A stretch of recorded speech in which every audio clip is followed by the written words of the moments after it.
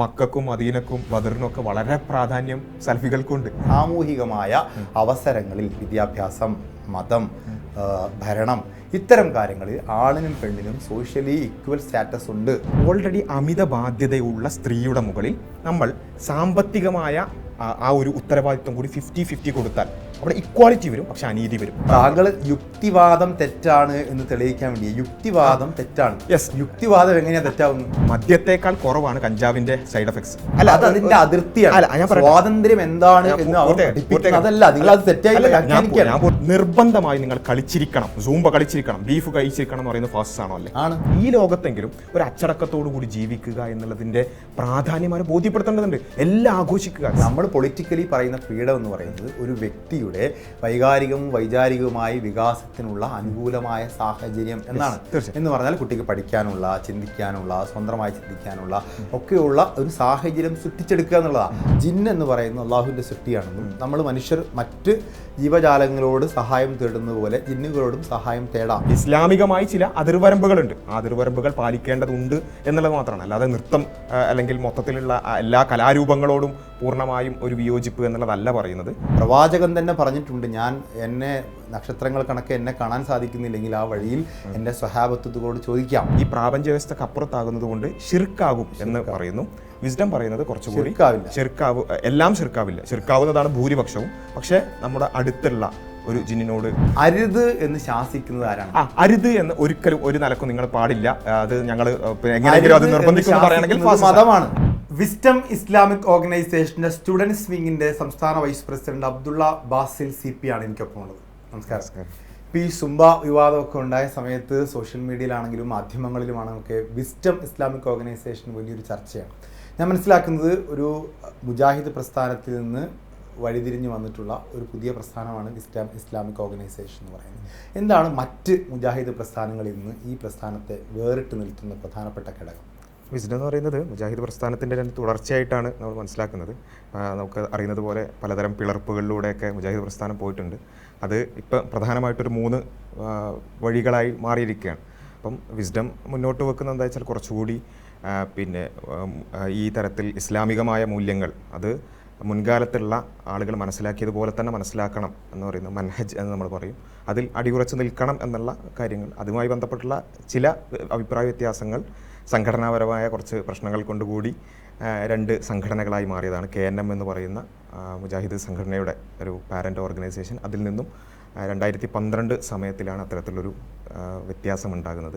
അങ്ങനെയാണ് ഒരു വിസ്ഡം രൂപീകരിക്കുന്നത്. പൊതുവിൽ എല്ലാ മുജാഹിദുകളും മുന്നോട്ട് വെക്കുന്ന അതേ ആശയവും അതേ രൂപവും തന്നെയാണ്. പക്ഷേ ചില സംഘടനാപരവും അതുപോലെ തന്നെ ആദർശപരമായിട്ടുള്ള ചില വ്യത്യാസങ്ങളാണ് വിസ്ഡത്തിലേക്ക്. നിലവിൽ ഇപ്പോൾ KNM ഉണ്ട്, മർക്കസുദ്ദവയുണ്ട്, വിസ്ഡം ഇസ്ലാമിക് ഓർഗനൈസേഷൻ ഉണ്ട്. ഈ KNM-ൽ നിന്നും മർക്കസുദ്ദവയിൽ നിന്നും ആശയപരമായി, സംഘടനാപരമായിട്ട് ഇപ്പോൾ നേതൃത്വപരമായിട്ടുള്ള വിഷയങ്ങളൊക്കെ ആയിരിക്കാം, ആശയപരമായി എന്തെങ്കിലും ഭിന്നിപ്പോ അല്ലെങ്കിൽ വ്യത്യസ്തമായൊരു അഭിപ്രായം വിസ്ഡം ഇസ്ലാമിക് ഓർഗനൈസേഷനുണ്ടോ? ഇല്ല, പൊതുവേ നമ്മൾ ഇൻ്റർനാഷണലി പറയുകയാണെന്നുള്ള ഒരു സലഫി ലൈനിൽ നിൽക്കുന്ന, അല്ലെങ്കിൽ കേരളത്തിലേക്ക് വരികയാണെങ്കിൽ, അല്ലെങ്കിൽ ഇന്ത്യയിൽ മൊത്തത്തിൽ പറയുകയാണെങ്കിൽ അഹ്ലെ ഹദീസിൻ്റെ, അല്ലെങ്കിൽ കേരളത്തിലേക്ക് വരികയാണെങ്കിൽ ഒരു മുജാഹിദ് എന്ന് പറയുന്ന അതേ ആശയത്തിൽ തന്നെയാണ് ഈ 3 സംഘടനകളും ഉള്ളത്. അതായത് സലഫി ആശയങ്ങൾ പ്രധാനമായിട്ടും 2 ധാരകൾ രാജ്യാന്തര തലത്തിലുണ്ട്. ഒന്ന് ഈജിപ്തുമായി ബന്ധപ്പെട്ട ഒരു ധാരയാണ്, മറ്റൊന്ന് സൗദി അറേബ്യയുമായി ബന്ധപ്പെട്ട ധാരയാണ്. അപ്പോൾ സൗദി അറേബ്യയുമായി ബന്ധപ്പെട്ട സലഫി ആശയങ്ങളോടാണ് വിസ്ഡം ഇസ്ലാമിക് ഓർഗനൈസേഷന് കുറച്ചുകൂടി ബന്ധമുണ്ട്.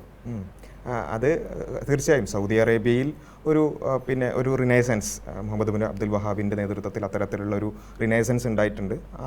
എന്ന് വെച്ച് ഒരു സൗദി പറയുന്നതെല്ലാം ഇസ്ലാം അല്ലെങ്കിൽ സൗദി ലൈനിലുള്ളത് ആ രൂപത്തിലല്ല, മറിച്ച് അവിടെ കൂടുതലായിട്ടും എന്ത് ചെയ്തിട്ടുണ്ട്, പ്രമാണങ്ങളിലേക്ക് തിരിച്ചു പോവുക, ഖുർആനിലേക്കും ഹദീസിലേക്കും തിരിച്ചു പോവുക, ബാക്ക് ടു ടെക്സ്റ്റ് എന്ന് മാത്രമല്ല അതെല്ലാവരും പറയുന്നൊരു കാര്യമാണ്. ഇപ്പോൾ നമ്മൾ സുന്നി സംഘടനകളിലുള്ളവരാകട്ടെ അല്ലെങ്കിൽ ജമാഅത്ത്, ഏത് ധാരയിലുള്ളവരോട് ചോദിച്ചാലും എല്ലാവരും പറയുക ഖുർആനും ഹദീസുമാണ് അടിസ്ഥാനം എന്നുള്ളത് തന്നെയാണ്. പക്ഷേ സലഫി എന്ന് പറയുമ്പോൾ സലഫി എന്നുള്ള ആ പദത്തിൽ തന്നെയുണ്ട്. അതിൻ്റെ അടിസ്ഥാനം എന്ന് വെച്ചാൽ ആ ഖുർആനിനെ അല്ലെങ്കിൽ ഹദീസിനെ എങ്ങനെ മനസ്സിലാക്കണം, അത് സലഫ് എന്ന് പറഞ്ഞാൽ മുൻഗാമികൾ എന്നുള്ളതാണ്. മുൻഗാമികൾ മനസ്സിലാക്കിയതുപോലെ തന്നെ മനസ്സിലാക്കണം, അല്ലാതെ നമുക്ക് ഓരോരുത്തർക്കും തോന്നുന്ന ഒരു വ്യാഖ്യാനം അതിന് കൊടുക്കരുത്. ഇതാണ് ഒരു സലഫി ലൈനിൻ്റെ ഒരു അടിസ്ഥാനം എന്ന് പറയുന്നത്. അതായത് വിശുദ്ധ ഖുർആൻ ഒന്നേ ഉള്ളൂ, ഹദീസുകളാണ് ധാരാളമായിട്ടുള്ളത്. അപ്പോൾ ഹദീസുകൾ എന്ന് പറയുന്നത് പ്രവാചകന്റെ സഹാബത്തുകൾ അവർ അനുചരിച്ച് പോയിട്ടുള്ള അവർ പറഞ്ഞിട്ടുള്ള കാര്യങ്ങളാണ്. അപ്പോൾ ഈ ഹദീസുകളുടെ പ്രാമാണികത്വമാണ് പ്രധാനപ്പെട്ട അടിസ്ഥാനപരമായ ഭിന്നിപ്പിൻ്റെ കാര്യം എന്ന് പറയുന്നത്. അല്ല, ഹദീസുകൾ പലതരമുണ്ട് എന്ന് പറയുന്നതിനപ്പുറത്ത് ഹദീസുകളുടെ ആധികാരികതയുമായി ബന്ധപ്പെട്ട് സ്വഹീഹായ ഹദീസ് എന്ന് പറഞ്ഞാൽ പൂർണ്ണമായും ഒതൻറ്റിക് ആയത്, അത് തന്നെ പിന്നെ എന്ന് വെച്ചാൽ മുഹമ്മദ് നബി പറഞ്ഞോ ഇല്ലേ, ഇതാണ് അതിൻ്റെ അടിസ്ഥാനം എന്ന് പറയുന്നത്. മുഹമ്മദ് നബി പറഞ്ഞോ ഇല്ലേ എന്ന് മനസ്സിലാകാൻ നമുക്ക് എന്തുണ്ട്, ഈ ഹദീസുകൾക്ക് ഒരു ചെയിൻ ഓഫ് നറേഷൻസ് ഉണ്ടാവും. മുഹമ്മദ് നബി പറഞ്ഞത് ഇന്നയാൾ കേട്ടു, അയാൾ പറയുന്നത് ഇന്നയാൾ കേട്ടു, അങ്ങനെയുള്ള ഒരു ചെയിൻ ഓഫ് നറേഷൻസ്. ആ ചെയിൻ ഓഫ് നറേഷൻസിലുള്ള ഓരോ വ്യക്തിയെക്കുറിച്ചും ഉസൂലുൽ ഹദീസ് എന്ന് പറയും. അതിലുള്ള ഓരോ വ്യക്തിയെക്കുറിച്ചും നമ്മൾ എന്ത് ചെയ്യും, കേട്ടവരാരാണ്, അതിനെക്കുറിച്ച് കൃത്യമായ പഠനങ്ങളുണ്ട്. ഓരോ വ്യക്തികളെ സംബന്ധിച്ചിടത്തോളം അവർ സത്യസന്ധരാണോ അല്ലെങ്കിൽ അവർ റിലയബിൾ ആണോ എന്നുള്ള തരത്തിലുള്ള കൃത്യമായ ഓരോരുത്തരെക്കുറിച്ചുള്ള ജീവചരിത്രം രേഖപ്പെടുത്തിയിട്ടുണ്ട്. അത്രത്തോളം വിശാലമായൊരു ഏരിയയാണ് ഹദീസ് എന്ന് പറയുന്നത്. അതിൽ പിന്നെ ഈ നിലക്ക് ആ ചെയിൻ ഓഫ് നറേഷൻസിലുള്ള എല്ലാവരും പൂർണ്ണമായും വിശ്വാസയോഗ്യരാണെങ്കിൽ അത് മുഹമ്മദ് നബി പറഞ്ഞതാണ് എന്ന് ഉറപ്പുവരുത്താൻ പറ്റും. അല്ലാത്ത ചിലപ്പോൾ അതിലേതെങ്കിലും വിശ്വാസയോഗ്യം അല്ലാത്ത ആളുകളുണ്ടെങ്കിൽ അവിടെ ദുർബലത ഉണ്ട് നമ്മൾ പറയും. അല്ലാതെ ഹദീസുകൾ എന്ന് പറയുന്നത് മുഹമ്മദ് നബി പറഞ്ഞിട്ടുണ്ടെങ്കിൽ അത് ദൈവികമാണ് എന്ന് വെച്ചാൽ മുഹമ്മദ് നബിക്ക് വഹി അഥവാ ദിവ്യ ബോധന മുഖേന ലഭിച്ചതാണ് എന്ന് തന്നെയാണ് മുസ്ലിങ്ങൾ പൊതുവിൽ. അതിൽ ഇപ്പോൾ ബുഖാരി പോലുള്ള മുസ്ലിം പോലുള്ള ഹദീസുകളാണ് പ്രാമാണികമായി കൂടുതൽ എടുക്കുന്നത്. അതിപ്പോൾ സുന്നികളാണെങ്കിലും മറ്റ് മുജാഹിദ് സംഘടനകളാണെങ്കിലും ബുഖാരിയൊക്കെ അടിസ്ഥാനപ്പെടുത്തി തന്നെയാണ്. വിസ്ഡം ഇസ്ലാമിക് ഓർഗനൈസേഷൻ അതിനെന്തെങ്കിലും അഭിപ്രായ വ്യത്യാസം ഇല്ല. ഇത് പൊതുവെ എല്ലാവരും അംഗീകരിക്കുന്ന ഒരു കാര്യമാണ്. പ്രമാണങ്ങളുടെ ആധികാരികത അല്ലെങ്കിൽ ഖുർആനിൻ്റെ ആധികാരികത, ഹദീസുകളുടെ ആധികാരികത, ഇതൊക്കെ പൊതുവിൽ എല്ലാവരും അംഗീകരിക്കുന്ന കാര്യമാണ്. ചില ഹദീസുകളുടെ വിഷയത്തിലൊക്കെ അഭിപ്രായ വ്യത്യാസങ്ങൾ ഉണ്ടാവുമെങ്കിലും പൊതുവിൽ എല്ലാവരും ഖുർആനിൻ്റെയും ഹദീസിൻ്റെയും ആധികാരികതയിൽ വിശ്വസിക്കുന്നവർ തന്നെയാണ്. ചില്ലറ വ്യത്യാസങ്ങൾ സ്വാഭാവികം. ഞാൻ ചോദിക്കുന്നത് അതിൻ്റെ ഒരു അടിസ്ഥാനപരമായ ഭിന്നിപ്പിൻ്റെ ആശയപരമായ ഒരു തലം മനസ്സിലാക്കാൻ വേണ്ടി കൂടിയാണ്. അതായത് വിശുദ്ധ ഖുർആൻ എന്ന് പറയുന്ന ഒരു ഒറ്റ ടെക്സ്റ്റാണ്. ഈ ടെക്സ്റ്റിനപ്പുറത്തേക്കുള്ളത് തിരുസുന്നത്തിൻ്റെ ഹദീസുമായി ബന്ധപ്പെട്ട ടെക്സ്റ്റുകളാണ്. ഇതിൽ സുന്നി വിശ്വാസ പ്രമാണങ്ങളിൽ നിന്നും മറ്റ് മുജാഹിദ് വിശ്വാസങ്ങളിൽ നിന്നും വിസ്ഡം ഇസ്ലാമിക് ഓർഗനൈസേഷൻ ഈ ഹദീസുകളിൽ എന്തെങ്കിലും വ്യത്യസ്തമായൊരു നിലപാടുണ്ടോ എന്നുള്ളത്? ഇല്ല, അതാണ് ഞാൻ പറഞ്ഞത്. പൊതുവിലുള്ള സലഫി ധാരയോട് ചേർന്ന് തന്നെയാണ് വിസ്ഡം മുന്നോട്ട് പോകുന്നത്. ഈ വിഷയത്തിൽ മാത്രമായൊരു വലിയൊരു വ്യത്യാസമില്ല.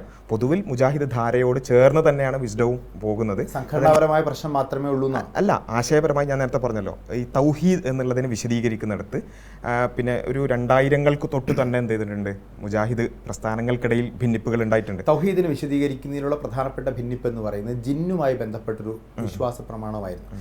ജിന്ന് എന്ന് പറയുന്നത് അള്ളാഹുവിൻ്റെ സൃഷ്ടിയാണെന്നും നമ്മൾ മനുഷ്യർ മറ്റ് ജീവജാലങ്ങളോട് സഹായം തേടുന്നത് പോലെ ജിന്നുകളോടും സഹായം തേടാം എന്നുള്ളതാണ് വിസ്ഡം ഇസ്ലാമിക് ഓർഗനൈസേഷൻ നിലപാട്. അങ്ങനെ ഒരു നിലപാടേ ഇല്ല. കാരണം ജിന്നുകൾ ഉണ്ട് എന്നുള്ളത്, അതായത് ജിന്നുകൾ എന്ന് പറയുന്നത് എല്ലാവരും അംഗീകരിക്കുന്ന ഒരു കാര്യമാണ്. നമുക്ക് കാണാൻ സാധിക്കാത്ത ഒരു തരത്തിൽ സൃഷ്ടികൾ ഇവിടെ ഉണ്ട്. അത് ഖുർആനിലടക്കം ഉള്ളത് കൊണ്ട് തന്നെ എല്ലാവരും അംഗീകരിക്കുന്ന ഒരു കാര്യമാണ്. പക്ഷേ ആ ജിന്നുകൾ അത് ഭൗതികമായി, അതായത് നമ്മുടെ ഭൗതിക പ്രപഞ്ചത്തിൽ കാര്യകാരണങ്ങൾ നമ്മൾ പറയും. അതായത് നമ്മൾ തൗഹീദിൻ്റെ അടിസ്ഥാനം എന്താണെന്ന് വെച്ചാൽ, ഏകദൈവ വിശ്വാസത്തിൻ്റെ അടിസ്ഥാനം എന്താണെന്ന് ചോദിച്ചാൽ, ഈ പ്രാപഞ്ചികമായി ഈ പ്രപഞ്ചം എങ്ങനെ വർക്ക് ചെയ്യണം എന്നുള്ളതിന് ദൈവം ഒരു കാരണങ്ങൾ നിശ്ചയിച്ചിട്ടുണ്ട്. കാര്യകാരണ ബന്ധം എന്ന് പറയും. ആ കാര്യകാരണങ്ങളിലൂടെയാണ് ഈ പ്രപഞ്ചം മുന്നോട്ട് പോകുന്നത്. ആ കാര്യകാരണങ്ങളിലൂടെയാണ് എല്ലാ കാര്യങ്ങളും നടക്കുന്നത്. അതിനപ്പുറത്തേക്ക് ഇടപെടാൻ ദൈവത്തിനല്ലാതെ ആർക്കും സാധ്യമല്ല.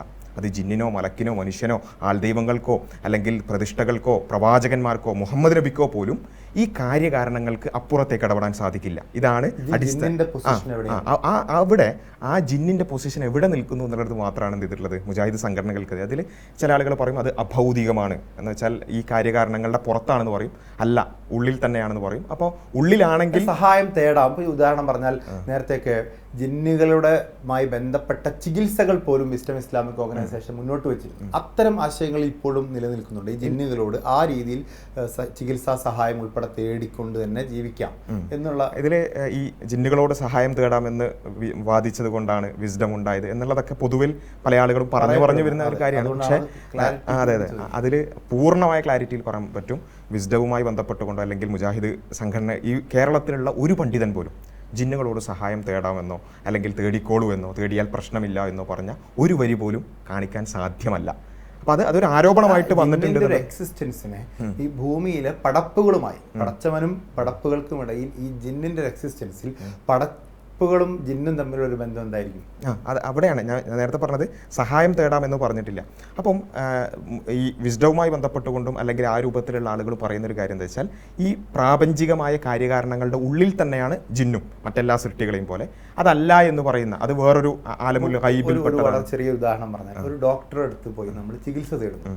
അത് ആ ചികിത്സ ഒരു സഹായം തേടൽ തന്നെയാണല്ലോ. ആ സഹായം എന്ന് പറയുന്നത് പടപ്പുകൾ തമ്മിലുള്ള ഒരു അഡ്ജസ്റ്റ്മെന്റ് ആണ്. അതുപോലെ നമുക്ക് ജിന്നിനോടും ചില കാര്യങ്ങളൊക്കെ ചോദിച്ച് അങ്ങനെ പറ്റില്ല, ചില ഇടപെടലാവാം. ഇല്ല, പറ്റില്ല എന്നുള്ളത് തന്നെയാണ് നമ്മൾ സ്ഥിരമായി പറഞ്ഞുകൊണ്ട് തന്നെയാണ് KNM-ഉം മർക്കസ് ദവയൊക്കെ പറഞ്ഞുകൊണ്ടിരിക്കുന്നത്. അവിടെയുള്ള വ്യത്യാസം എന്താണെന്ന് ചോദിച്ചാൽ, ഈ മനുഷ്യനെ പോലെയല്ല ജിന്ന്.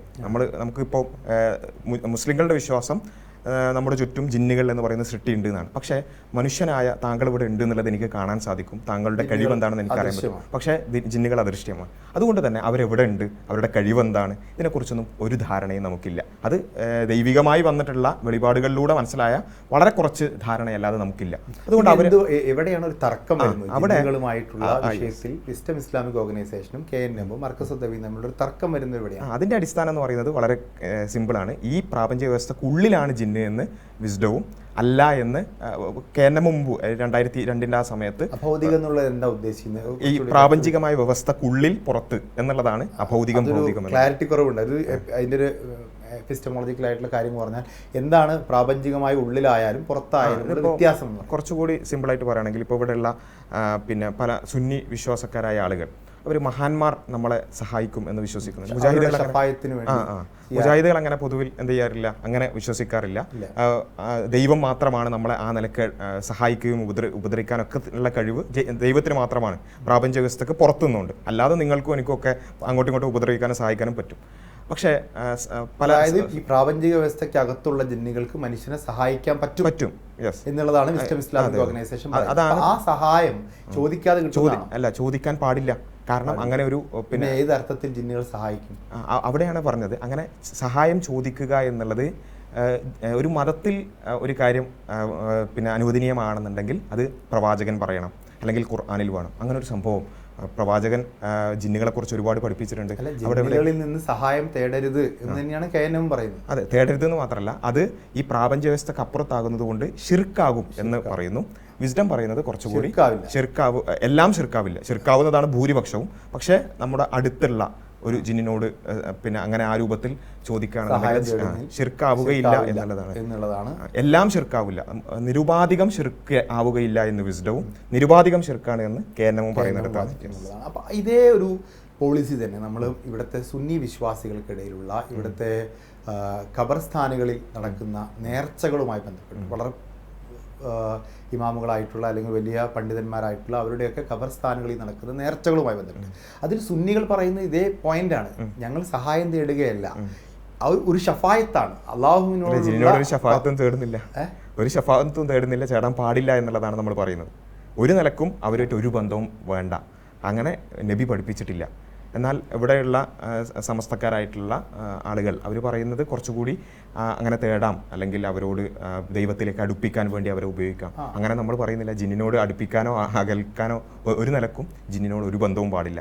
ആകെയുള്ളൊരു വ്യത്യാസം എന്ന് വെച്ചാൽ അത് പ്രപഞ്ച വ്യവസ്ഥക്ക് അകത്താണോ പുറത്താണോ. അകത്താണെങ്കിൽ എന്ത് ചെയ്യും, ചിലത് ഷിർക്കല്ലാതെ വരും, പുറത്താണെങ്കിൽ നിരുപാധികം ഷിർക്കാവും. ഇത് മാത്രമാണ് ഈ ഒരു ചെറിയൊരു ഡെലിക്കേറ്റ് വ്യത്യാസം. ചിലത് എന്ന് പറയുന്നിടത്ത് ഏതർത്ഥത്തിൽ ഇപ്പം ചികിത്സയുമായി ബന്ധപ്പെട്ട ഒരു വാദം ഉണ്ടായിരുന്നു. അങ്ങനെ ചികിത്സയ്ക്ക് ജിന്നിന്റെ രീതി അനുസരിച്ചുള്ള ഒരു ചികിത്സാ സമ്പ്രദായത്തെ വിസ്ഡം ഇസ്ലാമിക് ഓർഗനൈസേഷൻ മുന്നോട്ട് വെച്ചിട്ടുണ്ട്. അത് എന്താ വെച്ചാൽ KNM-ന്റെ ഒന്നാമത്തെ പ്രസിഡന്റ് ആയിട്ടുള്ള KN മൗലവി, അദ്ദേഹത്തിൻ്റെ ഫത്വകൾ നമുക്ക് കാണാൻ സാധിക്കും. അദ്ദേഹം പറഞ്ഞു വെച്ചാൽ ഈ ജിന്നുകൾ പല രൂപത്തിൽ നമ്മളെ ഉപദ്രവിക്കാനുള്ള സാധ്യതകൾ പറയുന്നിടത്ത് അതിനുള്ള പ്രതിവിധി എന്താണ്? പ്രതിവിധി എന്ന് പറഞ്ഞാൽ ഇവിടെ പല തരത്തിലുള്ള ജിന്ന് ചികിത്സ എന്നൊക്കെ പറഞ്ഞുകൊണ്ടുള്ള പലതരത്തിലുള്ള കാര്യങ്ങൾ നമുക്ക് കാണാൻ പറ്റും. അതിൻ്റെ പേരിൽ പല അന്ധവിശ്വാസങ്ങൾ കാണാൻ സാധിക്കും.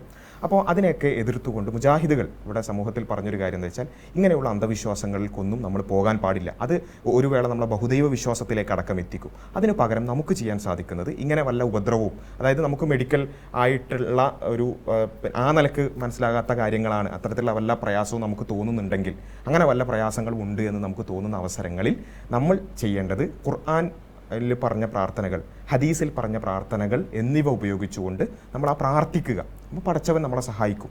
ഇതിനെയാണ് നമ്മൾ ഈ ചികിത്സ എന്നൊക്കെ പറയുന്നത്. അത് ഒന്നുമില്ല, നമുക്ക് അത്തരത്തിലുള്ള എന്തെങ്കിലും പ്രയാസം ഉണ്ടെങ്കിൽ പടച്ചവനോട് പ്രാർത്ഥിച്ചുകൊണ്ട് ആ ഒരു കാര്യം, അത് KNMന്റെ നേതാക്കന്മാരടക്കം മുമ്പേ പറഞ്ഞൊരു കാര്യം തന്നെയാണ്. അതിൻ്റെ ഒരു തുടർച്ചയായിട്ട് വിസ്ഡം അത് പറയുന്നു എന്ന് മാത്രം. പക്ഷേ പിന്നെ ചില സംഘടനാപരമായ ഭിന്നിപ്പുകളും നമുക്കറിയാലോ, ഒരു സംഘടനാ ഭിന്നിപ്പുകളുടെ ഭയങ്കര കാലുഷ്യമായ അന്തരീക്ഷം ഉണ്ടാവുന്നു. ഇങ്ങനെ ഈ പറഞ്ഞതുപോലെ ജിന്നിനോട് സഹായം തേടാന്ന് പറയുന്നവർ, ജിന്ന് ചികിത്സ കൊണ്ടുവരുന്നവർ എന്നൊക്കെ പറഞ്ഞുകൊണ്ടുള്ള പലതരത്തിലുള്ള ആരോപണങ്ങൾ ഉണ്ടാകും.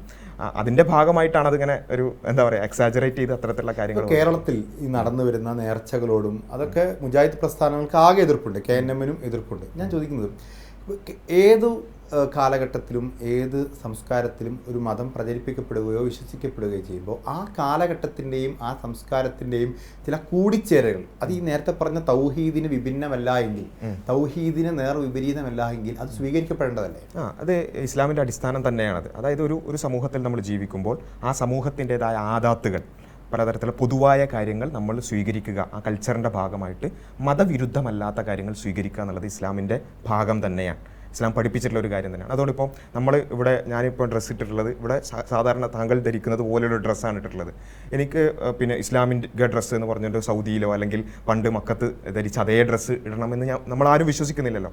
അപ്പോൾ അത്തരത്തിലുള്ള എല്ലാ കാര്യങ്ങളെയും ഉൾക്കൊണ്ടുകൊണ്ട് തന്നെയാണ് മുസ്ലിങ്ങൾ ഇവിടെ ജീവിക്കുന്നത്. പക്ഷേ വ്യത്യാസമുള്ള എന്താ വെച്ചാൽ, ചില കാര്യങ്ങളിൽ വിശ്വാസപരമായി നമുക്ക് യോജിക്കാൻ പറ്റാത്ത മേഖലകൾ ഉണ്ടാകും. അതിൽ ഈ പറഞ്ഞതൊരു ബഹുദൈവ ആരാധനയുടെ എലമെൻറ്റുകൾ വരുമ്പോൾ, അല്ലെങ്കിൽ നമ്മൾ വിശ്വസിക്കുന്ന ഇസ്ലാമികപരമായി വിശ്വസിക്കുന്ന ഏറ്റവും അടിസ്ഥാനപരമായ കാര്യങ്ങളോട് വിയോജിപ്പുകൾ വരുന്ന, കൾച്ചറലി തന്നെ വിയോജിപ്പുകൾ ഉണ്ടാകുന്ന കാര്യങ്ങൾ, അവിടെ നമ്മൾ എന്ത് ചെയ്യുന്നു, ആ കാര്യങ്ങളോട് മാത്രം വിട്ടുനിൽക്കുന്നു എന്ന് വെച്ച് സമൂഹത്തിൽ നിന്ന് മാറി നിന്നുകൊണ്ട് ജീവിക്കാം. അങ്ങനെയാണെങ്കിൽ ഇത്തരം ഒരു സൗഹാർദ്ദപരമായ സാംസ്കാരിക സങ്കലനം അനുവദിക്കപ്പെടുന്നുണ്ട് എങ്കിൽ, നേർച്ചകൾ എന്ന് പറയുന്നത് കേരളത്തിന്റെ സാംസ്കാരിക പശ്ചാത്തലത്തിൽ നടന്നിരുന്ന ഉത്സവങ്ങളോടൊക്കെ ചേർന്ന് നിൽക്കുന്ന ഒരു സംഭവമാണ്. മറ്റ് ക്ഷേത്രങ്ങളിലൊക്കെ നടക്കുന്ന ഉത്സവവുമായി ബന്ധപ്പെട്ട് പുറത്തൊക്കെ നടക്കുന്ന ഉത്സവങ്ങളുമായി ബന്ധപ്പെട്ടതാണ്. അതേ സമസ്തയും സുന്നിയും ഒക്കെ ലാ ഇലാഹ ഇല്ലല്ലാഹ് എന്ന് പറയുന്ന തൗഹീദിനെ മുറുകെ പിടിക്കുന്നവരുമാണ്. അപ്പോൾ ഇസ്ലാമിൻ്റെ അടിസ്ഥാന പ്രമാണമായിട്ടുള്ള തൗഹീദോ ഏകദൈവ വിശ്വാസമോ പ്രവാചക വിശ്വാസമോ സക്കാത്തോ നബിചരിയോ, ആ ഒരു 5 ബിംബങ്ങളുണ്ടല്ലോ, 5 അടിസ്ഥാന ബിംബങ്ങൾ, ഇതിൽ നിന്ന് വ്യതിചലിക്കാതെ നേർച്ച നടത്തുന്നതിനോ എന്തിനാണ് മുജാഹിദ് പ്രസ്ഥാനങ്ങൾ അല്ലെങ്കിൽ വിസ്ഡം ഇസ്ലാമിക് ഓർഗനൈസേഷൻ എതിർക്കുന്നത്? മുജാഹിദുകൾ അതിനെ എതിർക്കാനുള്ള കാരണം ഏറ്റവും അടിസ്ഥാനപരമായി പറഞ്ഞ തൗഹീദുമായി ബന്ധപ്പെട്ടുകൊണ്ട് തന്നെയാണ്. പലപ്പോഴും ദർഗകളുമായി ബന്ധപ്പെട്ടുകൊണ്ട്, ഖബറുകളുമായി ബന്ധപ്പെട്ടുകൊണ്ടാണ് ഇത്തരം കാര്യങ്ങൾ ഉണ്ടാകുന്നത്. അവിടെ എന്തിൻ്റെ പേരിലാണ് നേർച്ചകൾ സംഭവിക്കുന്നത്? ഏതെങ്കിലും ഒരു മഹാന് ഉള്ള നേർച്ചയാണ്. ഇസ്ലാമിൻ്റെ ഏറ്റവും അടിസ്ഥാനപരമായ വിശ്വാസമാണ് ആരാധനയുടെ ഭാഗമായ ഒന്നും ദൈവത്തിനല്ലാതെ കൊടുക്കാൻ പാടില്ല. പ്രാർത്ഥനയാകട്ടെ, നേർച്ചകളാകട്ടെ, വഴിപാടുകളാകട്ടെ. സമസ്ത ആ കാര്യത്തിൽ കുറച്ചുകൂടി വിശദീകരണമായി വന്നിട്ടുണ്ട്. അവർ പറയുന്നത് അവിടെ ഒരു ആരാധന എന്ന് പറയുന്ന രീതിയിൽ അവിടെ സുജൂദ് ചെയ്തുകൊണ്ട് അങ്ങനെ ഒരു ആരാധനാ സമ്പ്രദായം ഇല്ല. അല്ല, സുജൂദ് മാത്രമല്ല ആരാധന എന്ന് പറയുന്നത്. ഒരു നേർച്ച നമ്മൾ പടച്ചവനല്ലാതെ കൊടുക്കുന്നുണ്ടെങ്കിൽ അത് ആരാധനയാണ്. ഒരു പ്രാർത്ഥന നമ്മുടെ മനസ്സിൽ ഇപ്പോൾ പുറത്തുനിന്ന് പ്രാർത്ഥിക്കുക, അള്ളാഹുവിനോടാണ് ആ പ്രാർത്ഥന. അതിൽ ഒരു ഇടനിലയായിട്ടോ അല്ലെങ്കിൽ അങ്ങനെ ഒരു ഇടനിലക്കാരൻ മാതൃകയിലാണ് പ്രാർത്ഥന നേരിട്ട് അള്ളാഹുവിനോടാണെന്നാണ് സമസ്ത പറയുന്നത്. അവിടെയാണ് അടിസ്ഥാനപരമായി വിയോജിപ്പുള്ളത്. ദൈവമാണ് നമ്മോട് ഏറ്റവും അടുത്തവൻ എന്നുള്ളതാണ് ഇസ്ലാമിക വിശ്വാസം എന്ന് പറയുന്നത്. നമ്മളോട് ഏറ്റവും, നമ്മുടെ അറിവ് മുഖേന നമ്മളെ ഏറ്റവും അറിയുന്നവൻ പിന്നെ ദൈവമാണ്. ഇപ്പോൾ രഞ്ജിത്ത് എന്ന് പറയുന്ന സുഹൃത്തിനെ വേറൊരാൾ പരിചയപ്പെടുത്തുക, രഞ്ജിത്ത് എന്ന് പറയുന്ന ഒരു വ്യക്തിയുണ്ട്, ഇയാൾക്ക് ഇന്ന പ്രയാസം ഉണ്ട് എന്ന് പരിചയപ്പെടുത്തി കൊടുക്കാൻ മാത്രമുള്ള അകലം താങ്കളും ദൈവവും തമ്മിലില്ല. താങ്കളോട് അത്രയും അകലം എന്ന് പറയുന്നത് ഇപ്പോൾ അള്ളാഹു അദ്ദേഹത്തിന്റെ സന്ദേശം പ്രവാചകനിലൂടെയും, പ്രവാചകൻ തന്നെ പറഞ്ഞിട്ടുണ്ട്, എന്നെ നക്ഷത്രങ്ങൾ കണക്കെ എന്നെ കാണാൻ സാധിക്കുന്നില്ലെങ്കിൽ ആ വഴിയിൽ എൻ്റെ സ്വഹാബത്വത്തോട് ചോദിക്കാം എന്ന് പറയുന്നുണ്ട്. അപ്പോൾ അതിന് കഴിഞ്ഞ് സ്വഹാബത്വത്തിൽ ഈ തിരുസുന്നത്തിലോ വിശുദ്ധ ഖുറാനിലോ ഇല്ലാത്ത കാര്യങ്ങൾ ഇത്തിഹാദിലൂടെ ഗവേഷണത്തിലൂടെ കണ്ടെത്തിയ മദ്ഹബുകളുടെ ഉണ്ട്. അപ്പോൾ അത്തരത്തിലുള്ള അന്വേഷണങ്ങൾക്കൊക്കെ സാധ്യതകളുണ്ട് ഇസ്ലാമിൽ. ഈ അന്വേഷണങ്ങളും പഠനങ്ങളും ഗവേഷണങ്ങളും തീർച്ചയായും ഉണ്ട്. ഓരോ പുതിയ കാലഘട്ടത്തിൽ വരുന്ന കാര്യങ്ങളോട് അതും ഇതും തമ്മിലൊരു ബന്ധമില്ലല്ലോ. അതുമായി ബന്ധപ്പെടുത്തിക്കൊണ്ട് ഇത്തരത്തിലുള്ള സാംസ്കാരിക സങ്കലനങ്ങൾക്കൊക്കെ ഒരു അടിസ്ഥാന പ്രമാണവുമായി ബന്ധപ്പെടുത്തിക്കൊണ്ട് ഇപ്പോൾ മറ്റ് മത സാംസ്കാരികതയോടൊക്കെ പ്രവാചകൻ തന്നെ വളരെ ബഹുമാനത്തോടുകൂടി റെസ്പെക്റ്റോടുകൂടി. തീർച്ചയായും നമ്മളിപ്പം എല്ലാ മറ്റു മതങ്ങളുടെ ആരാധനകളോട് ആചാരങ്ങളോടൊക്കെ വളരെ സൗമ്യമായി അല്ലെങ്കിൽ സൗഹാർദ്ദപരമായി തന്നെയാണ് നമ്മൾ മുന്നോട്ട് പോകുന്നത്. പക്ഷേ എവിടെയാണ് പ്രശ്നം വരുന്നത്? അത് നമ്മളും അംഗീകരിച്ചിരിക്കണം അല്ലെങ്കിൽ നമ്മളും അത് ചെയ്തിരിക്കണം എന്ന് പറയുന്നത് ഒരു സാംസ്കാരികമായ ഒരു അധിനിവേശമാണ്. അതായത് നമുക്ക് ബഹുദൈവ ആരാധനയുടെ ഒരു എലമെന്റിനോടും എനിക്ക് കലരൽ എന്ന് പറയുമ്പോൾ ചിലത് നമ്മൾ സ്വാംശീകരിക്കുകയും ചിലത് നമ്മളിൽ നിന്ന് അവർ സ്വാംശീകരിക്കുകയും ചെയ്യുമ്പോഴാണ്. അല്ലാതെ രണ്ടുപേരും വിശ്വാസങ്ങൾ അങ്ങോട്ടും ഇങ്ങോട്ടും കൊണ്ടും കൊടുത്തുകൊണ്ടല്ലോ. ഇപ്പോൾ താങ്കളുടെ വിശ്വാസം ഞാൻ സ്വീകരിക്കുക, എൻ്റെ വിശ്വാസം താങ്കൾ സ്വീകരിക്കുക, ഇതെല്ലാം വിശ്വാസങ്ങളിലല്ല, സാംസ്കാരികമായിട്ടുള്ള ഒരു കൊണ്ടും കൊടുക്കലും. അതുകൊണ്ടാണല്ലോ നമ്മൾ ഒപ്പന എന്ന് പറയുന്നത് നൃത്തരൂപമാണ്. ഒപ്പന അത് ഇസ്ലാമികമാണോ എന്ന് വെച്ചാൽ അല്ല. ഇസ്ലാമികം വെച്ചാൽ അത് സൗദിയിൽ നിന്ന് വന്നതോ അല്ലെങ്കിൽ വിശുദ്ധ ഖുറാനിലോ ഹദീസുകളിലോ ഒന്നും കാണുന്നത് നൃത്തരൂപമല്ല. പക്ഷെ കേരളത്തിലെ മുസ്ലിങ്ങൾ അവരുടെ വിവാഹ വേദികളിലും ആഘോഷവേളകളിലും ഒക്കെ ഒപ്പന കളിക്കാറുണ്ട്. ഈ ഒപ്പനയെ ഇസ്ലാമിക് ഓർഗനൈസേഷൻ അംഗീകരിക്കും അല്ല. ഇതിൽ ഞാൻ പറയുന്നത് ഓരോ കല അല്ലെങ്കിൽ ഓരോ രൂപം അതിനോടല്ല വിയോജിപ്പ് എന്ന് പറയുന്നത്. അത് ഞാൻ ചോദിക്കുന്നു, ഒപ്പന എന്ന് പറയുന്നത് അല്ല, ഒരു വിശ്വാസി ഭൂരിപക്ഷ മുസ്ലിം സമുദായത്തിൽപ്പെട്ട ആളുകൾ കേരളത്തിന്റെ തനത് സംസ്കാരത്തിൽ നിന്ന് ആർജിച്ചെടുത്തിട്ടുള്ള കലാരൂപമാണ്. അത് കേരളത്തിലെ കൈകൊട്ടിക്കളിന്നോ ഒക്കെ ആയിരിക്കാം അത് വന്നിട്ടുണ്ടായിരിക്കുക. പക്ഷെ അത് മുസ്ലിം കൾച്ചറുമായി ബന്ധപ്പെട്ടതാണ്. അപ്പം അതിനെ അംഗീകരിക്കുന്നുണ്ടോ? ഇവിടെ ഉള്ളൊരു വിഷയം എന്താ വെച്ചാൽ, ഇവിടെ ഓൾറെഡി എക്സിസ്റ്റിംഗ് ആയിട്ടുള്ള ഒരു കൾച്ചർ ഇവിടെ ഉണ്ട്. അതോടൊപ്പം തന്നെ മുസ്ലിങ്ങൾക്ക് അവരുടെ മതവിശ്വാസവും ഉണ്ട്. ഈ മതവിശ്വാസത്തിൽ കൃത്യമായി ഓരോ കാര്യത്തിനും പിന്നെ ഏകദൈവ വിശ്വാസം ബന്ധപ്പെട്ടാകട്ടെ, വ്യക്തിപരമായി ജീവിക്കേണ്ട കാര്യങ്ങളിലാകട്ടെ, അതുപോലെ തന്നെ നമ്മുടെ വസ്ത്രധാരണവുമായി ബന്ധപ്പെട്ടാകട്ടെ, സ്ത്രീ പുരുഷ ഇടകലര വിഷയത്തിലാകട്ടെ, ഇതിലെല്ലാത്തിലും മതത്തിന് കൃത്യമായ കാഴ്ചപ്പാടുണ്ട്. ആ മതത്തിൻ്റെ കാഴ്ചപ്പാടുകളിൽ പൂർണ്ണമായും നിന്നുകൊണ്ട് അതിലൊരു അണുകിട പോലും വ്യതിചലിക്കാതെ ഈ പറഞ്ഞ 4-5 വിഷയങ്ങളിലേക്കൊന്ന് വിശദമായി പോയാൽ തന്നെ, ഇപ്പോൾ നൃത്തം എന്ന് പറയുന്നത്, ഒപ്പന എന്ന് പറയുന്നത് കലാരൂപമാണ്, നൃത്തരൂപമാണ്. അതിനെ വിസ്ഡം ഇസ്ലാമിക് ഓർഗനൈസേഷൻ ഇവിടെ നമ്മൾ മനസ്സിലാക്കേണ്ട ഒരു കാര്യം എന്താ വെച്ചാൽ, ഈ കാര്യങ്ങൾ അത് ചെയ്യാൻ ഇഷ്ടമുള്ളവർക്ക് ചെയ്യാം. പക്ഷേ അത് പിന്നെ ഇസ്ലാമികമല്ല എന്ന് പറയാനല്ല, മറിച്ച് അത് ഏത് രൂപത്തിലാണ് ഇപ്പോൾ ഒരു സ്ത്രീകളുള്ള ഒരു ഘട്ടത്തിൽ അത് കളിക്കുന്നത് പ്രശ്നമാണെന്നല്ല നമ്മൾ പറയുന്നത്. മറിച്ച് അവിടെ പൊതുവേദി, നമ്മുടെ കലോത്സവങ്ങളിലൊക്കെ പൊതുവേദിയിൽ 10,000-കണക്കിന് ആൾക്കാരെ സാക്ഷി നിർത്തിയാണ് മുസ്ലിം പെൺകുട്ടികൾ. അതൊക്കെ ഇവിടെ കാലങ്ങളായി നടന്നു വരുന്ന കാര്യമാണ്. അതൊക്കെ ഇഷ്ടമുള്ളവർക്കാവാം. പക്ഷേ അത് പിന്നെ കുറച്ചുകൂടി പ്രായമുള്ള സ്ത്രീകളാകുമ്പോൾ അതിന് എന്തുണ്ടാവും, പ്രായമുള്ള സ്ത്രീകൾ പിന്നെ ഈ പൊതുജന മധ്യത്തിൽ അതിൽ ഡാൻസ് കളിക്കുക എന്നുള്ളതിൽ ഇസ്ലാമികമായി പ്രശ്നങ്ങളുണ്ട് എന്നുള്ളത് തന്നെയാണ്. അപ്പോൾ അത് കുട്ടികൾ കളിക്കുന്നതിനെ കുറിച്ചല്ല. അതിൽ പ്രായത്തിൻ്റെയോ പൊതുമധ്യത്തിൽ എന്നതിനേക്കാൾ അപ്പുറത്ത് ഇസ്ലാം ഈ നൃത്തം എന്ന് പറയുന്ന വിനോദോപാധിയെ അംഗീകരിക്കുന്നില്ല. അല്ല, അങ്ങനെ പറഞ്ഞില്ലല്ലോ. ഇത് ഇവിടെ കുട്ടികൾ കളിക്കുന്നതിനെ കുറിച്ചൊന്നല്ല നമ്മൾ പറയുന്നത്. കുറച്ചുകൂടി പ്രായമുള്ള ആളുകൾ. ഇപ്പോൾ ഇവിടെ നമ്മളത് പറയാൻ കാരണം എന്താ വെച്ചാൽ, ഒരു സൊസൈറ്റിയിൽ ഒരു കാര്യം തെറ്റോ ശരിയോ എന്നുള്ള ഒരു ചോദ്യമാണ് ഇവിടെ വരുന്നത്.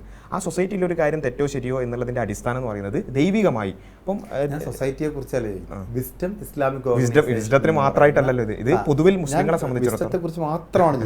വിസ്ഡം ഇസ്ലാമിക് ഓർഗനൈസേഷൻ ഒപ്പന എന്ന് പറയുന്ന ഒരു നൃത്തരൂപത്തെ മാപ്പിളപ്പാട്ട് എന്ന് പറയുന്ന സംഗീതത്തിൽ ഒപ്പനയും മാപ്പിളപ്പാട്ട് എടുത്ത് ചോദിക്കാൻ കാരണം, കേരളത്തിന്റെ തനത് മുസ്ലിം പാരമ്പര്യത്തിൽ ഇപ്പോഴും നിലനിൽക്കുന്ന സംഗീത കലാരൂപങ്ങളാണ്, നൃത്തരൂപങ്ങളാണ്. ഇതിനെ വിസ്ഡം ഇസ്ലാമിക് ഓർഗനൈസേഷൻ പറഞ്ഞല്ലോ. കുട്ടികൾ കളിക്കുന്നുണ്ടാകും. കുട്ടികൾ കളിക്കുന്നതിനെ കുറിച്ചല്ല നമ്മളുടെ പ്രായം വരെ കളിക്കാം.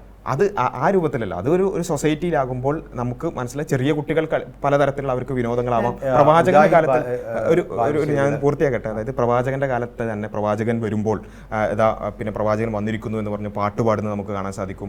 അവിടെ പലതരത്തിൽ കുട്ടികൾ അവരുടെ സന്തോഷം പ്രകടിപ്പിക്കുന്ന പല വീടുകളിലൊക്കെ പ്രവാചകനെ സ്തുതിച്ചുകൊണ്ട് പാട്ട് പാടുന്നുണ്ട്.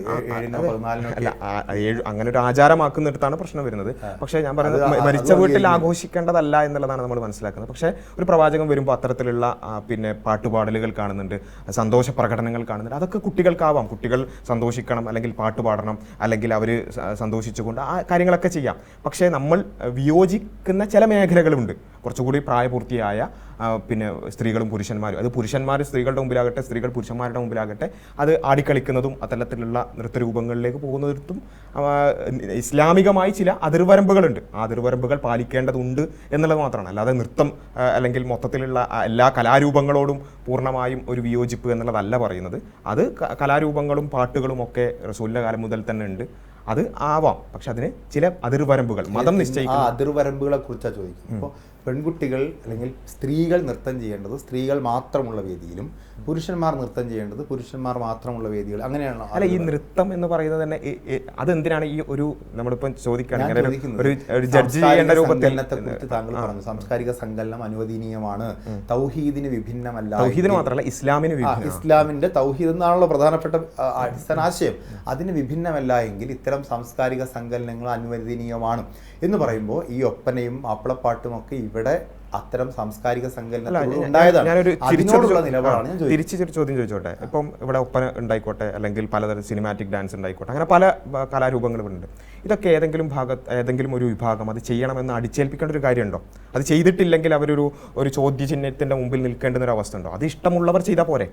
അതായത് ഇപ്പോൾ ഞാൻ ചോദിക്കുകയാണ്, ഞാൻ ഒറ്റ ചോദ്യം, ഈ ഒരു നൃത്ത രൂപത്തെ അവരുടെ ഞാൻ ചോദിക്കുന്നതാണ് അംഗീകരിക്കുന്നുണ്ടോ എന്നുള്ള വളരെ സിമ്പിൾ ചോദ്യം. ഞാൻ പറഞ്ഞല്ലോ, കുട്ടികളുടെ ആഹ്ലാദ പ്രകടനങ്ങൾക്കോ അല്ലെങ്കിൽ അവരുടെ കലാരൂപങ്ങളോ അല്ല, മറിച്ച് എല്ലാ കാര്യത്തിലും അതിന് ഇസ്ലാമിന് ചില അതിർവരമ്പുകളുണ്ട്. ആ അതിർവരമ്പുകൾ പാലിച്ചുകൊണ്ടായിരിക്കണം എല്ലാം. അത് നൃത്തം മാത്രമല്ല, അല്ലെങ്കിൽ ഇത്തരത്തെ കലാരൂപങ്ങൾ മാത്രമല്ല. മുജാഹിദ് ബാലുശ്ശേരി നിങ്ങളുടെ ഒരു വളരെ പ്രധാനപ്പെട്ട ഒരു പ്രാസംഗികനാണല്ലോ, ചുമതലയുണ്ടോ എന്ന് എനിക്കറിയില്ല.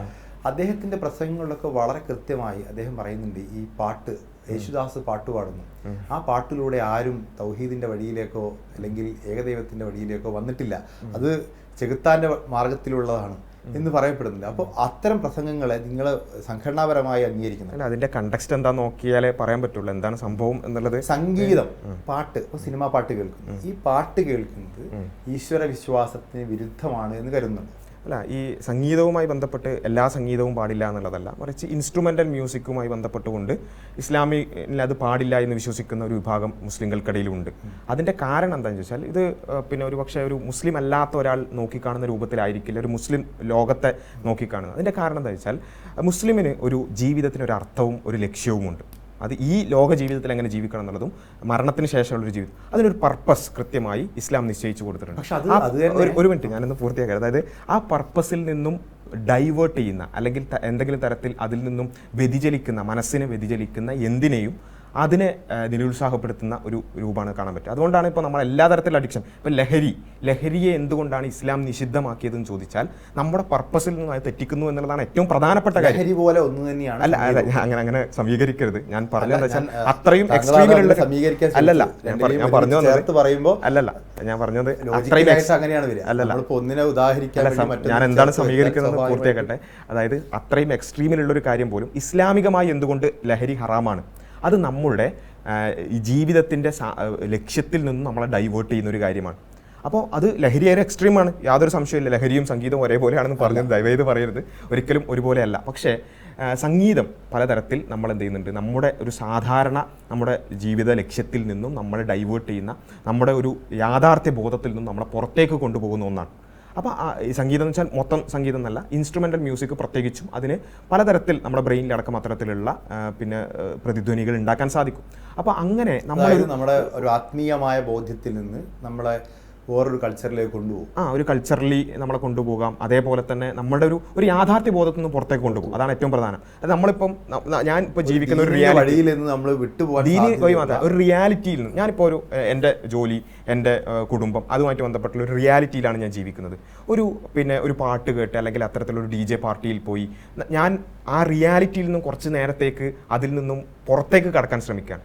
അതൊരു തരത്തിൽ എന്താണ്, ഒരു യാഥാർത്ഥ്യത്തിൽ നിന്ന് ഒളിച്ചോടലാണ്. അതുകൊണ്ടാണ് ഖുർആൻ അതിനെ പ്രയോഗിച്ചിട്ടുള്ളത് തന്നെ പിന്നെ നിങ്ങളെ യഥാർത്ഥ ലക്ഷ്യത്തിൽ നിന്നും തെറ്റിക്കുന്നത് എന്നുള്ളതാണ്. ഇത്തരത്തിലുള്ള വിനോദങ്ങളെ വിലക്ക് വാങ്ങുക എന്നുള്ളതാണ് ഖുർആന്റെ പദപ്രയോഗം. അപ്പം നിങ്ങളെ യാഥാർത്ഥ്യത്തിൽ നിന്നും ലക്ഷ്യത്തിൽ നിന്നും തെറ്റിച്ച് വിശുദ്ധ ഖുർആനിൽ വിനോദങ്ങൾ വിലക്ക് വാങ്ങുന്നത് ഹറാമാണ് എന്നുള്ളതാണ് പറഞ്ഞിട്ടുള്ളത്. അതിനെ വിശദീകരിച്ചുകൊണ്ടാണ് പണ്ഡിതന്മാരടക്കം പറഞ്ഞിട്ടുള്ളത്. ഹദീസുകളിലും സംഗീതത്തെ, ഇൻസ്ട്രുമെന്റൽ മ്യൂസിക്കിനെ, പാട്ടിനെയല്ല, പാട്ട് പാടാമെന്നുള്ള കാര്യത്തിൽ ആർക്കും സംശയമില്ലാത്ത കാര്യമാണ്. ഇൻസ്ട്രുമെന്റൽ മ്യൂസിക് മാത്രമായി പാടാം, ഇൻസ്ട്രുമെന്റൽ മ്യൂസിക് അതിനെ ഹറാമാണ് എന്ന് പറഞ്ഞുള്ള ഒരുപാട് പണ്ഡിതന്മാരുണ്ട്. അപ്പോൾ അതിന്റെ അടിസ്ഥാനം ഇതാണ്, നമ്മുടെ ഒരു റിയാലിറ്റിയിൽ നിന്ന് നമ്മളെ തെറ്റിക്കുന്നു. അതൊരു പക്ഷേ ഒരു മതമില്ലാത്ത അല്ലെങ്കിൽ ഈ മതത്തിന്റെ പുറത്തു നിൽക്കുന്ന, ഈ ലോകവീക്ഷണത്തിന്റെ പുറത്തു നിൽക്കുന്ന ഒരാൾക്ക് അബ്സേർഡായിട്ട് തോന്നാം സ്വാഭാവികമായിട്ടും, ഒരു പാട്ട് അല്ലെങ്കിൽ സംഗീതം പോലും ഇല്ലാത്ത. പക്ഷേ ഈ ഏതൊരു ലോകവീക്ഷണത്തിനെയും പൂർണ്ണമായി മനസ്സിലാക്കാൻ അതിൻ്റെ ഉള്ളിലേക്ക് വരണം. അതിൻ്റെ ഉള്ളിലേക്ക് വരുമ്പോൾ ഞങ്ങളെ സംബന്ധിച്ചിടത്തോളം വിശ്വാസികൾക്ക് കൃത്യമായൊരു ജീവിത ലക്ഷ്യവും ജീവിത വീക്ഷണവുമുണ്ട്. അതിൽ നിന്നും തെറ്റിക്കുന്നത് പിന്നെന്താണ്, പലതരത്തിൽ അത് നിരുത്സാഹപ്പെടുത്തിയതുണ്ടാവാം, ഹറാമായതുണ്ടാവാം, അങ്ങനെ പല കാര്യങ്ങളുണ്ടാവും. പക്ഷെ അത് തന്നെ നിങ്ങൾ ഈ പറയുന്ന ഈ ജീവിത ബോധമുണ്ടല്ലോ, ഇതിനകത്ത് വന്ന ആളുകൾ എന്ന് പറയുന്ന, ഇപ്പോൾ അഹ്ലുസുന്നത്ത് ജമാഅത്ത് എന്ന് പറയുന്ന ഓരോരുത്തരും അവകാശപ്പെടുന്ന അവരുടെ മാർഗം എന്നാണ്. അതിൽ തന്നെ സുന്നികൾ ഇത് അംഗീകരിക്കുന്നില്ല. സുന്നികൾക്ക് ഈ പറയുന്ന ഒപ്പനയും മാപ്പിളപ്പാട്ടും ദഫും ഒക്കെ ഇൻസ്ട്രുമെന്റ് മ്യൂസിക് വെച്ചിട്ടുള്ള സാധനങ്ങൾ അഭിപ്രായ വ്യത്യാസങ്ങളുണ്ട്. അപ്പോൾ ഇതിനകത്ത് വന്നവർക്ക് പോലും ബോധ്യപ്പെടാത്തൊരു കാര്യമാണെന്നുള്ളതാണ് അല്ലല്ല, അതായത് ഇതിന് ഇപ്പോൾ സമസ്തക്കാർ പറയുന്ന പല കാര്യങ്ങളോട് നമുക്ക് വിയോജിപ്പ് ഉണ്ടാവും, നമ്മളോട് പറയുന്ന പലതിനോട് വിയോജിപ്പിൻ്റെ കാര്യം ഇതൊക്കെ വളരെ സിമ്പിളായ കാര്യമല്ലേ. ഞാൻ ചോദിക്കുന്ന ഒരു കാര്യമാണ്, ഇപ്പം ഇങ്ങനൊരു ചോദ്യം മുനയിൽ നിർത്താൻ മാത്രം. ഇപ്പോൾ ഏതെങ്കിലും ഒരു കലാരൂപം അതിനോട് ഞങ്ങൾക്ക് താല്പര്യമില്ല, അല്ലെങ്കിൽ ഞങ്ങൾ സംഗീതം കേൾക്കുന്നില്ല, ആയിക്കോട്ടെ, അങ്ങനെ തന്നെ ഫുള്ളി സംഗീതം കേൾക്കുന്നില്ല, ഇതൊന്നും ഒരു തരത്തിലും ഒരു നമ്മുടെ സോഷ്യൽ ഫാബ്രിക്കിനെയോ ഇവിടെയുള്ള പൊതുസമൂഹത്തെ ബാധിക്കുന്ന എന്തെങ്കിലും കാര്യമാണോ? എങ്ങനെയാണ്? അതാണ് ഞാൻ പറഞ്ഞത്. നിങ്ങളുടെ മാത്രം വിശ്വാസമായി അതിനെ സൂക്ഷിക്കുന്നിടത്ത് വളരെ പ്രധാനമായിട്ട് ഒന്നുമില്ല. കാരണം സ്വകാര്യതയാണ് നമ്മൾ ആത്മീയമായ വിശ്വാസം എന്ന് പറയുന്നത്. പക്ഷേ അതിൻ്റെ അടിസ്ഥാനത്തിലാണ് നിങ്ങൾ സുംബയെ എതിർക്കുന്നത്. സുംബ എന്ന് പറയുന്നത് ഇവിടുത്തെ പൊതുവിദ്യാലയത്തിൽ കുട്ടികൾ ഒന്നിച്ചു ചേർന്ന് അവർ ആഹ്ലാദിക്കുന്നതാണ്. നിങ്ങൾ നേരത്തെ പറഞ്ഞു പ്രവാചകൻ വരുന്ന ഘട്ടത്തിൽ കുട്ടികൾ ആഹ്ലാദിക്കുന്നതിനോട് അദ്ദേഹത്തിന് എതിർപ്പില്ല. അതേപോലെ കുട്ടികൾ ഒന്നിച്ചു ചേർന്ന് ആഹ്ലാദിച്ച് തുള്ളിച്ചാടുന്നതിനെ നിങ്ങൾ എതിർക്കുകയാണ്. അല്ല, അപ്പോൾ അത് നിങ്ങളുടെ സ്വകാര്യമായ വിശ്വാസത്തെ പൊതുസമൂഹത്തിലേക്ക് കൊണ്ടുവരാൻ ശ്രമിക്കുന്നു. അല്ലല്ല, അവിടെയാണ് പ്രശ്നം. കുട്ടികൾ ആഹ്ലാദിക്കാൻ പാടില്ല എന്നാണോ ഞങ്ങൾ പറഞ്ഞത്? അല്ലല്ലോ, ഞങ്ങൾ പറഞ്ഞത് ഞങ്ങൾ ഒരു കലാരൂപം ആസ്വാദിക്കാൻ പാടില്ല അല്ല. താങ്കളുടെ പ്രസംഗത്തിൽ ഞാൻ കേട്ട വളരെ പ്രധാനപ്പെട്ട ഒരു പോയിന്റ് സെലിബ്രേഷൻ കൾച്ചർ. ഈ സെലിബ്രേഷൻ എന്ന് പറഞ്ഞ ആഘോഷമാണ്. അള്ളാഹു തന്നെ അദ്ദേഹത്തിന്റെ വിശുദ്ധ ഖുറാനിൽ 2 ആഘോഷങ്ങൾ സുന്നത്താക്കിയിട്ടുണ്ട്. 2 പെരുന്നാളുകൾ. പെരുന്നാൾ ദിവസം നോമ്പെടുക്കാൻ പോലും പാടില്ല, അത് ഹറാമാക്കിയിട്ടുണ്ട്. അപ്പോൾ അത്രയും ആഘോഷങ്ങൾക്ക് പ്രാധാന്യം കൊടുക്കുന്ന ഒരു മതമാണ്. രണ്ടെണ്ണം വിശ്വാസികൾക്ക് ഹലാലാക്കി കൊടുത്തിട്ടുണ്ട്. ആ മതത്തിന്റെ വക്താവായി താങ്കൾ പറയാണ് സെലിബ്രേഷൻ കൾച്ചർ തെറ്റാണ്. അല്ല, അവിടെയാണ് താങ്കൾ മനസ്സിലാക്കിയെടുത്തുള്ള ഒരു പ്രശ്നം. സെലിബ്രേഷൻ പാടില്ല എന്നല്ല ഞാൻ പറഞ്ഞത്, സെലിബ്രേഷൻ കൾച്ചർ പ്രശ്നമാണെന്നാണ്. അതെ, വ്യത്യാസം. യെസ്, അതായത് എന്തൊരു കാര്യത്തിനെയും ഒരു ആഘോഷമായിട്ടും ആ രൂപത്തിൽ കാണുക. ഒരു ജീവിതം എന്ന് പറഞ്ഞാൽ ജീവിതത്തിൽ ആഘോഷങ്ങളും അതുപോലെ തന്നെ സന്തോഷങ്ങളും സന്തോഷ പ്രകടനങ്ങളും ഒക്കെ വേണം. പക്ഷേ എല്ലാം ജീവിതത്തെ തന്നെ അങ്ങനെ കാണുന്ന ഒരു ആഘോഷമാക്കണം എന്നുള്ളതൊരു വാദമാണ്. ആ വാദത്തോട് ഞങ്ങൾ വിയോജിക്കുന്നു. ഞാൻ പറഞ്ഞത് ഒരു മനുഷ്യന്റെ എൻ്റെ ഒരു വളരെ ചിലപ്പോൾ തെറ്റായിരിക്കാം, ഒരു മനുഷ്യൻ ആഘോഷിക്കുക എന്ന് പറഞ്ഞാൽ അവന്റെ സന്തോഷമാണ്. അപ്പോൾ അവന്റെ സന്തോഷവും സെലിബ്രേഷനും ഇഷ്ടപ്പെടാത്തൊരു ദൈവം, അത് വളരെ സാഡിസ്റ്റ് ആയിരിക്കും. അവിടെയാണ് പ്രശ്നം. അവിടെയാണ് നിങ്ങൾ മനസ്സിലാക്കിയെടുത്ത പ്രശ്നം. സന്തോഷം വേണ്ടെന്നോ ആഘോഷിക്കേണ്ടെന്നോ അല്ല പറയുന്നത്, എല്ലാം ആഘോഷിക്കുക.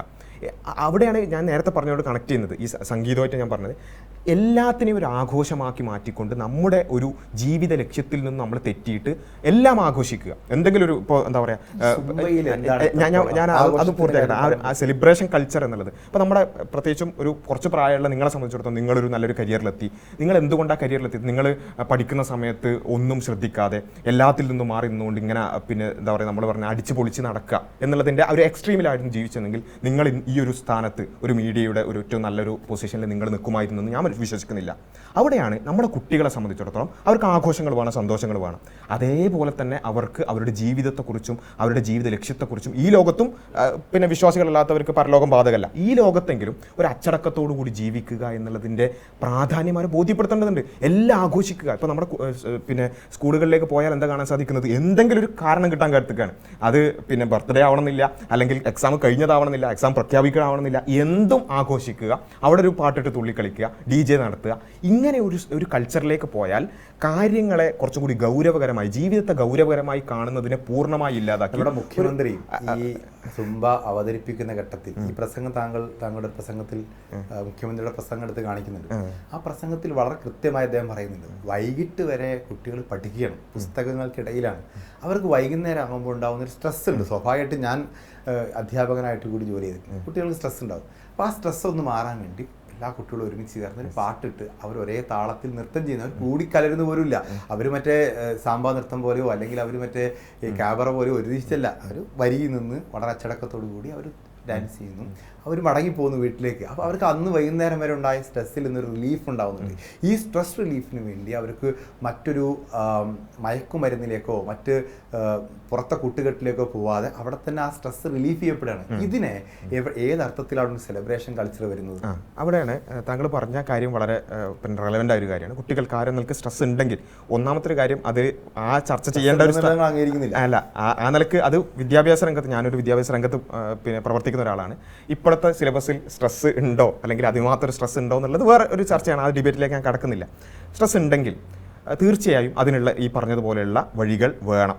അത് ഒരു വഴി മാത്രം അടിച്ചേൽപ്പിക്കേണ്ടതാണോ? അല്ല, അവിടെയാണ് വിയോജിപ്പിന്റെ മർമ്മം. വേറെ ഒരു വഴി പറയും.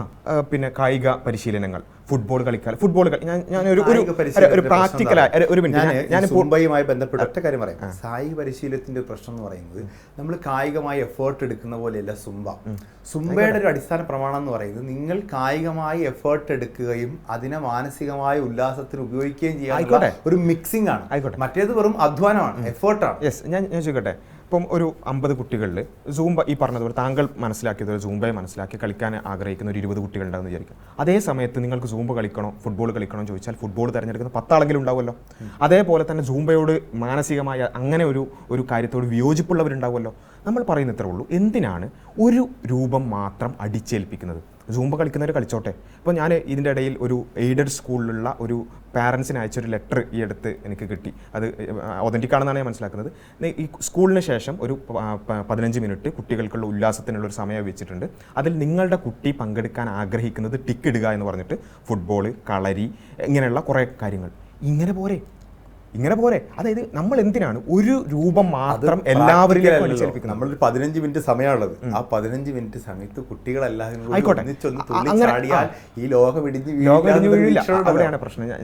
നിങ്ങൾ പറഞ്ഞ എല്ലാ അടിസ്ഥാന പ്രമാണങ്ങളെ അംഗീകരിച്ചുകൊണ്ടാണ് കുട്ടികൾക്ക് സന്തോഷിക്കാൻ പ്രവാചകൻ തന്നെ അനുമതി കൊടുക്കുന്നുണ്ട്. സെലിബ്രേഷനെതിരല്ല, കുട്ടികൾ കൂടിക്കലരാതെ നൃത്തം ചെയ്യുന്നതിനോട് നിങ്ങൾ എതിരല്ല. ഇതെല്ലാം സുംബയിൽ അവിടെ പാലിക്കപ്പെടുന്ന താങ്കളുടെ കുട്ടി പോകുന്ന വിദ്യാലയത്തിൽ നിങ്ങളൊരു 50 പാരൻസും സൂംബ കളിക്കുകയാണെന്ന് ആർക്കും കുഴപ്പമില്ല എന്നുണ്ടെങ്കിൽ സൂംബ നടത്തിക്കോട്ടെ. അല്ലാത്ത സ്ഥലങ്ങളിൽ PTA മീറ്റിങ്ങുകൾ കൂടി ഇപ്പോൾ അതല്ലാത്ത താല്പര്യമുള്ളവരുണ്ടാവുമല്ലോ. ഞാൻ ചോദിക്കുന്നത്, സൂംബ കളിക്കാതിരിക്കുന്നത് ഒരു രാജ്യദ്രോഹം എന്നല്ലല്ലോ. അല്ല, അത് കളിക്കാതിരിക്കാനുള്ള സ്വാതന്ത്ര്യം ഉണ്ടല്ലോ. എന്നുള്ള ഒരു 50 കുട്ടികളുടെ ഇഷ്ടത്തെ ഒരു ഇസ്ലാമിക് ഓർഗനൈസേഷൻ എന്ന് പറയുന്ന ഒരു സംഘടന വന്ന് ഇല്ലാതാക്കുമ്പോൾ തല്ലിക്കെടുത്തപ്പെടുന്ന അവിടെ 10-5 കുട്ടികളുടെ സന്തോഷമല്ല. അവിടെയാണ് 1-2 നമ്മൾ പറയുന്നത്. ഞാൻ പറയുന്നത് നിങ്ങൾക്ക് സ്വന്തമായിട്ടൊരു വിദ്യാഭ്യാസ സ്ഥാപനം നടത്തി അവിടെ സുംബ വേണ്ട എന്ന് പറയുന്നതിന്റെ എതിർപ്പില്ല. ഒരു പൊതുവിദ്യാഭ്യാസ സ്ഥാപനത്തിൽ അവിടെ നടപ്പാക്കുന്ന പദ്ധതികൾ അവിടെ ആയിരക്കണക്കിന് കുട്ടികൾക്ക് ഒന്നിച്ചുള്ളതാണ്. അത് 1-2 ആളുകളുടെ ഇത്തരം അഭിപ്രായ ഇപ്പോൾ മുസ്ലിം വിശ്വാസങ്ങളിൽ തന്നെ വളരെ ന്യൂനപക്ഷമാണ് ഇസ്ലാമിക് ഓർഗനൈസേഷൻ. അവരുടെ ഒരു ആവശ്യത്തിന് വേണ്ടി അത് മൊത്തത്തിൽ അങ്ങ് എടുത്തു കളയാം. അവിടെയാണ് പ്രശ്നം. താങ്കൾ പറഞ്ഞ പോയിന്റുകൾ തന്നെയാണ് അതിൻ്റെ മർമ്മം എന്ന് പറയുന്നത്. പൊതുവിദ്യാലയമാണ്. പൊതുവിദ്യാലയത്തിൽ ഇപ്പോൾ താങ്കൾ പറയുന്നത് വെച്ചിട്ട് നോക്കുകയാണെങ്കിൽ സൂംബ എന്നുള്ളതിനോട് എതിർപ്പ് വിസ്ഡത്തിന് മാത്രമല്ല, ഇവിടെയുള്ള സമസ്ത സംഘടനകൾ അതിനോട് വിയോജിപ്പുകൾ പറഞ്ഞിട്ടുണ്ട്. ഈ കഴിഞ്ഞ ദിവസം ഒരു ക്രൈസ്തവ പുരോഹിതൻ്റെ ഒരു ഇത് കണ്ടു ഞാൻ. അദ്ദേഹം അതിനോട് വിയോജിപ്പ് പറഞ്ഞിട്ടുണ്ട്, ഇങ്ങനെ അടിച്ചേൽപ്പിച്ചതിനെതിരെ. ഇവിടെയുള്ള മുജാഹിദ് സംഘടനകൾ അതിനോട് വിയോജിപ്പുകൾ പറഞ്ഞിട്ടുണ്ട്. ഇല്ല, അതിൽ പിന്നെ വളരെ വ്യക്തമായി അത് എതിർക്കപ്പെടേണ്ടതല്ല. പിന്നെ ISMന്റെ പ്രസിഡന്റ്, അതേപോലെ തന്നെ ഹുസൈൻ മടവൂരിനെ പോലെയുള്ള ആളുകൾ അതിനോട് വിയോജിപ്പ് പറഞ്ഞിട്ടില്ലേ. അപ്പോൾ ഇതൊരു വിസ്ഡത്തിന്റെ വളരെ ചുരുങ്ങിയ അഭിപ്രായം മാത്രമല്ല, ഒരുപാട് ആളുകൾ അതിനോട് വിയോജിപ്പുള്ളവരുണ്ട്. ഈവൻ ഇപ്പോൾ നിങ്ങൾ ഇത്തരം ന്യൂസുകളുടെ കമന്റുകളൊക്കെ നോക്കിയാൽ ഈവൻ മുസ്ലിങ്ങളല്ലാത്തവർക്ക് പോലും ഇത്തരം ഒരു സാധനത്തിനോട് വിയോജിപ്പുണ്ട്. എന്നാൽ അവരെല്ലാവരും കുട്ടികളുടെ സന്തോഷത്തെ പൂർണ്ണമായും അടിച്ചമർത്തണം എന്ന് പറയുന്ന ആൾക്കാരൊന്നുമല്ല. അതിന് പല വഴികളുണ്ടല്ലോ. ആ പല വഴികളിൽ ഓരോ സ്കൂളിനും അവിടുത്തെ പാരൻസ് അടക്കം ഒന്ന് ചർച്ച ചെയ്ത് എല്ലാവരുമായിട്ടൊന്ന് ചർച്ച ചെയ്ത് ജനകീയ ചർച്ചകളിലൂടെ എന്താണ് നമ്മുടെ കുട്ടികൾക്ക് സ്ട്രെസ് ഉണ്ടെങ്കിൽ അത് പരിഹരിക്കാൻ എന്താണ് വഴി എന്നുള്ളത് ഒരു ചർച്ചയിലൂടെയല്ലേ വരേണ്ടത്. ഇവിടെ ഞങ്ങളുടെ വിയോജിപ്പിൻ്റെ മർമ്മം അതൊന്ന് പൂർത്തിയാക്കാൻ സമ്മതിക്കണം. ഞങ്ങളുടെ വിയോജിപ്പിൻ്റെ മർമ്മം എന്ന് വെച്ചാൽ, ഒരു ദിവസം ഏപ്രിലാണെന്നാണ് എൻ്റെ ഓർമ്മ, മുഖ്യമന്ത്രി ഇതിങ്ങനെ പ്രഖ്യാപിക്കും. ജംബോന്നോ പേരിലുള്ള ഒരു നൃത്തമുണ്ട്, പ്രഖ്യാപിക്കുന്നു. തൊട്ടടുത്ത ദിവസം ശിവൻകുട്ടി അത് എന്ത് ചെയ്യുന്നു, അത് പിന്നെ നടപ്പിലാക്കുന്നു എന്ന് പ്രഖ്യാപിക്കുന്നു. ഇതാണ് നമ്മുടെ മുമ്പിലുള്ളത്. പിന്നെ അപ്പോൾ തന്നെ നമ്മളിത് സൂംബ എന്താണെന്ന് മനസ്സിലാക്കുന്നു. അതിൻ്റെ കൾച്ചറലി ഞങ്ങളുടെ വിയോജിപ്പുകൾ ഞങ്ങൾ പറയുന്നുണ്ട്, ബോധവൽക്കരിക്കുന്നുണ്ട്. പക്ഷേ ഇത് നമ്മൾ ഒരു പൊതുവിദ്യാലയത്തിൽ എന്തൊരു കാര്യമാകട്ടെ, സൂംബ മാത്രമല്ല ഏതൊരു കാര്യമാകട്ടെ, അത് നടപ്പിലാക്കുമ്പം ഇവിടെ നിലനിൽക്കുന്ന ഒരു സംവിധാനമുണ്ട്. ജനകീയ ചർച്ചകളിലൂടെ പാരൻസിനോട്, അധ്യാപകരോട്, കുട്ടികളോടൊക്കെ അഭിപ്രായം ചോദിച്ചിട്ടാണ് ഇത് നടപ്പിലാക്കാറുള്ളത്. ഇതൊന്നുമില്ലാതെ പെട്ടെന്നൊരു ദിവസം ഒരു സർക്കുലർ വരികയാണ്, ഇതാ സൂംബ നടപ്പിലാക്കാൻ പോകുന്നു, എല്ലാവരും നടപ്പിലാക്കിയിരിക്കാൻ നിർബന്ധമാണ്. അതിന്റെ കാരണമാണ് ചോദിക്കുന്നത്. അഭിപ്രായ വ്യത്യാസമുണ്ട്, ജനാധിപത്യപരമായ ചോദിക്കണം, ശരി. അതിന്റെ കാരണം കേവലം മതപരമായ ബോധം മാത്രമാകുന്നു എന്നുള്ളതാണ്. വിനോദത്തെ വിലക്കുന്ന മതത്തിന്റെ ഫത്വകളാണ് നിങ്ങളിപ്പോ അതിനെ സുംബയെ എതിർക്കാനുള്ള പ്രധാന കാരണം. ഞാൻ പറഞ്ഞത് ഇത് മതവുമായി ബന്ധപ്പെട്ട് മതത്തിന്റെ എലമെന്റുകൾ അതിലുണ്ട്, മതം മാത്രമല്ല. അതാണ് എൻ്റെ പോയിന്റ് എന്ന് പറയുന്നത്. ഞാൻ ചോദിക്കട്ടെ, ഇനി മതമാണെങ്കിൽ തന്നെ ഒരു മതപരമായി ഞങ്ങൾക്ക് ഇപ്പോൾ സൂംബ തീരെ കളിക്കാൻ പാടില്ല എന്ന് വിചാരിച്ചോളൂ. അങ്ങനെയാണെങ്കിൽ അങ്ങനെ ജീവിക്കാനും ഇവിടെ സ്വാതന്ത്ര്യമില്ലേ? അപ്പോൾ അങ്ങനെ ഉള്ളവർക്കും പൊതുവിദ്യാലയങ്ങളിൽ പഠിക്കണ്ടേ? അവരെ കൂടി നമ്മൾ കുട്ടികൾ ഉൾക്കൊള്ളണം. മാത്രമായി മാറി നിൽക്കുന്നതിനെതിരെ ആ കുട്ടികൾ മാറി നിൽക്കട്ടെ. ആ കുട്ടികൾ മാറി നിൽക്കുന്നതിനെ ഇങ്ങനെ പൊതുവൽക്കരിച്ച് വലിയ പ്രശ്നവൽക്കരിച്ച് ഇതൊരു വലിയ പ്രശ്നമാണ്, ഇത് ചർച്ചയില്ലാതെ നടപ്പാക്കുന്നത്. താങ്കളൊരു മാധ്യമ പ്രവർത്തനമാണ്, എന്തുകൊണ്ടാണ് താങ്കൾക്ക് തിരിച്ച് ചിന്തിക്കാൻ പറ്റാത്തത്? അതായത് കുറച്ച് ആളുകൾക്ക് ഇതിനോട് വിയോജിപ്പുണ്ട്. അത് വിസ്ഡത്തിന് മാത്രമൊന്നല്ല, ഒരുപാട് ആളുകൾക്ക് വിയോജിപ്പുണ്ട്. അത് പറയുന്ന രീതികളിലൂടെ അല്ല, അവിടെയാണ് താങ്കൾക്ക് തിരിച്ചൊന്ന് ചിന്തിച്ചൂടെ? ഇങ്ങനെ കുറച്ച് ആളുകൾ മാറി നിൽക്കുന്ന ഒരു രീതിയാണോ പൊതുവിദ്യാലയത്തിൽ അടിച്ചേൽപ്പിക്കേണ്ടത്? അതല്ല, ഓരോരുത്തരും പറ്റുന്ന ഓരോ സ്കൂളിലും ചിലപ്പോൾ സൂം ഒരു തലക്കും നടപ്പാക്കുമ്പോൾ ഒരു ഭൂരിപക്ഷത്തിന്റെ വലിയൊരു സന്തോഷം, ആ സന്തോഷത്തിന് വേണ്ടി 1-2 ആളുകൾക്ക് വേണ്ടി അത് മാറ്റിവെക്കുന്നതിനേക്കാൾ ഈ 1-2 ആളുകൾ അവർ ചെയ്യട്ടെ, ഞാൻ മാറി നിൽക്കാം തീരുമാനിക്കുന്നതല്ലേ നല്ലത്. ഇത് ഇപ്പോൾ താങ്കൾ പറയുന്നത് ഒരു കുട്ടി 1-2 കുട്ടികൾ മാറി നിൽക്കുക, ഇപ്പോൾ സൂംബയെ എതിർത്തു എന്നുള്ളതിന്റെ പേരിൽ ഞങ്ങളൊക്കെ നേരിട്ട മാധ്യമ വിചാരണകളും സോഷ്യൽ മീഡിയ ട്രോളുകളൊക്കെ നിങ്ങൾ കണ്ടിട്ടുണ്ടാവും. ഇത് ഒരു കുട്ടിയെക്കുറിച്ച് നിങ്ങൾ ആലോചിച്ച് നോക്കുക. ഒരു 50 കുട്ടികളുള്ള ഒരു സ്കൂള്, അതിൽ 2 കുട്ടികൾ മാറി നിൽക്കുന്നു. ആ കുട്ടി അനുഭവിക്കുന്ന മാനസികമായ സമ്മർദ്ദം എത്രയായിരിക്കും? അവിടെയാണ് നമ്മൾ പറയുന്നത് ഒരു ഇൻക്ലൂസീവ് ആണ്. മാനസിക സമ്മർദ്ദം ഉണ്ടാവില്ല, കാരണം ആ കുട്ടി സ്വമേധയാ തീരുമാനിച്ച് എനിക്കിത് ഇഷ്ടമല്ല എന്ന് പറഞ്ഞ് മാറി നിൽക്കുകയാണ്. പ്രശ്നം ഉണ്ടാവില്ല. നിങ്ങൾ പറയുന്നത് ഒരു 4ാം ക്ലാസ്സിലോ 5ാം ക്ലാസ്സിലോ 6ാം ക്ലാസ്സിലുള്ള ചെറിയ കുട്ടിയാണ്. ആ കുട്ടിയുടെ ഇംഗിതത്തിനനുസരിച്ചാണ് ആ കുട്ടി മാറി നിൽക്കുന്നത്. സങ്കടം ഉണ്ടാവില്ല. നേരെ മറിച്ച് നിങ്ങളെപ്പോലുള്ള മത അധ്യക്ഷന്മാരുടെയോ അത് വിശ്വസിക്കുന്ന രക്ഷിതാക്കളുടെയോ നിർബന്ധത്തിന് വഴങ്ങിയാണ് ആ കുട്ടി മാറി നിൽക്കുന്നതെങ്കിൽ അത് ആ കുട്ടിക്ക് സ്ട്രെസ് ഉണ്ടാക്കും. അപ്പോൾ അത് മനസ്സിലാക്കേണ്ടത് രക്ഷിതാക്കളോ ഈവൻ ഈ മതപരമായ കാരണങ്ങൾ കൊണ്ട് മാത്രമല്ല, ഡാൻസ് തന്നെ ഇഷ്ടമില്ലാത്ത, ഡാൻസ് കളിക്കാൻ ഇഷ്ടമില്ലാത്ത ആൾക്കാരുണ്ടാവില്ല. എനിക്ക് ഞാൻ മാറി നിൽക്കുമ്പോൾ എങ്ങനെയാണ് എനിക്ക് സ്ട്രെസ് ഉണ്ടാവും? കാരണം എന്താ വെച്ചാൽ എന്റെ കൂടെ ഉള്ളവരെല്ലാം അതിന് പോവുകയാണ്. ചെറിയ കുട്ടികളെ കുറിച്ചാണ് നമ്മൾ പറയുന്നത്. വലിയ ആളുകളെ സംബന്ധിച്ച് നമുക്ക് ഇഷ്ടമല്ലാത്ത ഒന്നിൽ നിന്ന് സ്വമേധയാ മാറി നിൽക്കുന്നത് സ്ട്രെസ് ഉണ്ടാക്കും എന്ന് പറയുന്ന ഒരു വാദം എനിക്ക് ഇഷ്ടപ്പെട്ടു. സാർ, എനിക്ക് ഒരു ബിരിയാണി മേശപ്പുറത്ത് വെച്ച് എനിക്ക് ഭയങ്കര ഇഷ്ടമാണ്, ഒരാൾ എന്നെ വിലക്കി കഴിക്കരുതെന്ന് പറഞ്ഞു. അപ്പൊ എന്നെ സ്ട്രെസ് ഉണ്ടാക്കും. എനിക്ക് ബിരിയാണി ഇഷ്ടമല്ലാത്ത ഒരാളാണ് ഞാൻ കഴിക്കുന്നത്. ഫുഡിന്റെ ഉദാഹരണം തന്നെ എടുക്കാം. അപ്പോൾ നമ്മൾ പൊതുവിദ്യാലയത്തിലേക്ക് ബീഫ് നിർബന്ധമാക്കുകയാണെന്ന് വിചാരിക്കാം. ഉച്ചക്ക് ബീഫ് എല്ലാവർക്കും കൊടുക്കുകയാണെന്ന് വിചാരിക്കാം. ബീഫ് കഴിക്കാൻ ഇഷ്ടമില്ലാത്തവർ, മതപരമായ കാരണങ്ങൾ കൊണ്ട് തന്നെ ഇഷ്ടമില്ലാത്തവരുണ്ടല്ലോ. അപ്പം എല്ലാവർക്കും അങ്ങനെ ഒരു ഫുഡ് കൊടുക്കുമ്പോൾ അവർ മാത്രം എക്സ്ക്ലൂഡ് ചെയ്യപ്പെടുക എന്ന് പറയുന്നത് മാനസികമായി പ്രശ്നമുള്ള ഒരു കാര്യം. നിങ്ങൾ എന്തൊക്കെ തന്നെ പറഞ്ഞു, ആ കുട്ടിക്ക് ബീഫ് ഇഷ്ടമല്ല എങ്കിൽ ആ കുട്ടിക്ക് കുട്ടിയുടെ മതം പറയുകയാണ് നിങ്ങൾ ബീഫ് കഴിക്കരുത്, അതുകൊണ്ട് മാറി നിൽക്കാൻ സ്ട്രെസ് ഉണ്ടാവും. അല്ല, അപ്പൊ മതമാണോ മനസ്സിലാക്കുക? അല്ല, അവിടെയാണ് പ്രശ്നം. മതപരമായിട്ടോ പിന്നെ എന്തെങ്കിലും തരത്തിലുള്ള വേറെ കാരണങ്ങൾ കൊണ്ടോ മാറി നിൽക്കുകയാണെങ്കിൽ പോലും പൊതുവായി ഒരു കാര്യം എക്സ്ക്ലൂഡ് ചെയ്യപ്പെടുമ്പോൾ 1-2 ആളുകൾ അവിടുന്ന് പൊതുവായ ഒരു കാര്യം നടപ്പിലാക്കുമ്പോൾ 1-2 ആളുകൾ എക്സ്ക്ലൂഡ് ചെയ്യപ്പെടുമ്പോൾ അവിടെ കുട്ടികളാകുമ്പോൾ പ്രത്യേകിച്ചും അവർക്ക് സ്ട്രെസ്സുകൾ ഉണ്ടാവും. ഇവിടെയാണ് ഞാൻ പറയുന്നത്, എന്തിനാണ് ഇത്രയും കഷ്ടപ്പെട്ടിട്ട്? ഇതിൽ വേറെ ഒരു കാര്യം പറഞ്ഞു, രക്ഷിതാക്കൾക്ക് അവരുടെ കുട്ടികൾ ഏത് കൾച്ചറിൽ വളരണമെന്ന, ഏത് തരത്തിലുള്ള കാര്യങ്ങളിലൂടെ അവർ മുന്നോട്ട് പോകണമെന്ന് തീരുമാനിക്കാനുള്ള അർഹതയുണ്ട്. 18 വയസ്സ് വരേക്കും അതിനുള്ള അർഹതയുണ്ട്. അതും അതിൻ്റെ ഒരു ഫാക്ടർ തന്നെയാണ്. അപ്പോൾ ഒരു രക്ഷിതാവ് തീരുമാനിക്കണം, എൻ്റെ കുട്ടി ഇത്തരത്തിലുള്ളൊരു കൾച്ചറിലൂടെ അല്ല പോകേണ്ടത്, അവൻ പിന്നെ മാനസികമായ സമ്മർദ്ദങ്ങൾ മാറ്റേണ്ടത് അവൻ കളിച്ചുകൊണ്ടാണ്, അല്ലെങ്കിൽ കളരിയിലൂടെയാണ്. പറഞ്ഞ് ബോധ്യപ്പെടുത്താൻ ആ രക്ഷിതാവിന് സാധിക്കും. അല്ല, ബോധ്യപ്പെടുത്തേണ്ട വിഷയമല്ല ഇത് ഭയങ്കരമായൊരു സോഷ്യൽ എക്സ്ക്ലൂഷനാണ് അവിടെ സംഭവിക്കുക. അവിടെ ഒരു മാറ്റി നിർത്തപ്പെടുക എന്നുള്ളതും അതിൻ്റെ ഭാഗമായിട്ട് ഇത് കുട്ടികളോടൊക്കെ നമുക്ക് എത്രത്തോളം ഇത് പറഞ്ഞ് ബോധ്യപ്പെടുത്താൻ സാധിക്കും. ഞാൻ അതാണ് പറഞ്ഞത്, ഒരു ബ്രാഹ്മണനായൊരു കുട്ടി എല്ലാവർക്കും ബീഫ് ഒരു പൊതുവൽക്കരിക്കപ്പെട്ട് നൽകുമ്പോൾ അവൻ മാത്രം എക്സ്ക്ലൂഡ് ചെയ്യപ്പെടുമ്പോൾ അവന് തീർച്ചയായും സമ്മർദ്ദം ഉണ്ടാവും. അവിടെയാണ് ഞാൻ പറയുന്നത്, ഇത് ആ സമ്മർദ്ദത്തെ അതൊരു മതപരമായ സമ്മർദ്ദമാണ്. അല്ല, മതം എന്ന് പറയുന്നത് ആ ബ്രാഹ്മൺ മതം ആ കുട്ടിയെ സമ്മർദ്ദം ചെലുത്തുകയാണ്, നിങ്ങൾ ബീഫ് കഴിക്കരുത്. അല്ല, താങ്കൾ ഇഷ്ടമുള്ള ബീഫിനെ നിഷേധിക്കുന്നത് തെറ്റാണ് ഞാൻ പറയുന്നത്. താങ്കൾ പറയുന്നത് ഇവിടെയുള്ള ഒരു പൊതുവായ എല്ലാവരും ബീഫ് കഴിക്കുന്നതുകൊണ്ട് ബ്രാഹ്മണനായ ആളും കഴിച്ചിരിക്കണം എന്നല്ല, കഴിച്ചിരിക്കുന്നത് തെറ്റില്ല. അല്ല, താങ്കൾ പറയുന്നത് മതം കൊണ്ട് എന്താ പറയാ അത് നിഷേധിക്കപ്പെടാണെന്നല്ലേ? അപ്പം പൊതുവായ ആളുകൾ എല്ലാവരും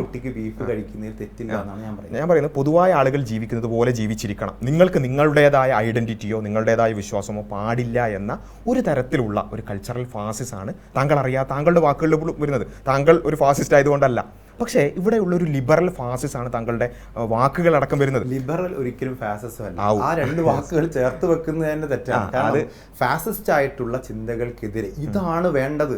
ഒരു കുട്ടിയോട് പറയാ ബീഫ് കഴിക്കരുത്, അരുത് എന്ന് കഴിച്ചിരിക്കണം എന്നൊരു ഫാസിസം ഇവിടെ ഉണ്ടാവുകയാണ്. ബീഫ് കഴിക്കരുത്, കഴിച്ചിരിക്കണം എന്നൊരു ഫാസിസം ഉണ്ടാവുകയാണ്. കഴിച്ചിരിക്കണം, ഒന്നുകിൽ നിങ്ങൾ ബീഫ് കഴിച്ച് പൊതുവിന്റെ കൂടെ നിൽക്കുക, അല്ലെങ്കിൽ നിങ്ങൾ എക്സ്ക്ലൂഡ് ചെയ്യപ്പെടും. ഓപ്ഷൻ എടുക്കാനുള്ള ഒരു ബോധ്യമുണ്ടല്ലോ കുട്ടികൾക്ക്.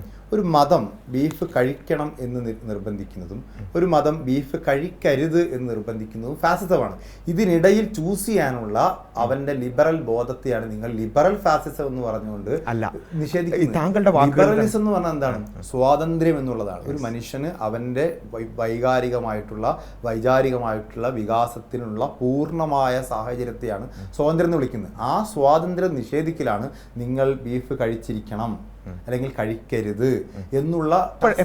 എപ്പോഴാണ് അത് ഫാസിസം ആകുന്നത്? ഞാൻ അത് നിർബന്ധിക്കുമ്പോഴാണ്. നിങ്ങൾ സുംബ കളിക്കരുത്, സ്കൂളിൽ സുംബ ഉണ്ടെങ്കിൽ കളിച്ചിരിക്കണം എന്ന് പറയുന്നത്, കളിച്ചിരിക്കണം എന്നല്ല പറയുന്നത്. അങ്ങനെ പറയുന്നത് പറയുമ്പോഴാണ് എവിടെയാണ് കളിക്കരുത് എന്ന് പറയുന്നത്? കളിച്ചിരിക്കണം നിർബന്ധമാണെന്ന് പറയുന്നത് കളിച്ചിരിക്കണം എവിടെ പറഞ്ഞു? അല്ല, ഫാസിസമാണോ? കളിച്ചിരിക്കണം എവിടെ പറഞ്ഞത്? അല്ല, ഫാസിസമാണോ? അതൊന്നും ശാസനം ഉള്ളത്. അല്ല, എന്ന ശാസനം ചോദിക്കുന്നത് ചോദ്യത്തിന് ഒരുപാട് ഉത്തരം പറഞ്ഞു. വളരെ സിമ്പിൾ ആണ്. അരുത് എന്ന് ശാസിക്കുന്നത് ആരാണ്? അരുത് എന്ന് ഒരിക്കലും ഒരു നിലക്കും നിങ്ങൾ പാടില്ല. അത് ഞങ്ങൾ എങ്ങനെയെങ്കിലും അത് നിർബന്ധിക്കുന്നു പറയുകയാണെങ്കിൽ മതമാണ്. അല്ല, ഞാൻ ചോദിക്കുന്നത് ഒറ്റ ചോദ്യമാണ്, വളരെ സിമ്പിൾ ഒറ്റ ചോദ്യം. ഞാൻ തിരിച്ചു ചോദിക്കാൻ അനുവാദം തരണം. നിർബന്ധമായി നിങ്ങൾ കളിച്ചിരിക്കണം, സൂംബ കളിച്ചിരിക്കണം, ബീഫ് കഴിച്ചിരിക്കണം എന്ന് പറയുന്നത് ഫാസിസാണോ? അല്ലേ? ആണെങ്കിൽ ശിവൻകുട്ടി പറഞ്ഞത് ഫാസിസാണ്. ശിവൻകുട്ടി പറഞ്ഞത് എല്ലാ കുട്ടികളും, താങ്കൾ പറഞ്ഞതനുസരിച്ച് ശിവൻകുട്ടി പറഞ്ഞത് അല്ല. ഒരു കുട്ടി ഒരു കുട്ടി സുംബ കളിക്കാൻ ആഗ്രഹിക്കുകയാണ്. എല്ലാ കുട്ടികളും കളിക്കുന്ന കൂട്ടത്തിൽ സുംബ കളിക്കാൻ ആഗ്രഹിക്കുന്നു. അവന്റെ മതം പറയുന്നു സുംബ കളിക്കരുത്. അതാണ് ഫാസിസം. സുംബ കളിക്കണമെന്ന് എന്റെ കൂട്ടുകാർക്കൊപ്പം സുംബ ഡാൻസ് ചെയ്യണം എന്ന് മനസ്സുകൊണ്ട് ആഗ്രഹിക്കുന്നു. നൃത്തം എന്റെ കൂട്ടുകാർക്കൊപ്പം ഞാൻ പല രൂപങ്ങളുടെ എന്ന് പറയുന്നതാണ് ഫാസിസം. ലിബറൽ ഫാസിസം എന്ന് പറയുന്നത്. ലിബറൽ ഫാസിസത്തിന്റെ ഉദാഹരണം താങ്കൾ തന്നെ ഇപ്പൊ പറഞ്ഞു, നിർബന്ധമാണെന്ന് പറയുന്നത് ഫാസിസാണ്. ശിവൻകുട്ടി പറയുന്നത് നിർബന്ധമാണ്. അവിടെയാണ് ഫാസിസം. അതായത് താല്പര്യമില്ലാത്തവരിൽ അക്ഷരം അഭ്യസിച്ചിരിക്കണം എന്ന് പറയുന്നത് ഫാസിസമാണോ? അല്ല, അതുപോലെയാണ് സൂംബ എന്നാണ് താങ്കൾ പറയുന്നത്. അതുപോലെ ഒരു സാധനം കുട്ടികൾ അതുപോലെ ഫിസിക്സ് പഠിക്കുന്നത് പോലെ കെമിസ്ട്രി പഠിക്കുന്നത് പോലെയാണോ സൂംബ? ആണല്ലേ? ആണെന്ന് പറഞ്ഞാൽ ഒരു കുട്ടി അവരുടെ മാനസികോല്ലാസം കുറയ്ക്കാൻ വേണ്ടി വിദ്യാഭ്യാസ വകുപ്പ് മാനസികോല്ലാസത്തിനുള്ള പദ്ധതികൾ ഓക്കെയാണ്, അതിൽ ആരും എതിർപ്പല്ല എന്ന് മാത്രമല്ല ഒന്നായിട്ട് എന്തെങ്കിലും കൊണ്ടുവരണ്ടേ? അല്ലല്ല, അവിടെയാണ് അരുത് എന്ന് പറയുന്നത് ഫാസിസമാണ്. നിർബന്ധമാണെന്ന് പറയുന്നത് നിർബന്ധമാണ് എന്ന് അല്ലല്ലോ പറയുന്നത്. നിങ്ങൾക്ക് ഓപ്ഷൻ തരികയാണ്. നിർബന്ധമാണെന്നാണ് കളിക്കാനുള്ള ഇഷ്ടത്തെ നിങ്ങൾ അരുത് എന്ന് പറഞ്ഞ് വിലക്കുന്നിടത്താണ്. അല്ല, നിർബന്ധമാണെന്നാണ് പറഞ്ഞത്. ബീഫ് കഴിക്കാനുള്ള നിർബന്ധമാണെന്നാണ് ഫാസിസത്തെ കുറിച്ച് എന്താ പറയുക? ഞാൻ ഈ പോയിന്റ് ഒന്ന് പൂർത്തിയാക്കട്ടെ. നിർബന്ധമാണ് തന്നെയാണ് പറഞ്ഞത്. അത് പിന്നെ എതിർപ്പുകൾ മുഖേന പിന്നെ ചില പ്രസ്താവനകളൊക്കെ വന്നിട്ടുണ്ട്, പിന്നെ എന്താവും നമുക്കറിയില്ല. നിർബന്ധമാണ് തന്നെയാണ് പറഞ്ഞത്. ഓരോ കുട്ടിയും അതിൽ പങ്കെടുക്കൽ നിർബന്ധമാണ്. രക്ഷിതാവിന് ചോയ്സ് ഇല്ല എന്നുള്ളതാണ് ശിവൻകുട്ടിയുടെ പോസ്റ്റ്. അതൊരു സ്കൂൾ അങ്ങനെയാണല്ലോ. രാവിലെ 9 മുതൽ 11 വരെ ക്ലാസ് ആണെങ്കിൽ അവിടെ ഇരിക്കണം. അവിടെ ഫിസിക്സ് കെമിസ്ട്രി ബയോളജി പഠിപ്പിക്കുമ്പോൾ അത് പഠിക്കണം. അവിടെയാണ് ഞാൻ പറഞ്ഞത്. ഫിസിക്സും കെമിസ്ട്രിയും ബയോളജിയും പോലെയാണ് സൂംബ എന്ന് പറയുന്നിടത്താണ് ഞങ്ങളുടെ വിയോജിപ്പ്. അത് അറ്റ്ലീസ്റ്റ് ഒരു ജനകീയ ചർച്ചകളിലൂടെങ്കിലും വരണമായിരുന്നു. ഇതൊന്നും ഇല്ലാതെ അടിച്ചേൽപ്പിക്കുന്നു. അവിടെയാണ് ഞങ്ങളുടെ വിയോജിപ്പ്. ഫിസിക്സും ബയോളജിയും കെമിസ്ട്രിയും പഠിപ്പിക്കുന്ന നിങ്ങൾ എതിരല്ല. പക്ഷേ ഈ ഫിസിക്സിലും ബയോളജിയിലും കെമിസ്ട്രിയിലും പറയുന്ന കാര്യങ്ങളിലല്ല മതം പറയുന്നത്. അപ്പൊ അവിടെ എതിർപ്പ് വരണ്ടേ? അല്ലല്ല, ഈ എല്ലാ ഫിസിക്സും എല്ലാ കെമിസ്ട്രിയും എല്ലാ മതങ്ങളും സംസാരിച്ചിട്ടുണ്ടോ? അതെന്ന് വെച്ചാൽ ഈ സയൻസ് എന്ന് പറയുന്നത് ഭൗതികമായ കാര്യങ്ങൾ എങ്ങനെയാണ് വർക്ക് ചെയ്യുന്നത് എന്നുള്ളതാണ്. അതും മതവും തമ്മിൽ ഒരു കോൺഫ്ലിക്റ്റും ഇല്ല. ഫിസിക്സ്, ഈവൻ കെമിസ്ട്രി, അതിൻ്റെ ആദ്യ രൂപമായ ആൽക്കമി മുസ്ലിം ലോകത്താണ് ഉണ്ടായത്. ഫിസിക്സ്, എക്സ്പെരിമെൻ്റൽ ഫിസിക്സിൻ്റെ ഉപജ്ഞാതാവ് തന്നെ ഇബ്നുൽ ഹൈത്തം മുസ്ലിമാണ്. അതേപോലെ തന്നെ പിന്നെ ഒപ്റ്റിക്സ്, അതിൻ്റെ പിതാവ് മുസ്ലിമാണ്. അപ്പോൾ ഇസ്ലാമിക സംസ്കാരത്തിനാണ് ശാസ്ത്രത്തിൻ്റെ പലതിൻ്റെയും ഉത്ഭവം തന്നെ. ഇല്ല, ആരെതിർത്തു? ഒരു സൂംബയെ എതിർത്തുകൊണ്ട് ശാസ്ത്രത്തെ എതിർക്കലാവോ? അവിടെ ഞാൻ നേരത്തെ മാനദണ്ഡങ്ങളുള്ള പുരോഗമനപരമായ എല്ലാറ്റിനും അവിടെയാണ് പ്രശ്നം. താങ്കൾ പറഞ്ഞ് എത്തിക്കാൻ ശ്രമിച്ചതായിട്ട് എനിക്ക് തോന്നിയൊരു കാര്യം, ഞങ്ങൾ എന്ത് ചെയ്തു, ഈ മാനസികോല്ലാസത്തിനെതിരായി നിൽക്കുന്നു. അല്ല, മാനസികോല്ലാസത്തിന് ഞങ്ങൾ ഈ കോഴ്സ് ഞങ്ങൾ ഉയർത്തിയ സമയത്ത് തന്നെ ഞങ്ങൾ എന്താ പറഞ്ഞറിയോ, ഇവിടെയുള്ള കായിക അധ്യാപകരുടെ വിഷയത്തിൽ ഒരുപാട് പ്രശ്നങ്ങളുണ്ട്, അവരെ നിയമിക്കുന്നിടത്ത് പ്രശ്നങ്ങളുണ്ട്, അത് പരിഹരിക്കണം എന്നാണ്. അപ്പോൾ ഞങ്ങൾ ഒരു തരത്തിലുള്ള കായിക പിന്നെ ആസ്വാദനങ്ങൾക്കും എതിരാണെങ്കിൽ അത് ഞങ്ങൾ പറയുമോ? ഞങ്ങൾ പറയുന്നത് അതിനുള്ള സമുദായത്തിന് ഒരു പദ്ധതി ആവിഷ്കരിക്കുമ്പോൾ അത് നിർബന്ധമാക്കരുത്. പദ്ധതി മതത്തിനകത്ത് പോലും ആളുകൾക്ക് ഏകാഭിപ്രായമില്ലാത്ത ഒരു ആ കാര്യത്തിന്റെ പേരിൽ നിങ്ങൾ അവിടെ നിഷേധിക്കണം. അല്ല, ഇത് ഇവിടെ നമ്മുടെ കാര്യങ്ങളിൽ സൈലന്റ് ആവുക എന്നുള്ളതാണ്. കാരണം ഒരു പൊതുസമൂഹത്തിൽ ഛിദ്രത ഉണ്ടാക്കാൻ ഒരു താലിബാൻ കൾച്ചറാണെന്നൊക്കെ പറഞ്ഞ് ഈ സമുദായത്തെ ചിത്തവൽക്കരിക്കാൻ ഒരു വിഷയം അടിച്ചേൽപ്പിക്കുമ്പോൾ അതിനോടുള്ള വിയോജിപ്പ് എങ്ങനെ ഛിദ്രതയാകുക? അല്ല, അത് നിങ്ങൾ ആലോചിച്ച് നോക്കൂ. അങ്ങനെ ഉണ്ടാകുമ്പോൾ ഒരു സമുദായം തന്നെ പ്രതിക്കൂട്ടിലാവുകയാണ്. എന്തിനാ പ്രതിക്കൂട്ടിലാക്കുന്നത്? ഇവിടെ താലിബാനിലൊക്കെ വിദ്യാഭ്യാസ സ്ത്രീകൾക്ക് അവിടെയാണ് പ്രശ്നം പോലെ അങ്ങനെയുള്ള ഇസ്ലാമോഫോബിയ എന്ന് പറയുന്ന ഒരു ഫാക്ടറിലേക്ക് കൊണ്ടുപോകണം നിങ്ങൾ. അത് കൊണ്ടുപോകുന്നത് മാധ്യമങ്ങളും അതുപോലെയുള്ള ഇടത് ബുദ്ധിജീവികളുമാണ്. അത്തരം വിഷയങ്ങളിൽ നിങ്ങളിപ്പോ പറഞ്ഞ കാര്യം ജസ്റ്റ് ഒന്ന് ആലോചിച്ച് നോക്കാം. ഇവിടെ ഒരു കാര്യം അടിച്ചേൽപ്പിക്കുന്നു, സൂംബ എന്ന് പറഞ്ഞൊരു കാര്യം അടിച്ചേൽപ്പിക്കുന്നു. അതിനോട് ഞങ്ങൾക്ക് എന്തുണ്ട്, മതപരമായും സാംസ്കാരികമായും അതിന്റെ ചില എലമെന്റുകളോട് വിയോജിപ്പുണ്ട്. ഞങ്ങളത് പറഞ്ഞു. ഓക്കെ, അവർക്ക് അത് വിയോജിപ്പുണ്ട്. ഒന്നുകിൽ നമുക്ക് എന്ത് ചെയ്യാം, അത് പ്രാകൃതരായ കുറച്ച് ആൾക്കാരുടെ കുറച്ച് വർത്താനം, അത് പോട്ടെ എന്ന് വിചാരിക്കാം. അല്ലെങ്കിൽ അത് ചർച്ച ചെയ്യാം. അതിന്റെ മെറിറ്റിൽ സൂംബ വേണോ വേണ്ടേ, അതിന് വേറെ ചോയ്സുകൾ വേണോ വേണ്ടേ, അത് നടപ്പിലാക്കിയ രീതി ശരിയോ അല്ലേ, ഇതൊക്കെ ചർച്ച ചെയ്യാം. അതിനപ്പുറത്തേക്ക് എന്തിനാണ് ഇതൊരു മുസ്ലിം സമുദായത്തിൽ നിന്ന് വന്നതാണ്, കുറച്ച് സമസ്തക്കാരും വിസ്ഡംകാരും കുറച്ച് മുജാഹിദ് സംഘടനക്കാരും ഇത് പറഞ്ഞു, അവരെ പിടിച്ചിട്ട് ഈ സമുദായത്തെ മൊത്തം ഒരു പ്രതിക്കൂട്ടിലേക്ക് കയറ്റിയത് എന്തിനാ? ആ കയറ്റി അവരോട് താലിബാൻ, ഇറാൻ, അഫ്ഗാനിസ്ഥാൻ ഇതൊക്കെ ചോദിച്ച് എന്നുവെച്ചാൽ ഒരു വിയോജിപ്പ് പറഞ്ഞു. ഇത്തരം ചർച്ചകൾ കൊണ്ടുവരുന്നത് ആരാ? ഞങ്ങൾ ആരും താലിബാനെ യുക്തിവാദികളൊക്കെ പറയുന്ന എക്സ് മുസ്ലിം എന്ന് പറയുന്ന ഒരു കമ്മ്യൂണിറ്റിയും സംഘപരിവാറും ഒക്കെ പ്രചരിപ്പിച്ചുകൊണ്ടിരിക്കുന്ന ആശയങ്ങൾക്ക് അവർക്ക് വടി കൊടുക്കുന്ന തരത്തിലേക്കുള്ള എന്താണ് വടി കൊടുക്കൽ? ഞങ്ങൾക്കൊരു കാര്യത്തോട് വിയോജിപ്പുണ്ടെന്ന് പറയാലോ. അതെ, വിയോജിപ്പ് എവിടെയാണ് ആ വിയോജിപ്പ് പറയേണ്ടത്? ഒരു പൊതുവിദ്യാലയത്തിൽ കുട്ടികൾക്ക് വേണ്ടി, കുട്ടികൾക്ക് എക്സംഷൻ ഉണ്ട്, നൃത്തത്തിൽ പോലും എക്സംഷൻ ഉണ്ട് എന്ന് താങ്കൾ തന്നെ പറഞ്ഞു. ആ എക്സംഷൻ ഉള്ള കുട്ടികൾ ചെയ്യുന്ന സുംബയോടാണ് നിങ്ങൾ വിയോജിപ്പ് രേഖപ്പെടുത്തൽ ഇത്രയും വലിയ മഹാപരാധമാണോ? എന്ത് ചെയ്യാം? ഇത് ഒരു പുനരാലോചനയാവാം. ഇത് കുട്ടികളുടെ കാര്യമാണ്. ആ കുട്ടികൾ അവിടെ സുംബ ചെയ്തുകൊണ്ട് മതപരമായിട്ടുള്ള ഒരു വിശ്വാസത്തിനും ഇസ്ലാമിന്റെ അടിസ്ഥാന പ്രമാണങ്ങൾക്കൊന്നും തന്നെ ഒരു കോട്ടവും സംഭവിക്കുന്നില്ല. അപ്പൊ അതുകൊണ്ട് ആ വിഷയത്തിൽ നമ്മൾ ഇപ്പോൾ തൽക്കാലം മൗനം പാലിക്കാം. അതൊരു ഔചിത്യമായിരുന്നു. അതാണ് ഞാൻ പറഞ്ഞത്. അത് ഇങ്ങനെ ഒരു സൂംബ എന്നുള്ള സംഭവം വരുന്നു, അപ്പോൾ തന്നെ നമ്മൾ എതിർത്തതല്ല. ഇത് ഒരു വിദ്യാലയങ്ങളിലേക്ക് കുറച്ച് കാലമായി കടത്തി വന്നുകൊണ്ടിരിക്കുന്ന ഒരു അജണ്ടയോടുള്ള വിയോജിപ്പാണ്. ഇത് വെറും സൂംബയോടുള്ള വിയോജിപ്പല്ല. അവിടെയാണ് ആ കാര്യം ഒന്ന് പൂർത്തിയാക്കാൻ സമ്മതിക്കണം. അതെന്താണെന്ന് വെച്ചാൽ ഇത് കുറച്ച് കാലമായി LDF ഗവൺമെൻറ് വന്നതിന് ശേഷം വളരെ ആസൂത്രിതമായി നമ്മുടെ പാഠ്യപദ്ധതിയിലേക്ക്, അതുപോലെ തന്നെ നമ്മുടെ കരിക്കുലത്തിലേക്ക്, നമ്മുടെ സ്കൂൾ രൂപത്തിലേക്ക് പലതരത്തിലുള്ള കാര്യങ്ങൾ ഒളിച്ച് കടത്തിക്കൊണ്ടിരിക്കുന്നുണ്ട്, നേരിട്ടും കടത്തിക്കൊണ്ടിരിക്കുന്നുണ്ട്. നേരത്തെ ജെൻഡർ ന്യൂട്രാലിറ്റി അറിയാം. അപ്പോൾ ജെൻഡർ ന്യൂട്രാലിറ്റി വലിയ ജനകീയ ചർച്ചകൾ നടന്നു. ആ ചർച്ചകളെ മൊത്തം കാറ്റിൽ പറത്തിക്കൊണ്ട് അത് ടെക്സ്റ്റ് ബുക്കുകളിലേക്ക് കൊണ്ടുവരുന്നു. അതേപോലെ തന്നെ ഇപ്പോൾ ഇങ്ങനെയുള്ള സ്കൂളുകളിലുള്ള പൊതുവായ കൾച്ചർ, ഇവിടെയുള്ള മുസ്ലിങ്ങളോട് മാത്രമല്ല, നിങ്ങൾ അല്ലാത്ത മാധ്യമപ്രവർത്തകരാണല്ലോ, സാധാരണക്കാരായ മുസ്ലിങ്ങളല്ലാത്ത രക്ഷിതാക്കളോട് നിങ്ങളൊന്ന് അഭിപ്രായം ചോദിച്ചു നോക്കുക. ഇപ്പോഴുള്ള കുട്ടികളുടെ ആ ഒരു ജീവിത രീതിയും അത് നിങ്ങൾക്ക് ഒരു സാംസ്കാരികമായി അക്സെപ്റ്റ് ചെയ്യാൻ പറ്റുന്നതാണോ? അല്ല, ഞാൻ ഇതൊന്ന് പൂർത്തിയാക്കട്ടെ. അപ്പോൾ ഇത്തരത്തിൽ എല്ലാവർക്കും പ്രശ്നമായിട്ടുള്ള, ഇപ്പോൾ കഴിഞ്ഞ SSLC കഴിഞ്ഞ ദിവസം നമ്മൾ കണ്ടിട്ടുണ്ടാവും, കുട്ടികളെ രക്ഷിതാക്കൾ പേടിച്ചിട്ട് സ്കൂളിലേക്ക് വന്നിട്ട് കൊണ്ടുപോകുന്ന ദൃശ്യങ്ങളൊക്കെ നമ്മൾ കണ്ടു. എന്തേ കാരണം? കുട്ടികൾ അത്രത്തോളം എന്ത് ചെയ്തിട്ടുണ്ട്, അവരുടെ കൾച്ചറും അവരുടെ രീതിയും മാറിപ്പോയിട്ടുണ്ട്. മതവിശ്വാസത്തിൽ നിന്ന് പോകുന്നതുകൊണ്ടാണെന്നാണ് താങ്കൾ വിശ്വസിക്കുന്നത്? അല്ല, ഇവിടെയുള്ള ഹൈന്ദവരായ ക്രൈസ്തവരായ രക്ഷിതാക്കൾക്ക് പോലും ആശങ്കകളുണ്ട്. കുട്ടികൾ വലിയ രൂപത്തിൽ വേറൊരു കൾച്ചറിലേക്ക് പോകുന്നു എന്നുള്ളതാണ്. വേറൊരു കൾച്ചറിലേക്കും, ഈവൻ ഈ സെലിബ്രേഷൻ കൾച്ചർ എല്ലാത്തിനും ഒരു ആഘോഷമായി കാണുക, പരമാവധി സുഖം അനുഭവിക്കുക. പരമാവധി സുഖം അനുഭവിക്കുക എന്നുള്ള കൾച്ചർ നല്ലതാണോ? പരമാവധി സുഖം അനുഭവിക്കുക എന്ന ഒരു ലക്ഷ്യത്തോടു കൂടി ഒരാൾ ജീവിക്കുന്നത് നല്ലതാണോ? പരമാവധി സുഖം അനുഭവിക്കുക എന്നാൽ ജീവിതത്തിൽ പ്ലഷർ സീക്കിംഗ് എന്ന് പറയുന്നത് മനുഷ്യന്മാർ ചെയ്യുന്ന അത് എല്ലാവർക്കും പ്ലഷർ വേണം. നമ്മളെല്ലാവരും കുറച്ച് ഫുഡ് കഴിക്കാനും അല്ലെങ്കിൽ ടൂർ പോകാനും, പക്ഷെ അത് മാത്രം ജീവിതമാകുമ്പോഴാണ് ലഹരിയിലേക്ക് പോകുന്നതിനെതിരെ. ലഹരി എന്ന് പറയുന്ന ഒരു പ്ലഷർ സീക്കിംഗ് മെക്കാനിസമാണ്. അതിലേക്ക് പോകുന്നതിനെതിരെയാണ്. അല്ല, അതിലേക്ക് പോകുന്നതിനെതിരല്ല പലപ്പോഴും സംഭവിക്കുന്നത്. അതായത് ഇങ്ങനെ ഒരു കൾച്ചറിലേക്ക് പോയാൽ, അതായത് എന്റെ വേണ്ട ലഹരിയും വേണ്ട എന്ന് നടക്കുമോ? ലഹരി എന്ന് നമ്മൾ പറയുന്നു, അതിന് പകരമാണ് അതായത് ഞാൻ സുംബ ആവിഷ്കരിക്കുന്നത്. നമ്മൾ ഒരു കാര്യം മാത്രമായിട്ട് ലഹരി നിരോധിക്കപ്പെട്ടിരിക്കുന്നു, എല്ലാവരും ബോർഡുണ്ടല്ലോ, പല ആളുകളും ലഹരിയിലേക്ക് പോകുന്നുണ്ട്.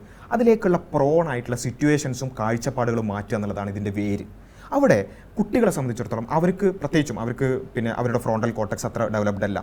അവർക്ക് ഒരു ഡിസിഷൻ മേക്കിങ്ങിൽ പല പ്രശ്നങ്ങൾ. അപ്പോൾ അതിൽ അവർ ഈ ഒരു എങ്ങനെയെങ്കിലും സുഖം അനുഭവിക്കുക എന്നുള്ളതാണ് എൻ്റെ ജീവിതത്തിൻ്റെ ലക്ഷ്യം എന്ന ഒരു സെലിബ്രേഷൻ കൾച്ചറിലേക്ക് അവരെത്തിയാൽ, ഒരു ലിബറൽ പാഠപുസ്തകത്തിലുണ്ടോ? അല്ല, ഞാൻ പൂർത്തിയാക്കട്ടെ. അത്തരം ഒരു ലിബറൽ കൾച്ചറിലേക്ക് അവരെത്തിയാൽ അവരെ സംബന്ധിച്ചിടത്തോളം പ്ലഷർ സീക്കിംഗ് ആവും അവരുടെ ജീവിതത്തിൻ്റെ ആത്യന്തിക ലക്ഷ്യം. ആ പ്ലഷർ സീക്കിങ് അവരുടെ ആത്യന്തിക ലക്ഷ്യമാകുമ്പോൾ അതിൽപ്പെട്ട ഒന്നായ ഒരു ലഹരി അത് എക്സ്പ്ലോർ ചെയ്യാനും അവർക്ക് തോന്നും. അതിൽ നിന്ന് തടയേണ്ട ലിബറൽ കൾച്ചർ എന്ന് പറയുന്നത് അത് ഞാൻ ചോദിക്കട്ടെ, ഒരു ലിബറൽ കൾച്ചർ എന്ന് പറഞ്ഞാൽ അതായത് ഒരു ഇൻഡിവിജ്വലിന്റെ ലിബർട്ടി അല്ലെങ്കിൽ ഇൻഡിവിജ്വലിന്റെ ഫ്രീഡമാണ് അൾട്ടിമേറ്റ് സൊസൈറ്റി സെൻട്രിക് ആയിട്ടുള്ള ഒരു ഫ്രീഡം എന്നുകൊണ്ട് ഉദ്ദേശിക്കുന്നത്. ഫ്രീഡം എന്ന് പറഞ്ഞാൽ എന്തും ചെയ്യാനുള്ള സ്വാതന്ത്ര്യം അല്ല ഞാൻ പൂർത്തിയാക്കാം. ഫ്രീഡം എന്ന വാക്കിന് അർത്ഥം, ഫ്രീഡത്തിന് രണ്ട് അർത്ഥങ്ങളുണ്ട്. ഒരു നെഗറ്റീവ് ആസ്പെക്ട്സിലുള്ള അർത്ഥത്തെ താങ്കൾ പറയുന്നത് ഫ്രീഡം എന്നതുകൊണ്ട് നെഗറ്റീവ് ആസ്പെക്ട്സിൽ നെഗറ്റീവ് ആസ്പെക്ട്സ് എന്ന് പറഞ്ഞാൽ എന്തും ചെയ്യാന്നുള്ളതാണ്. പക്ഷേ നമ്മൾ പൊളിറ്റിക്കലി പറയുന്ന ഫ്രീഡം എന്ന് പറയുന്നത് ഒരു വ്യക്തിയുടെ വൈകാരികവും വൈചാരികവുമായി വികാസത്തിനുള്ള അനുകൂലമായ സാഹചര്യം എന്നാണ്. എന്ന് പറഞ്ഞാൽ കുട്ടിക്ക് പഠിക്കാനുള്ള, ചിന്തിക്കാനുള്ള, സ്വന്തമായി ചിന്തിക്കാനുള്ള ഒക്കെയുള്ള ഒരു സാഹചര്യം സൃഷ്ടിച്ചെടുക്കുക എന്നുള്ളതാണ്. അവനെ അവൻ്റെ മതമോ അവൻ്റെ ജാതിയോ അവൻ്റെ ചുറ്റുപാടുകളോ ലിംഗമോ വർണ്ണമോ വർഗമോ ഒന്നും ഇത്തരം വൈചാരികമായ വികാസത്തിന് തടയരുത്. അതാ ഫ്രീഡം എന്ന് പറയുന്നത്. ആ ഫ്രീഡം കൾച്ചറിന് താങ്കൾ ലിബറൽ ഫാസിസം എന്ന് പറയുന്നത് ഇപ്പൊ വീണ്ടും അതിന്റെ താങ്കൾ പറഞ്ഞ ആ ഒരു പോയിന്റ് വളരെ ക്ലിയർ ആണ്. ഒരു ലിബറൽ മെന്റാലിറ്റിയെ സംബന്ധിച്ചിടത്തോളം ഒരു ഇൻഡിവിജ്വലിന്റെ ഫ്രീഡമാണ് ഏറ്റവും പ്രധാനം. പക്ഷേ ഇവിടെ രണ്ട് ആശയധാരകളുണ്ട്. വ്യക്തി സ്വാതന്ത്ര്യവുമായിട്ട് ബന്ധപ്പെട്ട് ഒരു വ്യക്തിയുടെ സ്വാതന്ത്ര്യമാണ് എല്ലാത്തിനും മുകളിൽ വെൽക്കേണ്ടത് എന്നുള്ളതും, അതല്ല നമ്മൾ സൊസൈറ്റിയുടെ വെൽബീയിങ് എന്നുള്ളതിനാണ്. ചിലപ്പം അവിടെ സൊസൈറ്റിയുടെ വെൽബീയിങ്ങിന് സൊസൈറ്റി സെൻട്രിക് ആയിട്ട് ചിന്തിക്കുമ്പോൾ വ്യക്തിയുടെ ഫ്രീഡത്തിന് ചില അതിർവരമ്പുകൾ നിശ്ചയിക്കേണ്ടി വരും. ഈ രണ്ട് കാഴ്ചപ്പാടുകൾ ഇവിടെ ഉണ്ട്. അപ്പോൾ ഒരു വ്യക്തിക്ക് അവന് ഇഷ്ടമുള്ള മറ്റുള്ളവരെ ഉപദ്രവിക്കാത്ത എന്തും ചെയ്യാം. ഇതാണ് ഒരു വ്യക്തി സ്വാതന്ത്ര്യത്തിന്റെ അതിൻ്റെ ഒരു അടിസ്ഥാനം എന്ന് പറയുന്നത്. ആ കാര്യമാണ് പൊതുവിൽ ചെയ്യാന്നുള്ളതൊന്നുമല്ല. ഓക്കെ, എന്നാ പിന്നെ വ്യക്തി സ്വാതന്ത്ര്യം. എന്നാ പിന്നെ എന്താണ് വ്യക്തി സ്വാതന്ത്ര്യം എന്ന് പറഞ്ഞാൽ അത് ബേസിക് ഇൻഡിവിജ്വൽ ഫ്രീഡം എന്ന് പറയുന്നത് ഒരു മനുഷ്യന് ഇപ്പൊ പഠിക്കണം. ഞാൻ താഴ്ന്ന ജാതിക്കാരനായതുകൊണ്ട് എന്റെ വിദ്യാഭ്യാസം തടഞ്ഞു വെക്കുകയാണെങ്കിൽ വ്യക്തി സ്വാതന്ത്ര്യത്തിനെതിരായിട്ടുള്ള ഞാൻ ചോദിക്കുന്നുണ്ട് എവിടെയാണ് ആ വ്യക്തി സ്വാതന്ത്ര്യത്തിന്റെ അതിരെവിടെയാണ്? അല്ല, ഈ കാര്യത്തിൽ നമുക്ക് തർക്കമില്ലാത്ത വിഷയമാണ്. ഞാൻ ചോദിക്കുന്നത് ഇത്രേ ഉള്ളൂ, എവിടെയാണ് ആ വ്യക്തി സ്വാതന്ത്ര്യം? ഒരു കാര്യം പറ്റില്ല എന്ന് പറയുന്നത് എവിടെയാണെന്ന് ചോദിച്ചാൽ അത് മറ്റൊരാളുടെ സ്വാതന്ത്ര്യത്തെ ഹനിക്കുന്ന ഹാനി തിയറി ആ തിയറി നിങ്ങൾ മറ്റൊരാളുടെ സ്വാതന്ത്ര്യത്തെ ഹനിക്കുന്നിടത്ത് നിങ്ങളുടെ സ്വാതന്ത്ര്യം അവസാനിക്കും. അതാണ് അങ്ങനെയാണെങ്കിൽ ഞാൻ ചോദിക്കട്ടെ, ഈ ആശയം വളരെ ക്ലിയർ ആണ്. ലിബറലിസത്തിന്റെ ഏറ്റവും അടിസ്ഥാനപരമായിട്ടുള്ള ഹാം പ്രിൻസിപ്പിൾ ആണ് താങ്കൾ പറഞ്ഞത്. സ്റ്റുവർട്ട് മില്ലും ഒക്കെ പറഞ്ഞ യൂട്ടിലിറ്റി ഒക്കെ. ആ അടിസ്ഥാനം അനുസരിച്ച് ഞാൻ ഒറ്റ ചോദ്യം ചോദിക്കാം. ഒരാൾ അയാളുടെ സ്വകാര്യതയിൽ അയാളുടെ വീട്ടിൻ്റെ മുറിയിൽ വേറെ ആരും ഉപദ്രവിക്കാതെ കഞ്ചാവ് ഉപയോഗിച്ചാൽ എന്താണ് പ്രശ്നം? ഒരാൾ മറ്റൊരാളെ ഉപദ്രവിക്കാതെ കഞ്ചാവ് ഉപയോഗിച്ചാൽ എന്താണ്? അയാളുടെ വ്യക്തി സ്വാതന്ത്ര്യത്തെ ഹനിക്കുക ചെയ്യുന്നത്. അയാൾക്ക് വളരാനും വികസിക്കുവാനുമുള്ള അവകാശത്തെ താങ്കൾ പറഞ്ഞ മാനദണ്ഡം എന്തായിരുന്നു? മാനദണ്ഡം മറ്റൊരാളെ ഉപദ്രവിക്കാത്തിടത്തോളം കാലം. എന്താണ് വ്യക്തി സ്വാതന്ത്ര്യം ഞാൻ ഡിഫൈൻ ചെയ്തത്? മറ്റൊരാളെ ഉപദ്രവിക്കാത്തിടത്തോളം കാലം. ഡെഫിനിഷൻ എന്താ അറിയോ? അയാളുടെ വ്യക്തിപരമായ വൈചാരികമായ വികാസത്തിനുള്ള അന്തരീക്ഷം എന്നുള്ളതാണ്. ഇവിടെ സർക്കാർ ലഹരി നിരോധിക്കാനുള്ള കാരണം എന്താ? ഒരു വിദ്യാർത്ഥിയുടെ വ്യക്തി വികാസത്തിന് ലഹരി എതിരാണ്. അത് റൂമിനകത്ത് ചെയ്താലും പുറത്ത് ചെയ്താലും എതിരാണ്. താങ്കൾ പറഞ്ഞ വ്യക്തി സ്വാതന്ത്ര്യം അതിനെ വേറെ രീതിയിൽ വ്യക്തി സ്വാതന്ത്ര്യം എന്ന് പറയുന്നത് ഞാൻ ചോദിച്ച ചോദ്യം കംപ്ലീറ്റ് ചെയ്യട്ടെ. അതായത് താങ്കൾ ഇതിന്റെ ഒരു പ്രശ്നമാണ് ഞാനിപ്പം പറഞ്ഞു വരുന്നത്. അതായത് ഒരു കാര്യം ശരിയോ തെറ്റോ എന്നുള്ളതിന് ലിബറലുകളെ സംബന്ധിച്ചോ മതവിശ്വാസികൾക്ക് കൃത്യമായ റിജിഡായ മാനദണ്ഡമുണ്ട്. ഞാൻ അത് ചോദിച്ചാൽ വേണമെങ്കിൽ പറയാം. പക്ഷെ ഒരു ലിബറലിനെ സംബന്ധിച്ചിടത്തോളം, ലിബറൽ കൾച്ചറിൽ ജീവിക്കുന്ന ഒരു കുട്ടിയെ സംബന്ധിച്ചിടത്തോളം അവന് കിട്ടുന്ന ഒരു ഡെഫിനിഷനാണ് താങ്കൾ നേരത്തെ പറഞ്ഞത്. എന്റെ സ്വാതന്ത്ര്യം നിന്റെ മൂക്കിൻ തുമ്പ് വരെ എന്ന് വെച്ചാൽ നിന്റെ മൂക്കിൽ തട്ടുമ്പോൾ നീ ഇടപെട്ടോളൂ. അതുവരെ സ്വാതന്ത്ര്യം എന്താണ് ഞാൻ പൂർത്തിയാക്കട്ടെ.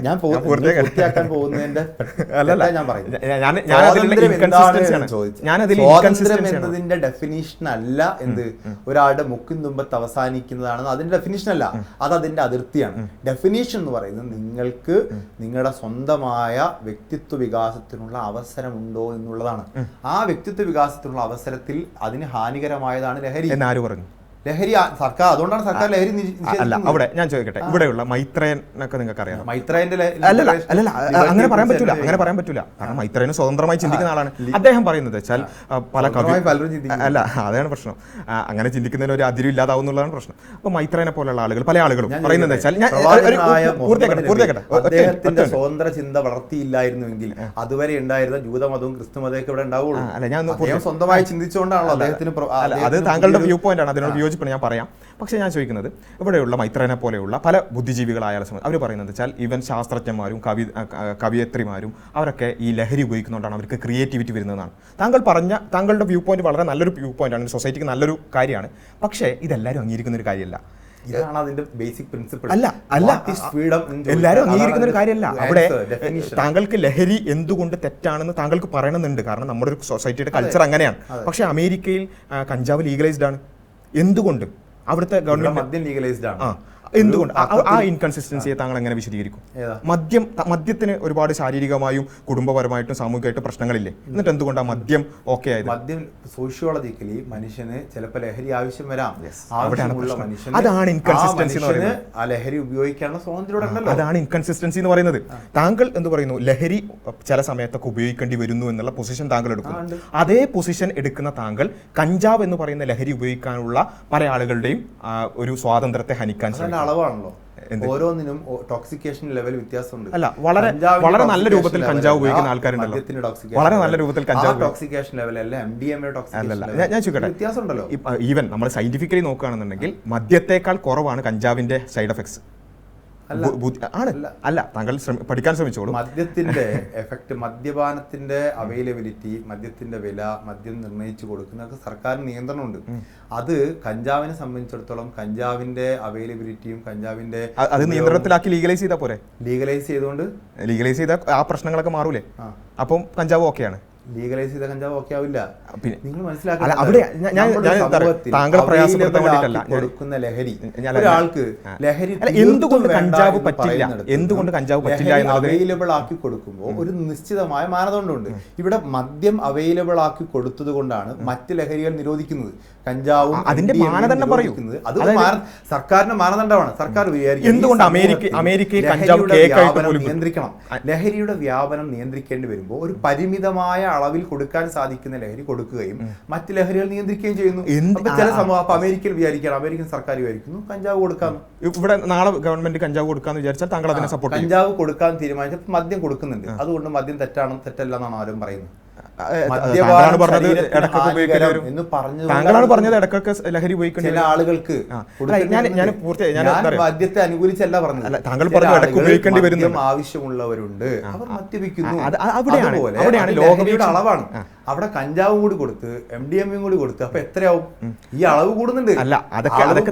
സമൂഹത്തിൽ താങ്കൾ വളരെ നല്ലൊരു മനുഷ്യനായതുകൊണ്ട്, സൊസൈറ്റിയെ കൂടി കൺസേൺ ഉള്ളത് കൊണ്ട് താങ്കൾക്ക് തോന്നുന്ന ആശങ്കകൾ മാത്രമാണ്. ഒരു കഞ്ചാവ് ലീഗലൈസ് ചെയ്യണം എന്ന് പറയുന്ന ആളെ സംബന്ധിച്ചിടത്തോളം ഇതിനൊക്കെ ഒരുപാട് മറുവാദങ്ങളുണ്ട്. ഞാനത് പറയുമ്പോൾ ഒരു കഞ്ചാവ് അതെ, അവിടെയാണ് ഇങ്ങനെ ഒരു മതത്തിനെ സംബന്ധിച്ചിടത്തോളം മതത്തിന്റെ ഒരു ബേസിക് പ്രിൻസിപ്പിൾ ഞാൻ ജസ്റ്റ് ഒന്ന് പറയാം. നമ്മെ സൃഷ്ടിച്ചത് പടച്ചവനാണ്, ദൈവമാണ്. നമ്മെക്കുറിച്ച് പൂർണ്ണമായി അറിയുന്നത്, ഈ സൊസൈറ്റിയെ പറ്റി പൂർണ്ണമായി അറിയുന്നത്, നമ്മുടെ ഓരോ പ്രവൃത്തികളുടെയും വരും വരായികളെ പറ്റി പൂർണ്ണമായി അറിയുന്നത് പടച്ചവനാണ്. നമുക്ക് പല കാര്യങ്ങളും ഇപ്പോൾ ഈ പറഞ്ഞതുപോലെ മദ്യം ഉണ്ടായാൽ എന്താ, കഞ്ചാവ് ഉണ്ടായാൽ എന്താ, അങ്ങനെ പല തോന്നലുകളും ഉണ്ടാകും. പക്ഷേ ഒരു പ്രവൃത്തിയുടെ ലോങ് ടേം എഫക്റ്റ് പൂർണ്ണമായി അറിയാൻ നമുക്ക് കഴിയില്ല. നമ്മുടെ ബുദ്ധിക്കും അറിവിനൊക്കെ പരിമിതി ഉള്ളതുകൊണ്ട് ലോങ് ടേം എഫക്റ്റ് അറിയാൻ നമുക്ക് പരിമിതികളുണ്ട്. ആ പരിമിതികൾ നമുക്കുള്ളത് കൊണ്ട് തന്നെ പരിമിതികൾ മറികടക്കാനാണ് ശാസ്ത്രം ശ്രമിച്ചുകൊണ്ടിരിക്കുന്നത്. ഇല്ല, ആ ശാസ്ത്രം പിന്നെ ചെയ്യുന്നത് മനുഷ്യൻ തന്നെയല്ലേ, മനുഷ്യന്റെ ബുദ്ധി ഉപയോഗിച്ചിട്ടാണല്ലോ. അപ്പം ശാസ്ത്രം ഉപയോഗിച്ചിട്ടാണ്. ശാസ്ത്രം ഒരു മോറലി ന്യൂട്രൽ ആയിട്ടുള്ള ഒരു കാര്യമാണ്. ശാസ്ത്രം എന്താണെന്ന് പറയുന്നത് അല്ല, ഞാൻ ആ ഒരു കൺസെപ്റ്റ് പൂർത്തിയാക്കട്ടെ. അല്ല, ഞാൻ ആ കൺസെപ്റ്റ് പൂർത്തിയാക്കാം. അതായത് ദൈവികമായി ദൈവത്തിന് എന്തറിയാം, എല്ലാത്തിനെ പറ്റി പൂർണ്ണമായ അറിവുള്ളത് കൊണ്ട്. ഒരു മതവിശ്വാസി അല്ലാത്ത ഒരാളെ സംബന്ധിച്ചിടത്തോളം ഇത് വാലിഡ് ആയ ഒരു കാര്യമല്ല. മതവിശ്വാസികൾ എങ്ങനെ ലോകത്തെ കാണുന്നു എന്ന് വിശദീകരിക്കാൻ ശ്രമിക്കുകയാണ് ഞാൻ. അപ്പം ദൈവത്തിന് എല്ലാം അറിയാം, ലോങ് ടേം ആയിട്ടുള്ള എഫക്റ്റും ഷോർട്ട് ടേം എഫക്റ്റും എല്ലാം അറിയാം. ആ ദൈവം എന്ത് പറഞ്ഞിട്ടുണ്ട്, എന്ത് പറ്റൂല, എന്ത് പറ്റും എന്നുള്ളത് പറഞ്ഞിട്ടുണ്ട്. അപ്പം ഇപ്പോൾ ഇസ്ലാമികമായ അധ്യാപനങ്ങൾ നോക്കുകയാണെങ്കിൽ കഞ്ചാവാകട്ടെ MDMA ആകട്ടെ അതൊന്നും ആലോചിക്കേ വേണ്ട. ലഹരി ഉണ്ടാക്കുന്ന എന്തും, വലിയ അളവിൽ ലഹരി ഉണ്ടാക്കുന്നത് ചെറിയ അളവിൽ പോലും തിന്മയാണെന്നുള്ളതാണ് ഇസ്ലാമിൻ്റെ അടിസ്ഥാനം. അതിൻ്റെ കാരണം എന്താ വെച്ചാൽ ഏത് ലഹരിയിലേക്ക് നമ്മൾ സ്ട്രെസ് റിലീഫിന് എന്ന് പറഞ്ഞിട്ട് പോയാലും, ജോബ് സ്ട്രെസ് എന്ന് പറഞ്ഞിട്ട് പോയാലും, എന്തിൻ്റെ പേരിൽ പോയാലും ആ ലഹരി എന്ന് പറയുന്നത് നമ്മുടെ അടിസ്ഥാന പർപ്പസിൽ നിന്ന് അല്ലല്ല, ഞാൻ പറഞ്ഞു വന്നത് ഞാൻ പൂർത്തിയാക്കട്ടെ. അതായത് അങ്ങനെയുള്ള അടിസ്ഥാന പർപ്പസിൽ നമ്മൾ തെറ്റിച്ച് കളയുന്നതായതുകൊണ്ടാണ് എന്ത് ഇത് ഇസ്ലാമിൽ ഹറാമായിട്ടുള്ളത്, മതങ്ങളിലൊക്കെ പൊതുവിൽ ഹറാമായിട്ടുള്ളത്. പക്ഷേ ഇതിൽ നിന്നും മാറി നമ്മളൊരു ലിബറൽ കൾച്ചറിലേക്ക് വന്നാൽ അവിടെ താങ്കൾ നേരത്തെ സംസാരിച്ചതുപോലെയുള്ള ഒരുപാട് ഇൻകൺസിസ്റ്റൻസീസ് ഉണ്ട്. എന്തുകൊണ്ടൊരു കാര്യം ലഹരി തെറ്റാകുന്നു എന്ന് കൃത്യമായി വിശദീകരിക്കാൻ. അപ്പോൾ ചില ആളുകൾ പറയും അത് മദ്യം ചില സമയത്തൊക്കെ ഓക്കെയാണ്, ലഹരി ചിലതൊക്കെ ഓക്കെയാണ്. അപ്പോൾ വേറെ ചില ആൾക്കാർ പറയും അങ്ങനെയാണെങ്കിൽ മദ്യത്തിനേക്കാൾ സൈഡ് എഫക്ട്സ് കുറഞ്ഞ കഞ്ചാവ് ഉണ്ടല്ലോ. അങ്ങനെ പലതരത്തിലുള്ള ഇൻകൺസിസ്റ്റൻസി ഉണ്ടാവും. ആയിക്കോട്ടെ, അങ്ങനെ ഇൻകൺസിസ്റ്റൻസീസ് ഉള്ള വേൾഡ് വ്യൂ, അതനുസരിച്ച് ജീവിക്കാനടക്കം ആളുകൾക്ക് താല്പര്യം അല്ലെങ്കിൽ അതിനുള്ള സ്വാതന്ത്ര്യമുണ്ട്. പക്ഷേ ആ ഒരു ഇൻകൺസിസ്റ്റൻ്റ് ആയ ഒരു ഐഡിയോളജി ഈ വളരെ കൺസിസ്റ്റന്റ് ആയ ഒരു ഐഡിയോളജിയുടെ മുകളിലേക്ക് ഇമ്പോസ് ചെയ്യരുത്. ഇത് മാത്രമേ ഞങ്ങൾ പറയുന്നത്. കൺസിസ്റ്റന്റ് ആയ ഐഡിയോളജി എന്ന് പറയുമ്പോഴേ 100% ഉറപ്പുണ്ട് നിങ്ങൾ ഈ വിശ്വസിക്കുന്ന വിശ്വാസ പ്രമാണം അതാണ് ശരി. എത്രയോ മദ്ഹബുകൾ, എത്രയോ വിശ്വാസ പ്രമാണങ്ങൾ, ഒരേ വിശുദ്ധ ഖുറാന്റെ പേരിൽ 100 കണക്കിന് വിശ്വാസ പ്രമാണങ്ങളിലുള്ള വൈവിധ്യങ്ങളൊക്കെ ഉണ്ട്. അപ്പോൾ അതിലൊരു ഇൻകൺസിസ്റ്റൻസി ഉണ്ട്. എല്ലാം പെർഫെക്റ്റ് ആണെന്ന് നമുക്ക് വാദിക്കാൻ പറ്റില്ല. ഞാൻ പറയുന്നത് അതിന്റെ ബേസ് വളരെ കൺസിസ്റ്റന്റ് ആണ്. എനിക്ക് പൂർണ്ണ താങ്കൾ ചോദിച്ചില്ല 100% ഉറപ്പുണ്ട്. 100% ഉറപ്പ് താങ്കൾക്കുണ്ട്. അതേ വിശ്വാസ പ്രമാണങ്ങളുമായി ഇൻകൺസിസ്റ്റന്റ് ആയി. ഇപ്പൊ നിങ്ങൾ മദ്യത്തെ കുറിച്ച് പറഞ്ഞ പോലെ തന്നെയാണ് പല കാര്യങ്ങളിലും ഇൻകൺസിസ്റ്റൻസി, മതത്തിലും ഇൻകൺസിസ്റ്റൻസി ഇല്ല. മതത്തിന്റെ ഇൻകൺസിസ്റ്റൻസി ഉള്ളതുകൊണ്ടാണ് അതിന്റെ ഹദീസുകൾ ഇത്രയും വിശാലമായി വന്നിട്ടുള്ളത്. അത് വ്യാഖ്യാനിക്കുന്നതിൽ 100 കണക്കിന് ആൾ, ജമാഅത്തെ ഇസ്ലാമിയുടെ മൗദൂദി വ്യാഖ്യാനിക്കുന്ന പോലെയല്ല സലഫിസം വ്യാഖ്യാനിച്ചിട്ടുള്ളത്, അതുപോലെയല്ല സമസ്ത വ്യാഖ്യാനിക്കുന്നത്. അപ്പോൾ ഇൻകൺസിസ്റ്റൻസി മതത്തിലുണ്ട്. ഇൻകൺസിസ്റ്റന്റ് ആയതിനെ തെറ്റാന്ന് അല്ലല്ല, മതത്തിന്റെ ഇൻകൺസിസ്റ്റൻസിയെ കുറിച്ച് ഒരിക്കലും ലിബറൽ ഇൻകൺസിസ്റ്റൻസിയോട് താരതമ്യപ്പെടുത്താൻ പറ്റുന്നതല്ല. ഒന്ന്, മതത്തിന്റെ ബേസ് വളരെ കൺസിസ്റ്റന്റ് ആണ്. ഇപ്പോൾ ഒരു ജമാഅത്തുകാരനോടോ മുജാഹിദിനോടോ ആരോട് ചോദിച്ചാലും ഈ ലഹരിയുമായി ബന്ധപ്പെട്ടുകൊണ്ടുള്ള കാര്യം അതിൽ ഒരു ഇൻകൺസിസ്റ്റൻസി ഇല്ല. കാരണം എന്താ? അല്ലല്ല ഉണ്ട്. ഞാൻ പറഞ്ഞല്ലോ ഇപ്പൊ ലിബറലുകളുടെ ഞാൻ പറഞ്ഞില്ലേ മദ്യം പറ്റൂല എന്ന് പറയുന്ന ആളോട് നിങ്ങൾ ചോദിക്കണം, നിങ്ങളുടെ ശരീരത്തിന് ഹാനികരമല്ല എന്ന ബോധ്യത്തിലല്ല അയാൾ മദ്യപിക്കുന്നത്. അയാളുടെ കരളും അയാളുടെ കിട്ടിയും അടിച്ചു പോകുമെന്ന് അതെന്റെ സ്വാതന്ത്ര്യമാണെന്നാണ് അയാളുടെ വാദം. അതെന്റെ സ്വാതന്ത്ര്യമാണെന്നാണ് അയാളുടെ വാദം. അയാൾ മനസ്സിലാക്കുന്നുണ്ട് എന്റെ ശരീരത്തിന് ഇത് കേടാണ്, ഞാൻ കുറച്ച് കളിച്ചാൽ എന്റെ കരളിനും ലിവർ സിറോസിസ് വരാൻ സാധ്യതയുണ്ട്, അതുകൊണ്ട് ഞാൻ അളവ് കുറയ്ക്കണോ കൂട്ടണോ അയാൾ തീരുമാനിക്കും. അത് അയാൾ എന്താണ്ടല്ല ഇത് ശരിയാണെന്ന ബോധ്യത്തിലല്ല, തെറ്റാണ്, എന്നാലും ഞാൻ എങ്ങനെ തെറ്റാകുന്നിടത്താണ് പ്രശ്നം. പക്ഷെ മതം അങ്ങനെയല്ല. മതം നിങ്ങൾ ശരിയാണെന്ന് പറയുകയും ആ ശരിയാണെന്നുള്ളതിനിടയിൽ തന്നെ ഒരുപാട് തെറ്റുകൾ സംഭവിക്കും. അല്ലല്ല, അവിടെ ഇപ്പൊ ഈ അഡാപ്റ്റബിലിറ്റി എന്ന് പറഞ്ഞാൽ ഫിഖിലാണ് താങ്കൾ ഈ പറയുന്ന കുറച്ച് വ്യത്യാസം, അഭിപ്രായ വ്യത്യാസങ്ങൾ ഉണ്ട് എന്നുള്ളതുകൊണ്ട് ഇൻകൺസിസ്റ്റൻസി ആവില്ല. അതായത് ഈ ഒരു കൃത്യമായൊരു ദൈവിക പ്രമാണമുണ്ട്, അതിനെ പല സൊസൈറ്റികളിലേക്ക് എങ്ങനെ വ്യാഖ്യാനിക്കുന്നിടത്താണ് അതിന്റെ ഈ വ്യത്യാസം വരുന്നത്. നിങ്ങൾക്ക് മാത്രമേ ശരിയാവുന്നു. അല്ലല്ല, ഞാൻ പറയാം, ജമാഅത്ത് എന്ന് പറയുന്ന ഏകദൈവത്തിന്റെ യഥാർത്ഥമായ വഴി എന്റേതാണെന്ന് മുജാഹിദിൽ തന്നെ മർക്കസ് ദവയും തന്നെ വിസ്റ്റം ഇസ്ലാമിക് ഓർഗനൈസേഷൻ സുബൈർ മങ്കടയുടെ ടീമും ഷംസുദ്ദീൻ പാലത്തിന്റെ ടീമും മറ്റേ നിലമ്പൂരിൽ അത്തിക്കാട് ഇങ്ങനെ ഒരുപാട് അഭിപ്രായ വ്യത്യാസങ്ങൾ ഉണ്ടെന്നല്ല താങ്കൾ പറഞ്ഞത്. ആ അഭിപ്രായ വ്യത്യാസങ്ങളെല്ലാം ഒരു ദൈവിക പ്രമാണങ്ങൾ അല്ലല്ല, ഒരു ദൈവിക പ്രമാണം, കൃത്യമായ റിജിഡായ ദൈവിക പ്രമാണം ഉണ്ട്. അത് പല സൊസൈറ്റികളിൽ ഇംപ്ലിമെന്റ് ചെയ്യുന്നിടത്തുള്ള പ്രായോഗികമായ അഭിപ്രായ വ്യത്യാസങ്ങൾ മാത്രമാണ് ഇത്. ഞാൻ ഒന്ന് പൂർത്തിയാക്കട്ടെ. ഇപ്പം മൗദൂദിയുമായി ബന്ധപ്പെട്ടുകൊണ്ട് എങ്ങനെയാണ് ആ മൗദൂദിയുമായി ബന്ധപ്പെട്ടുകൊണ്ടുള്ള ചർച്ചകൾ വരുന്നത്? അതായത് പിന്നെ മക്കയിലും മദീനയിലും ഉള്ള ആ ഒരു സൊസൈറ്റിയിലുള്ള നിയമങ്ങൾ ഒരു മതേതരമായിട്ടുള്ള അല്ലെങ്കിൽ ഒരുപാട് ആളുകൾ ജീവിക്കുന്നിടത്ത് എങ്ങനെ ഇംപ്ലിമെൻറ്റ് ചെയ്യണം എന്നുള്ളതാണ് മൗദൂദിയുടെ ചില സിദ്ധാന്തങ്ങളും സലഫികളുടെ സിദ്ധാന്തമൊക്കെ വേർതിരിയുന്നത്. അപ്പോൾ അങ്ങനെയുള്ള പ്രായോഗികമായ ചില വിഷയങ്ങളിലുള്ള പിന്നെ ഒരു സൊസൈറ്റിയിലേക്ക് എങ്ങനെ അഡാപ്റ്റ് ചെയ്യണം എന്നുള്ളത് മാത്രമാണ് അഭിപ്രായ വ്യത്യാസങ്ങളെ ലിബറൽ അവിടെയാണ് സമൂഹത്തിൽ അവിടെയാണ് പ്രശ്നം. ശാസ്ത്രീയ ചിന്തകൾക്കനുസരിച്ച് ചില നിലപാടുകളിൽ മാറ്റില്ല. ഞാൻ പറയുന്നത് ഈ ശാസ്ത്രീയ ചിന്ത നടക്കിടക്ക് പറയുന്നതുകൊണ്ടാണ് പറയുന്നത് അങ്ങനെയുള്ള അഭിപ്രായ വ്യത്യാസം അല്ല ലിബറലുകൾക്കുള്ളത്. ശാസ്ത്രം എന്ന് പറയുന്നത് ഇറ്റ് ഈസ് നമ്മൾ ഏറ്റവും ബേസിക് ആയിട്ട് സയൻസിനെ കുറിച്ച് പഠിക്കുന്നതാണ്. Science is morally neutral. Science ഒരു കാര്യവും ശരിയോ തെറ്റോ എന്ന് പറയില്ല. ഒരു കാര്യം വിശദീകരിക്കുക മാത്രമാണ് സയൻസ് ചെയ്യുന്നത്. ഒരു കാര്യം വിശദീകരിക്കുമ്പോൾ നമുക്കത് ഇപ്പം നേരത്തെ പറഞ്ഞല്ലോ, കഞ്ചാവിന് മദ്യത്തേക്കാൾ സൈഡ് എഫക്റ്റ് കുറവാണ്. നിങ്ങൾ പഠിച്ചാൽ മനസ്സിലാവും. ആ സൈഡ് എഫക്റ്റ് കുറവാണ് കഞ്ചാവിന് എന്നുള്ളതിനെ 2 രൂപത്തിൽ ഇന്റർപ്രറ്റ് ചെയ്യാം. കഞ്ചാവിന് സൈഡ് എഫക്റ്റ് കുറവാണല്ലോ, അതുകൊണ്ട് മദ്യം കഴിക്കുന്നുണ്ടെങ്കിൽ എന്തായാലും കഞ്ചാവ് കഴിക്കാം എന്നും വിശദീകരിക്കാം. അല്ല പിന്നെ ലഹരി പൊതുവിൽ തെറ്റാണ് എന്നുള്ള രൂപത്തിലും വിശദീകരിക്കാം. അപ്പം സയൻസ് ഒരിക്കലും എന്ത് ചെയ്യുന്നില്ല, ഒരു മോറൽ പൊസിഷനിലേക്ക് എത്തിക്കുന്നില്ല. അവിടെയാണ് ഞാൻ പറയുന്നത് ഇവിടെ ഈ ലിബറലുകളെ സംബന്ധിച്ചിടത്തോളം അവരുടെ ബേസിനാണ് ഇൻകൺസിസ്റ്റൻസി. നേരത്തെ താങ്കൾ പറയുമ്പോൾ തന്നെ അതിൽ ഇൻകൺസിസ്റ്റൻസി വളരെ പ്രകടമായിരുന്നു. മദ്യം ശരിയോ തെറ്റോ ചോദിക്കുമ്പം അത് ചിലപ്പം പറ്റുമെന്ന് പറയുന്നു. അതേ ലോജിക്ക് കഞ്ചാവിലേക്ക് അപ്ലൈ ചെയ്യുമ്പോൾ അവിടെ ചെറിയ ഇൻകൺസിസ്റ്റൻസി ഉണ്ടാകുന്നു. അതൊരു ലിബറൽ ചിന്താഗതിയുള്ള മനുഷ്യന്റെ യുക്തിബോധം എന്ന് പറയുന്നത്, യുക്തിബോധത്തെ താങ്കൾ ഒരു പ്രസംഗത്തിൽ വിശദീകരിച്ച് ഞാൻ കണ്ടു, വളരെ തെറ്റായ രീതിയിൽ വിശദീകരിച്ചിട്ടുണ്ട്. യുക്തിബോധം എന്ന് പറയുന്നത് ഇപ്പോൾ താങ്കൾ വാക്വം ക്ലീനറിനെ കുറിച്ച് സംസാരിക്കുന്നത് കേട്ടു. വാക്വം ക്ലീനറിനകത്ത് വാക്വം ക്ലീനർ ഒരു പൊടി വലിച്ചെടുക്കുകയാണ് എന്നാണ് യുക്തിബോധമെന്നും അത് ശാസ്ത്രം എന്ന് പറയുന്നത് പൊടി വലിച്ചെടുക്കലല്ല, സമ്മർദ്ദം കുറഞ്ഞ സമ്മർദ്ദമുള്ളിടത്തേക്ക് അങ്ങനെയല്ല. ഞാൻ ഒന്ന് ക്ലിയർ ചെയ്യട്ടെ. ഞാൻ പറഞ്ഞത് യുക്തിബോധം എന്നല്ല, ഞാൻ കോമൺ സെൻസ് എന്നാണ് ഉപയോഗിച്ചത്. യുക്തി എന്നാണ് താങ്കൾ പറഞ്ഞത്. നമ്മുടെ ബോധം ശാസ്ത്രവിരുദ്ധമാകാം അല്ല, അങ്ങനെയല്ല. പ്രസംഗം ഒന്ന് എടുത്ത് ഞാൻ ഇപ്പോൾ ഈ അടുത്ത് പ്രസംഗിച്ചാണല്ലോ. അപ്പൊ ഞാൻ പറഞ്ഞത് വെച്ചാൽ നമ്മുടെ കോമൺ സെൻസിന് വിരുദ്ധമായിരിക്കും ചിലപ്പോൾ ശാസ്ത്രം എന്നാണ്. കോമൺ സെൻസിന് വിരുദ്ധമായിരിക്കും, യുക്തിബോധത്തിന് വിരുദ്ധമായി അല്ല. അതാണ് ഞാൻ പറഞ്ഞത്. അതായത് നമ്മുടെ യുക്തി എന്ന് പറയുന്നത് പലപ്പോഴും പല ആളുകളും മനസ്സിലാക്കുന്നത് കോമൺ സെൻസിനെയാണ് യുക്തി എന്നുള്ളത് മനസ്സിലാക്കുന്നത്. അല്ല, ഞാൻ പറഞ്ഞത് ഒരു എന്ന് പറയുന്നത് എന്താണ്, കാര്യകാരണ ബന്ധത്തെ കോസ് എഫക്റ്റ് റിലേഷൻഷിപ്പുമായി ബന്ധപ്പെടുത്തിക്കൊണ്ട് അതാണ് ലോജിക്. അതാണ് ലോജിക്. എഫക്റ്റ് ഉണ്ടാവുമ്പോൾ അതിന് കോസ് ഉണ്ട്. എന്റെ ആ പ്രസംഗത്തിന്റെ തീം തന്നെ അതായിരുന്നു. അതായത് ലോജിക്കും കോമൺ സെൻസും വേറെയാണ്. ലോജിക്ക് തീർച്ചയായും പറഞ്ഞു വന്നപ്പോൾ യുക്തിയാണ് താങ്കൾ ചോദിച്ചത്. അല്ലല്ല, ഞാനത് പറഞ്ഞ ആ ഉദാഹരണം പറഞ്ഞതിന് അതിനാണ്. നമ്മുടെ കോമൺ സെൻസിൽ പലതും നമുക്ക് ശരിയായിട്ട് തോന്നാം, പക്ഷേ യഥാർത്ഥത്തിൽ അത് തെറ്റായിരിക്കാം എന്ന് പറയാനാണ് ഞാൻ വാക്വം ക്ലീനറിന്റെ ഉദാഹരണം. താങ്കൾ യുക്തിവാദം തെറ്റാണ് എന്ന് തെളിയിക്കാൻ വേണ്ടി യുക്തിവാദം തെറ്റാണ്. യുക്തിവാദം എങ്ങനെയാ തെറ്റാവുന്നു? യുക്തിവാദം എന്ന പേരിൽ പല ആളുകളും യുക്തിയായി വിചാരിച്ചതാണ്. പോയിന്റ് പറഞ്ഞേക്കട്ടെ. അതായത് യുക്തിയായി പല ആളുകളും വിചാരിച്ചത് കോമൺ സെൻസിനെയാണ്. കോമൺ സെൻസിനെയാണ്. അല്ല, ഇപ്പോൾ ഏതെങ്കിലും ഒരു മതത്തിന്റെ എന്തെങ്കിലും ഒരു കാര്യം എടുക്കുന്നു, നമ്മൾ പെട്ടെന്ന് യുക്തിവാദികൾ അത് യുക്തിരഹിതമാണല്ലോ എന്നാണ് പറയാം.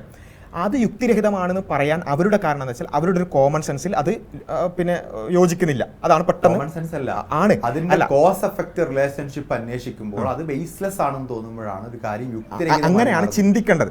അതാണ് ലോജിക്ക്. പക്ഷേ ഇവിടെ ഉള്ള യുക്തിവാദികൾ പലപ്പോഴും ഏതെങ്കിലും ഒരു മതത്തിന്റെ എന്തെങ്കിലും ഒരു സാധനം എടുക്കുക, ആ സാധനം അത് യുക്തിരഹിതമാണ് എന്ന് പറയുന്നത് വളരെ സിമ്പിളായിട്ട് അവരുടെ കോമൺ സെൻസിന് യോജിക്കാത്തത് കൊണ്ടാണ്. ഞാൻ പറഞ്ഞ എൻ്റെ സംസാരത്തിന്റെ തീം തന്നെ അതായിരുന്നു. അങ്ങനെ കോമൺ സെൻസിന് വിരുദ്ധമാണ് എന്നുള്ളത് കൊണ്ട് ഒന്നും നിങ്ങൾ തള്ളിക്കളയരുത്. അങ്ങനെയല്ല വേണ്ടത്. കാരണം ശാസ്ത്രം വിരുദ്ധമാണെങ്കിൽ തള്ളിക്കളയാം. അല്ല, ഞാൻ പറഞ്ഞു പൂർത്തിയാക്കട്ടെ. ശാസ്ത്രം പോലും കോമൺ സെൻസിന് വിരുദ്ധമായിട്ട് വന്നേക്കാം. കാരണം കോമൺ സെൻസിന് അപ്പുറത്തേക്ക് ചിന്തിക്കുമ്പോഴാണ് ശാസ്ത്രം ഉണ്ടാവുന്നത്. പക്ഷേ യുക്തിക്ക് വിരുദ്ധമായത് തള്ളിക്കളയാൻ പറ്റുമോ? അതാണ് പറഞ്ഞത്. ആ യുക്തി എന്നുള്ളത് എന്താണ്? താങ്കൾ പറഞ്ഞതുപോലെ കൃത്യമായ ചില നിയമങ്ങളുണ്ട്. ലോസ് ഓഫ് ലോജിക് എന്ന് പറഞ്ഞിട്ട് 3 നിയമങ്ങളുണ്ടല്ലോ. ലോസ് ഓഫ് കോൺട്രഡിക്ഷൻ, ഐഡന്റിറ്റി അടക്കമുള്ള ആ ലോസ് ഓഫ് ലോജിക്കിന് വിരുദ്ധമായി വരുമ്പോഴാണ് അത് യുക്തിരഹിതമാകുന്നത്. ആ യുക്തിരഹിതമായത് നമുക്ക് തള്ളിക്കളയാം. അവിടെയാണ് നമ്മൾ പറയുന്നത് മതത്തിലേക്ക് നമ്മൾ ഈ ഒരു ലോസ് ഓഫ് ലോജിക്ക് എടുക്കുകയാണെന്നുണ്ടെങ്കിൽ ഈ ലോസ് ഓഫ് കോൺട്രഡിക്ഷനോ അത്തരത്തിലുള്ള ലോസ് ഓഫ് ലോജിക്കിനെ ഒന്നും വയലേറ്റ് ചെയ്യുന്ന ഒന്നും മതത്തിലില്ല. അതുകൊണ്ട് വേണമെങ്കിൽ യുക്തിവാദം എന്ന നിലക്ക് താങ്കൾ ലോജിക്കിനെയാണ് എടുക്കുന്നുണ്ടെങ്കിൽ മതം ഏറ്റവും കൃത്യമായി ഒരു മതവിശ്വാസിയെ സംബന്ധിച്ചിടത്തോളം യുക്തിവാദമാണ്. അത് ലോജിക്കലാണ്. ഓക്കെ, ഞാൻ മറ്റൊരു അവസാനമായിട്ടൊരു വിഷയത്തിലൂടെ ജെൻഡർ ന്യൂട്രാലിറ്റിയെ കുറിച്ച് പറഞ്ഞു. ജെൻഡർ എന്ന് പറയുന്നതിനെ ലിംഗസമത്വം, ജെൻഡർ ന്യൂട്രൽ എന്ന് പറയുന്ന വിഷയത്തിൽ ലിംഗസമത്വത്തെ എന്തുകൊണ്ടാണ് നിങ്ങൾ എതിർക്കുന്നത്? ലിംഗസമത്വത്തെ അല്ലല്ലോ എതിർത്തത്, ജെൻഡർ ന്യൂട്രാലിറ്റി അല്ലേ. ലിംഗസമത്വം എന്നുള്ളത് പലതരത്തിൽ അതിനെ വ്യാഖ്യാനിക്കുന്നുണ്ട്. അതിന് ഓരോ വേൾഡ് വ്യൂവിലും അതിൻ്റെതായ ഒരു ഇതുണ്ട്. ഇസ്ലാമികമായി പറയുകയാണെങ്കിൽ ആണും പെണ്ണും പിന്നെ സ്പിരിച്വലി ഈക്വലാണ്. അതാണ് ഇസ്ലാമിൽ പറഞ്ഞിട്ടുള്ളത്. ഇന്നമൻ നിസാഉ ശഖാഇഖു റിജാൽ, ഇത് റസൂലിന്റെ മുഹമ്മദ് നബിയുടെ വാചകമാണ്. സ്ത്രീ പുരുഷനെ പോലെ തന്നെയാകുന്നു എന്നുള്ളത്. അപ്പം ഒരു സ്പിരിച്വലി ഒരു മനുഷ്യനെ വാല്യൂ ബേസ്ഡ്, ഒരു ആണിനും പെണ്ണിനും സെയിം വാല്യൂ ആണ് ഇസ്ലാമിൽ കൊടുത്തിട്ടുള്ളത്. അപ്പോൾ അതുകൊണ്ട് തന്നെ ഒരു സമത്വത്തെ എതിർക്കുക അല്ലെങ്കിൽ ആ ഒരു കാര്യത്തെ എതിർക്കേണ്ടുന്ന ഒരു കാര്യമില്ല. എന്നാൽ ഇസ്ലാം എതിർക്കുന്ന ഒരു ഇക്വാളിറ്റി ഉണ്ട്. അത് ഏതാണെന്ന് ചോദിച്ചാൽ ഒരു അബ്സൊല്യൂട്ട് ഇക്വാളിറ്റി. ഇപ്പോൾ ഖുർആനിൽ തന്നെ ഉണ്ട്, വലൈസ ദക്കറുക്കൽ ഉൻസ, ആണ് പെണ്ണിനെ പോലെയല്ല. അത് ശാരീരികമായി മാനസികമായി പലതരം വ്യത്യാസങ്ങളുണ്ട്. ഇസ്ലാമിൻ്റെ പൊസിഷൻ എത്രേ ഉള്ളൂ, വ്യത്യാസങ്ങളെ വ്യത്യസ്തമായി പരിഗണിക്കണം. പലപ്പോഴും ഒരു അബ്സല്യൂട്ട് ഇക്വാലിറ്റിക്കാരുടെ വാദം എന്ന് പറഞ്ഞാൽ ഈ വ്യത്യാസങ്ങളെ ഒരേപോലെ പരിഗണിക്കണം. ആ അടുത്ത് ഒരു വ്യത്യാസമുണ്ട്. അതല്ലാതെ ഈ പറയുന്ന വ്യത്യാസങ്ങൾ ബയോളജിക്കലാണ്. ബയോളജിക്കലായ വ്യത്യാസങ്ങളെ നമ്മൾ സെക്സ് എന്നാണ് പറയുന്നത്. What is the difference between sex and gender? സെക്സും ജെൻഡറും തമ്മിലുള്ള ഒരു വ്യത്യാസം ഈ ലിബറലുകൾ ഉണ്ടാക്കിയത് നമ്മൾ മനസ്സിലാക്കുന്നത് വെച്ചാൽ ഒരു ഏകദേശം ഒരു സിനോണിമസ് ആയിട്ടുള്ള ടേംസ് ആണ് sex and gender. Sex and gender പലപ്പോഴും ജെൻഡറും ജനറലി സിനോണിമസ് ആയിട്ടുള്ള കാര്യങ്ങളാണ്. ചില എക്സെപ്ഷൻസ് ഉണ്ടാവും. സോഷ്യോളജിക്കലി ആൻഡ് പൊളിറ്റിക്കലി രണ്ടാണ്. അത് ഞാൻ പറയുന്നത് ബയോളജിക്കൽ ഡിഫറൻസിനെ സൂചിപ്പിക്കുന്നതാണ്. ആണിന്റെ ശരീരത്തെയും പെണ്ണിന്റെ ശരീരത്തെയും ആണിന്റെ മാനസിക വ്യവസ്ഥയും പെണ്ണിന്റെ മാനസിക വ്യവസ്ഥയും സെക്സിലൂടെ നമുക്ക് കാണാൻ പറ്റും. ജെൻഡർ എന്ന് പറയുന്നത് സോഷ്യൽ സ്റ്റാറ്റസ് ആണ്. ഈ സോഷ്യൽ സ്റ്റാറ്റസിൽ ആണും പെണ്ണും ഈക്വൽ ആണെന്ന് നിങ്ങൾ കരുതുന്നുണ്ട്? യെസ്, അവിടെയാണ് ഞാൻ പറഞ്ഞത് ഈ ജെൻഡറും സെക്സും തമ്മിലുള്ള ഈ വേർതിരിവ് ഉണ്ടായിട്ടുള്ളത് 1960-കൾക്ക് ശേഷം വന്നിട്ടുള്ള ആ ഒരു സെക്ഷൽ റെവല്യൂഷന് ശേഷമാണ് അത്തരത്തിലൊരു ചിന്താഗതി ഉണ്ടായിട്ടുള്ളത്. ആ ചിന്താഗതി ഉണ്ടായത് ഫെമിനിസ്റ്റ് ലിബറൽ വിപ്ലവം കൊണ്ടാണ്. അല്ല, എന്റെ ഈ ചോദ്യം ഡയറക്റ്റ് ആയിട്ട് ഉത്തരം എനിക്ക് കിട്ടുകയാണ്. ജെൻഡർ ഇക്വാലിറ്റി എന്ന് പറയുന്നത് not sexual equality. Gender equality സ്റ്റാറ്റസിലുള്ള ഇക്വാലിറ്റിയാണ്. ഒരു ഭരണത്തിൽ, കുടുംബത്തിൽ, സമൂഹത്തിൽ ആണിനെ പോലെ തുല്യാണ് പെണ്ണ് എന്ന് നിങ്ങൾ കരുതുന്നുണ്ട്? അവിടെയാണ് ഞാൻ പറഞ്ഞത് ഈ ജെൻഡറും സെക്സും തമ്മിലുള്ള വ്യത്യാസം തന്നെ ലിബറലുകൾ ഉണ്ടാക്കിയതാണ്. ആ ഉണ്ടാക്കിയ ആളുകളാണ് അത് തമ്മിലുള്ള വ്യത്യാസം പറയുന്നത്. What is the definition of gender? Social status. ഒരു എങ്ങനെയാണ് എന്റെ ജെൻഡർ? ഞാൻ പറയാം, പെണ്ണ് വിദ്യാഭ്യാസത്തിന് അർഹയല്ല, എന്ന് പറയുമ്പോൾ ആണ് വിദ്യാഭ്യാസം കിട്ടുന്നു, പെണ്ണ് പഠിക്കാൻ പാടില്ല, പെണ്ണ് എഴുതാൻ പാടില്ല, പെണ്ണ് സ്കൂളിൽ പോകാൻ പാടില്ല എന്ന് പറയുന്നത് ജെൻഡർ ഇൻഇക്വാലിറ്റി. സാമൂഹികമായിട്ടുള്ള അവസരങ്ങളിൽ ഇക്വാലിറ്റി ഉണ്ട്. അത് ജെൻഡർ എന്ന് പറയുന്ന ഒരു സൊസൈറ്റി കൊടുക്കുന്ന അവസരങ്ങളിൽ, എന്റെ ചോദ്യം പൂർത്തിയായിട്ട്, സൊസൈറ്റി കൊടുക്കുന്ന അവസരങ്ങളിൽ ആണിനും പെണ്ണിനും ഭിന്നമായിട്ടുള്ള അവസരങ്ങൾ കൊടുക്കുമ്പോൾ അത് ജെൻഡർ ഇൻഇക്വാലിറ്റിയാണ്. അത് എന്തെങ്കിലും അവിടെയാണ് താങ്കൾ ഇപ്പം വിശദീകരിച്ചെടുത്ത് സെക്സും ജെൻഡറും തമ്മിലുള്ള സോഷ്യൽ സ്റ്റാറ്റസ് ആണെന്ന് പറഞ്ഞു. എൻ്റെ ജെൻഡർ ആണോ പെണ്ണോ എന്നുള്ളത് എങ്ങനെയാണ് വെരിഫൈ ചെയ്യാൻ പറ്റുക? എൻ്റെ ജെൻഡർ ഞാൻ കരുതണം, എനിക്ക് ആൺ എന്നുള്ള ജെൻഡർ സ്വീകരിക്കാനാണ് ആഗ്രഹമെങ്കിൽ ഞാൻ ജെൻഡർ ഇക്വാലിറ്റിയെ കുറിച്ച് ചോദിക്കുന്നത്, നിങ്ങൾ ജെൻഡർ ഡിറ്റർമിനേഷനെ കുറിച്ചാണ് പറയുന്നത്. വേറെ വിളിച്ച വിഷയമാണ്. അല്ല, ഇക്വാലിറ്റിയുടെ പോയിന്റ് കഴിഞ്ഞിട്ട് ഞാൻ വരാം. ട്രാൻസ്ജെൻഡർ എന്ന വിഷയത്തിലേക്കാണ് പോകുന്നത്. അത് ജെൻഡർ ഡിറ്റർമിനേഷൻ, ജെൻഡർ സ്വയം നിർണ്ണയിക്കാനുള്ള അവകാശത്തെ കുറിച്ചാണ് പറയുന്നത്. അതല്ലാതെ അതിന് മുന്നേ തന്നെ വന്ന ജെൻഡർ പൊളിറ്റിക്സ് ഉണ്ട്. ജെൻഡർ ഇക്വാലിറ്റി എന്ന് പറയുന്ന സാമൂഹികമായ അവസരങ്ങളിൽ വിദ്യാഭ്യാസം, മതം, ഭരണം, ഇത്തരം കാര്യങ്ങളിൽ ആണിനും പെണ്ണിനും സോഷ്യലി ഈക്വൽ സ്റ്റാറ്റസ് ഉണ്ട് എന്ന് നിങ്ങൾ വിദ്യാഭ്യാസ രംഗത്ത് ആണിനും പെണ്ണിനും ഒരേപോലെ അതിനുള്ള ആക്സസ് വേണം. അതിലൊന്നും സംശയമില്ലാത്ത കാര്യമാണല്ലോ. അതിലല്ല ഞാൻ ചോദിക്കുന്നത്. ഒരു കുടുംബത്തിന്റെ നാഥൻ, കുടുംബം എന്ന് പറയുന്ന ഒരു സ്ട്രക്ചറാണ്. ആ സ്ട്രക്ചറിൽ ഇസ്ലാമികമായിട്ട് നോക്കുകയാണെന്നുണ്ടെങ്കിൽ അതിൽ ചില ഹൈറാർക്കികളുണ്ട്. അല്ല, അതിൽ ഇപ്പോൾ ഖുർആനിൽ കൃത്യമായിട്ട് നോക്കുകയാണെന്നുണ്ടെങ്കിൽ സാമ്പത്തികമായിട്ടുള്ള ഉത്തരവാദിത്വം പൂർണ്ണമായിട്ടും പുരുഷന് കൊടുത്തിട്ടുണ്ട്. ജോലി ചെയ്യേണ്ടത് പുരുഷനാണ്. അല്ല, നിർബന്ധിതമായിട്ടും ജോലി ചെയ്യേണ്ടത് പുരുഷനാണ്. സ്ത്രീക്ക് വേണമെങ്കിൽ ചോയ്സാണ്. സ്ത്രീക്ക് ചോയ്സാണ്, പുരുഷന് നിർബന്ധമാണ്. അതാണ് ജോലിയുടെ സാമ്പത്തിക ഉത്തരവാദിത്തത്തിൽ ഇൻഇക്വാലിറ്റിയാണ്. ഇൻഇക്വാലിറ്റി എന്ന് വെച്ചാൽ സ്ത്രീക്ക് അവിടെ എക്സെപ്ഷൻ കൊടുത്തിരിക്കുകയാണ്. സ്ത്രീക്ക് വേണമെങ്കിൽ ജോലി ചെയ്യാം എന്ന് പറയുന്നത് അവരുടെ ബയോളജിക്കലായിട്ടുള്ള ഡെഫിഷ്യൻസിന്റെ ഭാഗമായിട്ട് അല്ല. അവിടെയാണ് എന്തുകൊണ്ട് സ്ത്രീക്ക് അധ്വാനിക്കൽ ഇസ്ലാം നിർബന്ധമാക്കിയില്ല. വളരെ സിമ്പിളാണ്. സ്ത്രീയെ സംബന്ധിച്ചിടത്തോളം സൊസൈറ്റിയിൽ അല്ലെങ്കിൽ ഒരു ജീവിതത്തിൽ പോരായ്മകളുണ്ട്. അല്ലല്ല, പോരായ്മല്ല, ഞാൻ ഒന്ന് പൂർത്തിയാക്കട്ടെ. അത് ഒരു മുൻധാരണയോടുകൂടി കാണുന്നതിന് പകരം സിമ്പിളായിട്ട് ആലോചിച്ച് നോക്കാം. ഒരു സ്ത്രീയെ സംബന്ധിച്ചിടത്തോളം പുരുഷൻ ഒരിക്കലും ചെയ്യാൻ സാധിക്കാത്ത ചില ബാധ്യതകൾ സ്ത്രീ ചെയ്യുന്നുണ്ട്. ഇപ്പോൾ പ്രസവം അല്ലെങ്കിൽ കുട്ടിയെ മുലയൂട്ടൽ പോലെയുള്ള കാര്യങ്ങൾ, എന്തൊക്കെ ഇക്വാളിറ്റി എത്തൊക്കെ തലതിരിഞ്ഞ് വന്നാലും പുരുഷൻ ഒരിക്കലും ചെയ്യാൻ പറ്റാത്ത കാര്യമാണ്. ഇങ്ങനെ ഓൾറെഡി അമിത ബാധ്യതയുള്ള സ്ത്രീയുടെ മുകളിൽ നമ്മൾ സാമ്പത്തികമായ ആ ഒരു ഉത്തരവാദിത്വം കൂടി 50-50 കൊടുത്താൽ അവിടെ ഇക്വാളിറ്റി വരും, പക്ഷെ അനീതി വരും. കാരണം എന്താ വെച്ചാൽ ഓൾറെഡി സ്ത്രീക്ക് ചില ഉത്തരവാദിത്തങ്ങൾ അമിതമായിട്ട് ബയോളജിക്കലി തന്നെ ഉണ്ട്. ആ ബയോളജിക്കലി അമിത ബാധ്യതയുള്ള സ്ത്രീയുടെ മുകളിൽ ഇപ്പോൾ താങ്കളുടെ വൈഫും നിങ്ങളുടെ ഒരു കുടുംബ ബജറ്റ് ഒരു മാസം 20,000 ആണെന്ന് വിചാരിക്കുക. അതിന് താങ്കൾ 10,000-ഉം ഭാര്യ 10,000-ഉം കൊണ്ടുവന്നിരിക്കണം എന്നുള്ളത് ഇക്വാളിറ്റിയാണ്. പക്ഷെ ഞാൻ പറയുന്നു അവിടെ അനീതിയുണ്ട്. കാരണം താങ്കളുടെ ഭാര്യ അതിനപ്പുറത്തേക്കുള്ള ചില ബാധ്യതകൾ കൂടി ചെയ്യുന്നുണ്ട്. പ്രസവിക്കുക എന്നുള്ള അപ്പുറത്ത് എന്താ ബാധ്യത ഉള്ളത്?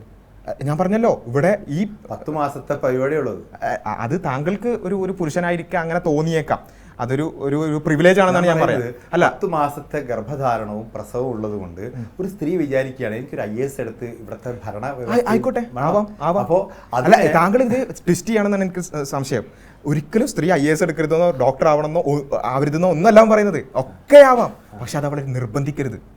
ഇത്ര മാത്രമേ ഞാൻ പറയുന്നത്. അവരുടെ ഇഷ്ടത്തിനനുസരിച്ച് പോകുന്ന പ്രശ്നമില്ല. ആർക്കാണ് പ്രശ്നം?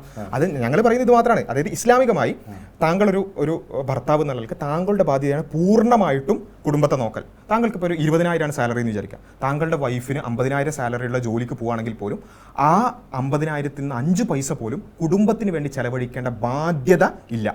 അവൾക്ക് വേണമെങ്കിൽ അവളുടെ പോക്കറ്റ് മണി ആയിട്ട് അത് ഉപയോഗിക്കാം. അതുകൊണ്ടാണ് ഇസ്ലാമിക് സൊസൈറ്റിയിൽ ഭരണപരമായിട്ടുള്ള സ്റ്റാറ്റസ് ആണെങ്കിലും ഭരണപരം ഇതിപ്പോൾ ജനാധിപത്യ രാഷ്ട്രത്തിൽ പല പൊസിഷൻസിൽ സ്ത്രീകൾ എത്തുന്നുണ്ടല്ലോ, മുസ്ലിങ്ങൾ എത്തുന്നുണ്ടല്ലോ. അതൊക്കെ സ്വാഭാവികമായിട്ട് സംഭവിക്കുന്നതാണ്. പക്ഷേ ഇതിൻ്റെ ഒരു പോസിറ്റീവ് വശം കൂടി ഞാൻ പറയാം. ഇസ്ലാമിക് സിവിലൈസേഷനിൽ നമുക്ക് ഖലീഫമാരുടെയൊക്കെ കാലഘട്ടത്തിൽ നമുക്ക് കാണാൻ പറ്റുന്ന ഒരു കാര്യം എന്താണെന്ന് വെച്ചാൽ, സ്ത്രീകൾക്ക് ഈ ഒരു സാമ്പത്തികമായ അമിത ബാധ്യത ഇല്ലാത്തത് കൊണ്ട് തന്നെ സ്ത്രീകളിൽ സമ്പത്ത് കുമിഞ്ഞുകൂടുന്ന അവസ്ഥ ഉണ്ടാവുകയും അവർ സക്കാത്തിൻ്റെ വിഷയത്തിലൊക്കെ അവർ വളരെ മുന്നിലാകുന്ന അവസ്ഥ വരെ ഇസ്ലാമിക് സൊസൈറ്റിയിൽ ഉണ്ടായിട്ടുണ്ട്. ഇതാണ് ഇസ്ലാമിക് സൊസൈറ്റിയിൽ ഈ സ്ത്രീക്ക് അമിത ബാധ്യത കൊടുക്കാത്തതിൻ്റെ ഏറ്റവും വലിയ. ഇപ്പം ആദ്യത്തെ യൂണിവേഴ്സിറ്റി, ഈ മോഡേൺ ഏജിലുള്ള ആദ്യത്തെ യൂണിവേഴ്സിറ്റി ഫാത്തിമ അൽ ഫിഹരി എന്ന് പറയുന്ന ഒരു മുസ്ലിം സ്ത്രീയാണ് സ്ഥാപിച്ചിട്ടുള്ളത്. എന്തുകൊണ്ടാണ് അവർക്ക് മദ്രസകളും യൂണിവേഴ്സിറ്റികളും സ്ഥാപിക്കാൻ പറ്റിയത്? അവരുടെ കയ്യിൽ പാരമ്പര്യമായി കിട്ടിയതും അതേപോലെ തന്നെ അല്ലാതെ കിട്ടുന്ന വെൽത്ത് അവരുടെ അടുത്ത് അക്യുമുലേറ്റ് ചെയ്യായിരുന്നു. പുരുഷൻ അതിനുള്ള സ്വാതന്ത്ര്യമില്ല, പുരുഷൻ നിർബന്ധമായും കുടുംബത്തിന് വേണ്ടി ചെലവഴിച്ചിരിക്കണം. ഇങ്ങനെയുള്ള ഒരു ലോകവീക്ഷണമാണ് മുസ്ലിങ്ങൾക്കുള്ളത്. അതൊരിക്കലും എന്ത് ചെയ്യരുത്, സ്ത്രീകൾ ജോലിക്ക് പോകാൻ പാടില്ല, അല്ലെങ്കിൽ അവർ മാറ്റി നിർത്തണം എന്ന ഒരു രീതിയിലേക്ക് അതിനെ ട്വിസ്റ്റ് ചെയ്യാൻ പാടില്ല. ഇസ്ലാം വളരെ പോസിറ്റീവായിട്ട് സ്ത്രീക്ക് ആ ബാധ്യത കൊടുക്കരുതെന്ന് മാത്രമാണ് പറഞ്ഞത്. സോഷ്യൽ സ്റ്റാറ്റസ് എന്ന് പറയുന്ന ജെൻഡർ ഇക്വാലിറ്റി അംഗീകരിച്ചുകൊണ്ട് തന്നെയാണ് വെസ്റ്റേൺ ഇസ്ലാമിക് ഓർഗനൈസേഷൻ സൊസൈറ്റിയിൽ കിട്ടുന്ന അത്തരത്തിലുള്ള അവസരങ്ങളിൽ തുല്യതയാണ് ജെൻഡർ ഇക്വാലിറ്റി എന്ന് ഉദ്ദേശിക്കുന്നത്. അല്ലല്ല, അത് പലപ്പോഴും ഒരു ഫെമിനിസ്റ്റിക് നറേറ്റീവിലുള്ള ചില അതിലുള്ള വിശദാംശങ്ങളോട് വിയോജിപ്പുള്ളത് അതാണ് പറഞ്ഞത്. അതായത് അബ്സല്യൂട്ട് ഇക്വാലിറ്റി എന്ന് പറഞ്ഞല്ലോ, ആ വാക്കിൽ എവിടെയാണ് ഈ അബ്സല്യൂട്ട് ഇക്വാലിറ്റി പ്രശ്നമുള്ളത്? അബ്സല്യൂട്ട് ഇക്വാലിറ്റി എന്ന് പറയുമ്പോൾ എല്ലാ നിലക്കും പരിപൂർണമായ വിയോജിപ്പുള്ള മേഖല. ഇപ്പം ജോലിയിൽ പ്രശ്നമില്ല, അധികാര സ്ഥാനത്ത് വരുന്നതിന് പ്രശ്നമില്ല, കുടുംബത്ത് പ്രശ്നമില്ല. അല്ല, കുടുംബത്തിലെ കാര്യം കൂടെ പറഞ്ഞല്ലോ, ജെൻഡർ റോളുകൾ. ആ ജെൻഡർ റോളുകൾ എന്നുള്ളതിൽ ഇസ്ലാമിന്റെ അതേ കാഴ്ചപ്പാടല്ലല്ലോ ഫെമിനിസത്തിനുള്ളത്. അപ്പം ഞാൻ പറഞ്ഞു, ഇപ്പൊ ഈ പറഞ്ഞ ഉദാഹരണത്തിന് റോളിൽ വളരെ എനിക്ക് തോന്നുന്നു, ഇപ്പൊ ജോലി ചെയ്യാം എന്നുണ്ടെങ്കിൽ കുടുംബത്തിലുള്ള ജോലികൾ പരസ്പരം പങ്കിട്ടെടുക്കുന്നതിൽ എതിരഭിപ്രായമില്ല. പ്രവാചകൻ തന്നെ അടുക്കളയിൽ ഭാര്യമാരുടെ കൂടെ പറയുന്നുള്ളൂ. കുടുംബം എന്ന് പറയുന്നത് അവിടെ ആശയപരമായി വിയോജിപ്പ് ഒതുങ്ങിക്കൂടേണ്ടവളാണ് സ്ത്രീ എന്ന് അഭിപ്രായം ഇല്ല എന്ന് പറഞ്ഞു. അല്ല, ഞാൻ പറഞ്ഞത് ഇവിടെ വെച്ചാൽ എവിടെയാണ് അഭിപ്രായ വ്യത്യാസം ചോദിച്ചാൽ, ഈ ഫെമിനിസം മുന്നോട്ട് വെക്കുന്ന ഒരു അബ്സല്യൂട്ട് ഇക്വാളിറ്റി വരുമ്പോൾ അവിടെ ഈ സാമ്പത്തികമായ ഉത്തരവാദിത്വം തുല്യമായി പങ്കിട്ടെടുക്കേണ്ടി വരും.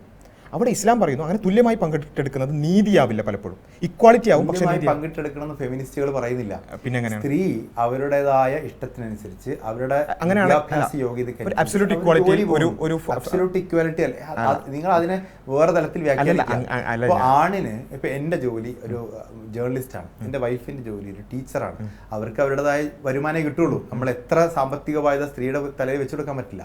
ഈ രണ്ടുപേരും സമ്പാദിച്ചു കൊണ്ടുവരുന്നു. അവർ ഈക്വലി ആ ജീവിതത്തിൽ അല്ല, ഇതിൽ പ്രാക്ടിക്കലി വലിയ വ്യത്യാസങ്ങളൊന്നും ഒരു മുസ്ലിം ആണെങ്കിലും അല്ലെങ്കിൽ അല്ലാത്തവരും തമ്മിൽ വ്യത്യാസമൊന്നുമില്ല. അല്ല, ഞാൻ പറഞ്ഞത് അതില് ആ ഐഡിയോളജിയിൽ വ്യത്യാസം വരുന്ന എവിടെയാണെന്ന് ചോദിച്ചാൽ, കുറച്ചും കൂടി ഒരു ഇക്വാളിറ്റി ആണ് അൾട്ടിമേറ്റ് എന്നുള്ള ഒരു കാഴ്ചപ്പാട് വരുമ്പോൾ അവിടെ എല്ലാം ഈക്വൽ ആയിരിക്കും. സ്ത്രീകൾക്ക് ചില നിയന്ത്രണങ്ങൾ ഉണ്ട് എന്നുള്ളത് തന്നെയാണ്. സ്ത്രീകൾക്ക് മാത്രമല്ല, പുരുഷന്മാർക്ക് നിയന്ത്രണം ഉണ്ടല്ലോ. ഇസ്ലാമിൽ പുരുഷന്മാർക്ക് എത്ര നിയന്ത്രണമുണ്ട്? വസ്ത്രധാരണത്തിൽ പുരുഷന്മാർക്ക് നിയന്ത്രണമില്ല. എനിക്കൊരു ടൈറ്റ് ആയ ഒരു ഡ്രസ്സ് ഇടാൻ പാടില്ല, അത് സ്ത്രീക്കും പാടില്ല. അത് നമ്മൾ പറയുമ്പോൾ വെച്ചാൽ ഒരു വിഷയം എടുത്തിട്ട് അത് സ്ത്രീകളുടെ പിന്നെ നിയന്ത്രണങ്ങൾ മാത്രം എടുത്തിട്ട് ഇങ്ങനെ പറയുമ്പോഴാണ് അത് പ്രശ്നമായിട്ട് വരുന്നത്.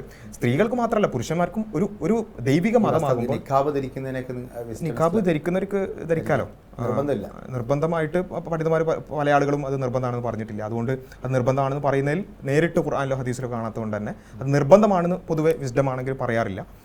ധരിക്കുന്നവർക്ക് ധരിക്കാം, അതിനുള്ള സ്വാതന്ത്ര്യം ഉണ്ട്. സ്ത്രീകൾക്കാണല്ലോ വസ്ത്രത്തിൽ കുറച്ചുകൂടി അധികം നിയന്ത്രണമുള്ളത്. അവിടെയാണ് അത്തരം വിഷയങ്ങളാണ് പലപ്പോഴും ഈ വ്യത്യാസം വരുന്നത്. ഈ പറഞ്ഞ പോലെ സാമ്പത്തികമായ ഉത്തരവാദിത്തം തുല്യമായി പങ്കിട്ടെടുക്കണോ? ഇപ്പം വസ്ത്രത്തിൻ്റെ വിഷയം വരുന്നു. വസ്ത്രത്തിൽ ആണിൻ്റെയും പെണ്ണിൻ്റെയും ശരീരം വ്യത്യസ്തമാണ്. ആ വ്യത്യസ്തമായ ശരീരങ്ങൾ ഉണ്ടാകുമ്പം അതിലുള്ള ദൈവികമായ കൽപ്പനകളിൽ വ്യത്യാസങ്ങളുണ്ട്.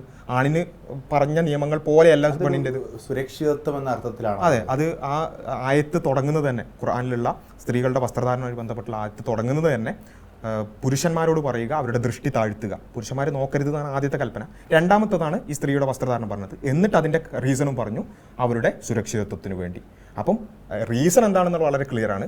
എന്താണ് ആദ്യം ചെയ്യേണ്ടത്? പുരുഷൻ നിയന്ത്രിക്കലാണെന്ന് പറഞ്ഞിട്ടുണ്ട്. അതിൻ്റെ കൂടെ ഒരു മെഷർ എന്നുള്ള നിലക്കാണ് എന്ത് ചെയ്തിട്ടുള്ളത്, സ്ത്രീയുടെ വസ്ത്രവും പറഞ്ഞിട്ടുള്ളത്. അപ്പോൾ അത് വളരെ പുരുഷൻ നിയന്ത്രിക്കുക എന്നുള്ളത് വളരെ നല്ല കാര്യം. കാരണം പുരുഷനാണ് നിയന്ത്രിക്കേണ്ടത്. കാരണം സ്ത്രീ അതിൻ്റെ പേരിൽ പുരുഷന് അമിതമായ കാമാസക്തി ഉണ്ടാവുകയും പുരുഷൻ ആക്രമിക്കുകയും ചെയ്യും എന്നുള്ളത് കൊണ്ട് നിയന്ത്രിക്കപ്പെടുന്ന സ്ത്രീയാണ്. ഇപ്പം നമ്മുടെ നാട്ടിലൊരു ഇപ്പോൾ എം എൻ കാരശ്ശേരി മാഷ് പറയുന്നൊരു പ്രയോഗമുണ്ട്, ഒരു പട്ടി പേ ഇളകി അത് കടിക്കാൻ വരികയാണ്.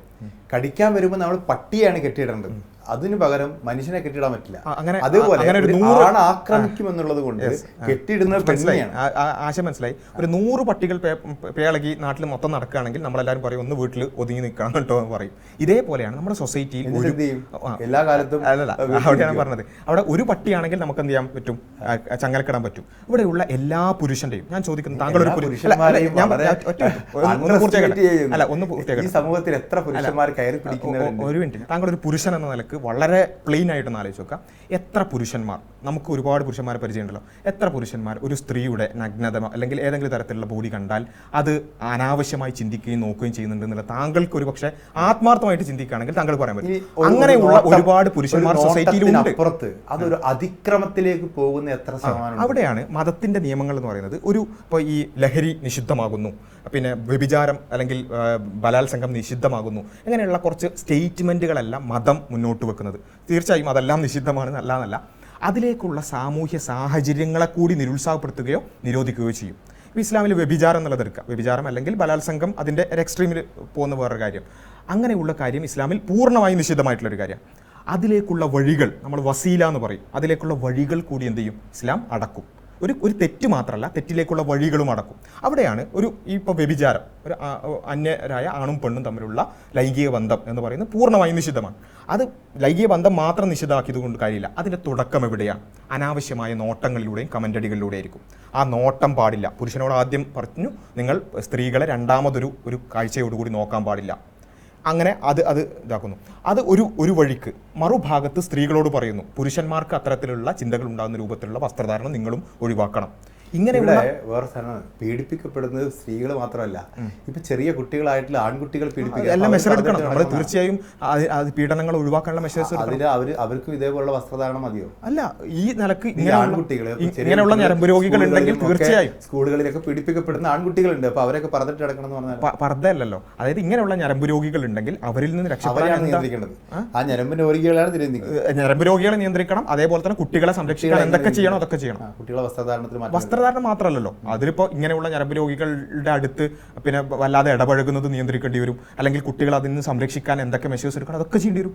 അപ്പോൾ നമ്മൾ ഞാൻ ചോദിക്കട്ടെ, ഇപ്പോൾ ഏതെങ്കിലും ഒരു ഭാഗത്ത് കുട്ടികൾ വല്ലാതെ പീഡിപ്പിക്കപ്പെടുന്നുണ്ട്, നമ്മളവിടെ CCTV വെക്കുകയാണ്. അപ്പോൾ നമ്മൾ എന്തിനാണ് CCTV വെക്കുന്നത്? കുട്ടികളുടെ സ്വാതന്ത്ര്യത്തിന്റെ മേൽ കടന്നു കയറണോ? ആ ഞരമ്പ് രോഗികളെ നിയന്ത്രിച്ചാൽ മതി ചോദിച്ചാൽ എങ്ങനെ? അല്ല, അവിടെ സ്വകാര്യതയിലേക്കുള്ള കടന്നുകയറ്റാണെന്നും പറഞ്ഞിട്ട് കാര്യമില്ല. സ്ത്രീകൾക്ക് ഒരു സൊസൈറ്റിയിൽ അല്ല, അവിടെയാണ് ഒരു സൊസൈറ്റിയിൽ തെറ്റിലേക്കുള്ള സാഹചര്യങ്ങൾ കൂടി നിയന്ത്രിക്കപ്പെടണം. അങ്ങനെ ഒരു സാമൂഹ്യ സാഹചര്യം ഉണ്ടാകണം എന്നുള്ളതാണ് മതത്തിന്റെ കാഴ്ചപ്പാട്. അതല്ലാത്തവർക്ക് അങ്ങനെയും ഇപ്പോൾ ഇവിടെ ആരും വേറെ ഏതെങ്കിലും തരത്തിൽ വസ്ത്രം ധരിക്കുന്നവരോട് എന്തെങ്കിലും പിന്നെ മോശമായിട്ട് നമ്മളാരും പെരുമാറുന്നില്ലല്ലോ.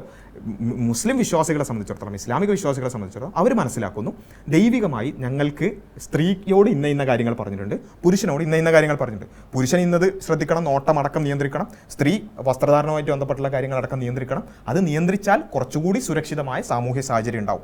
എന്ന് വെച്ച് പർദ്ദ ധരിച്ച ഒരാളും പീഡിപ്പിക്കപ്പെടില്ല എന്നൊന്നല്ല. ഏതുപോലെ ഇപ്പോൾ ഒരു ഹെൽമെറ്റ് ധരിച്ച ആൾക്കാരും വാഹന അപകടത്തിൽ പെടുന്നുണ്ടല്ലോ. അപ്പം പ്രിവെന്റീവ് മെഷേഴ്സ് നമ്മൾ പരമാവധി പാലിക്കുക. അങ്ങനെ പാലിക്കാൻ ശ്രമിച്ചാൽ ഒരു പരിധി വരേക്കും ഒരു സാമൂഹ്യ സാഹചര്യം ഉണ്ടാവും. പരസ്പരം ഉപദ്രവിക്കപ്പെടാത്ത, പീഡിപ്പിക്കപ്പെടാത്ത, ഞരമ്പ് രോഗികൾക്ക് അവർ ഉദ്ദേശിക്കുന്ന കാര്യം കിട്ടാത്ത ഒരു സാമൂഹ്യ സാഹചര്യം ഉണ്ടാവും. അതുമാത്രമാണ് ഇസ്ലാം പറയുന്നത്. അല്ലാതെ ഞരമ്പ് രോഗികളെ നിയന്ത്രിക്കണം എന്നല്ല പറയുന്നത്. ഞരമ്പ് രോഗികളെ നിർബന്ധമായിട്ട് നിയന്ത്രിക്കണം. കാരണം പറഞ്ഞാൽ ഇപ്പോൾ ഇന്ത്യയിൽ പോലും അനാവശ്യമായ നോട്ടം കുറ്റകരമാണ്. അപ്പോൾ ഇസ്ലാമിൻ്റെ കാര്യം പ്രത്യേകം പറയേണ്ടതില്ല. അനാവശ്യമായിട്ട് നോക്കിയാൽ ഇപ്പോൾ മുസ്ലിം രാജ്യങ്ങളിലടക്കം വ്യഭിചാരത്തിനും അല്ലെങ്കിൽ വ്യഭിചാര ശ്രമത്തിനൊക്കെ ഉള്ള അതിനുള്ള പിന്നെ ശിക്ഷ എന്ന് പറയുന്നത് പലപ്പോഴും പറയുന്നത് വെച്ചാൽ അത് ക്രൂരമാണെന്നൊക്കെയാണ് പറയാം. എന്തിനാ ക്രൂരമാകുന്നത്? അല്ലെങ്കിൽ കുറച്ചുകൂടി ക്രൂരമെന്ന് തോന്നുന്ന രൂപത്തിലാകുന്നത്? ഇവിടെയുള്ള സ്ത്രീകൾക്ക് നല്ലൊരു അവസ്ഥ ഉണ്ടാവണം. അതുകൊണ്ടാണ് ഇപ്പോൾ പല മുസ്ലിം രാജ്യങ്ങളും സ്ത്രീകളുടെ സേഫ്റ്റിയുടെ വിഷയത്തിൽ നമ്പർ 1 ആണ്. എന്താ കാരണം? അവിടെ അനാവശ്യമായിട്ട് ഇവിടെ നമ്മുടെ നാട്ടിലൊക്കെ നടക്കുന്ന പോലെ എന്തെങ്കിലും ശ്രമിച്ചാൽ അപ്പം തന്നെ പിടി വീഴും, നല്ല പണി കിട്ടും. നിങ്ങളുടെ ഈ ആശയഗതിയുമായി ഏറ്റവും അടുത്ത് നിൽക്കുന്ന സൗദിയിലൊക്കെ സൽമാൻ രാജാവ് വന്നതിന് ശേഷം വളരെ ലിബറലായി അതാണ് ഞാൻ ആദ്യം പറഞ്ഞത്, സൗദിയല്ല ഞങ്ങളുടെ ആശയം. സ്ത്രീകളും പുരുഷന്മാരും ഒന്നിച്ചിരിക്കുന്ന റെസ്റ്റോറന്റുകൾ ഉണ്ടാവുന്നു. ഒന്നിച്ചിരിക്കുന്ന റെസ്റ്റോറന്റ് എന്നല്ലല്ലോ ഇവിടെ വിഷയം. അതാണ് മാറ്റമാണെന്ന് ഞാൻ പറയുന്നത്. സലഫിസത്തിന്റെ ആശയങ്ങളിൽ നിന്ന് മതപരമായ സലഫികൾക്ക് അവിടെ വലിയൊരു അതീശത്വം. അത് മാറി അവിടെ റെസ്റ്റോറന്റുകൾ വരുന്നു, ബാറുകൾ വരുന്നു. അത് മാത്രമല്ല, ആശയപരമായി തന്നെ മുഹമ്മദ് നബിയുടെ ജന്മസ്ഥലത്ത് ഒരു ലൈബ്രറി വരികയും ആ ലൈബ്രറിയിൽ ആളുകൾ പുസ്തകം വായിക്കുകയും ചെയ്യുന്നുണ്ട്. അതുപോലെ മുഹമ്മദ് നബിയുടെ ജന്മസ്ഥലം അങ്ങനെ ഒരു വിശുദ്ധമാക്കപ്പെട്ട സ്ഥലമായി സലഫികൾ കരുതിയിരുന്നില്ല. അപ്പോൾ അവിടെ നിന്ന് സൽമാൻ രാജാവ് വന്നതിന് ശേഷം അവിടെ ഒരു മാറ്റം ഉണ്ടായി.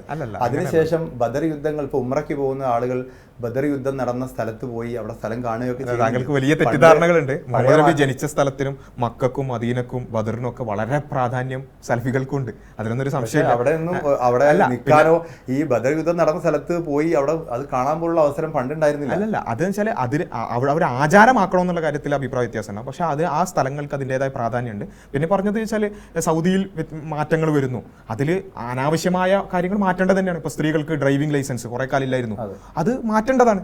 പക്ഷേ എന്നാൽ അതേ സമയത്ത് ഇവിടെയുള്ള നമ്മൾ നേരത്തെ പറഞ്ഞ സെലിബ്രേഷൻ കൾച്ചറൊക്കെ അവിടേക്ക് കൊണ്ടുവരുന്നതിനോട് വിയോജിപ്പാണ്. ഞാനിപ്പോൾ ഈ കഴിഞ്ഞ ഒരു വർഷത്തിനുള്ളിൽ സൗദിയിൽ പോയ ഒരാളാണ്. നിങ്ങൾ ഈ പറയുന്ന രൂപത്തിലുള്ള വ്യത്യാസം ഞാൻ അവിടെ കണ്ടിട്ടില്ല. പക്ഷേ ചില വിഷയങ്ങളിൽ എന്ത് ചെയ്തിട്ടുണ്ട്, കുറച്ച് ലിബറലൈസ് ചെയ്തിട്ടുണ്ട്. അതിനോട് ഞങ്ങൾ സലഫികൾ അതിനെതിരെ രംഗത്ത് വരുന്നില്ല. ഇപ്പൊ ഇവിടെ സുംബക്ക് പറയുന്ന പോലെ അവിടെ വരുന്ന മാറ്റങ്ങൾ അവിടെയാണെങ്കിലും എവിടെയാണെങ്കിലും അടിച്ചേൽപ്പിക്കലാണ് വിഷയം. ഇപ്പോൾ സൂംബ എത്ര കാലമായിട്ട് പതിറ്റാണ്ടുകളായിട്ട് ഇവിടെ കളിക്കുന്നില്ലേ? നമ്മൾ ആരെങ്കിലും എന്തെങ്കിലും മുണ്ടിയോ? നമ്മുടെ കുട്ടികളടക്കം അതിലേക്ക് നിർബന്ധിക്കപ്പെടുന്നു എന്ന അവസ്ഥ മാത്രമാണ് പ്രശ്നം. അല്ലാതെ സൂംബ എത്ര കാലമായിട്ട് ഇവിടെ കളിക്കുന്നുണ്ട്, എത്ര DJ പാർട്ടികൾ ഇവിടെ നടക്കുന്നുണ്ട്, അപ്പോഴൊന്നും നമ്മളൊന്നും പറഞ്ഞിട്ടില്ലല്ലോ. അതൊക്കെ ഓരോരുത്തരുടെ സ്വാതന്ത്ര്യമാണ്. അത് മുസ്ലിം വിശ്വാസികളടക്കം അതിന് താല്പര്യമുള്ളവർ പോയി കളിച്ചോട്ടെ. പക്ഷെ പൊതുവിദ്യാലയത്തേക്ക് അടിച്ചേൽപ്പിക്കുമ്പോൾ മാത്രമാണ് പ്രശ്നം. അതൊരു കൾച്ചറായി, ഒരു കൾച്ചറൽ ഇമ്പോസിഷൻ വരുമ്പോഴാണ് നമ്മളതിൻ്റെ വിയോജിപ്പുകൾ പറയുന്നത്. Thank you. ഓക്കെ.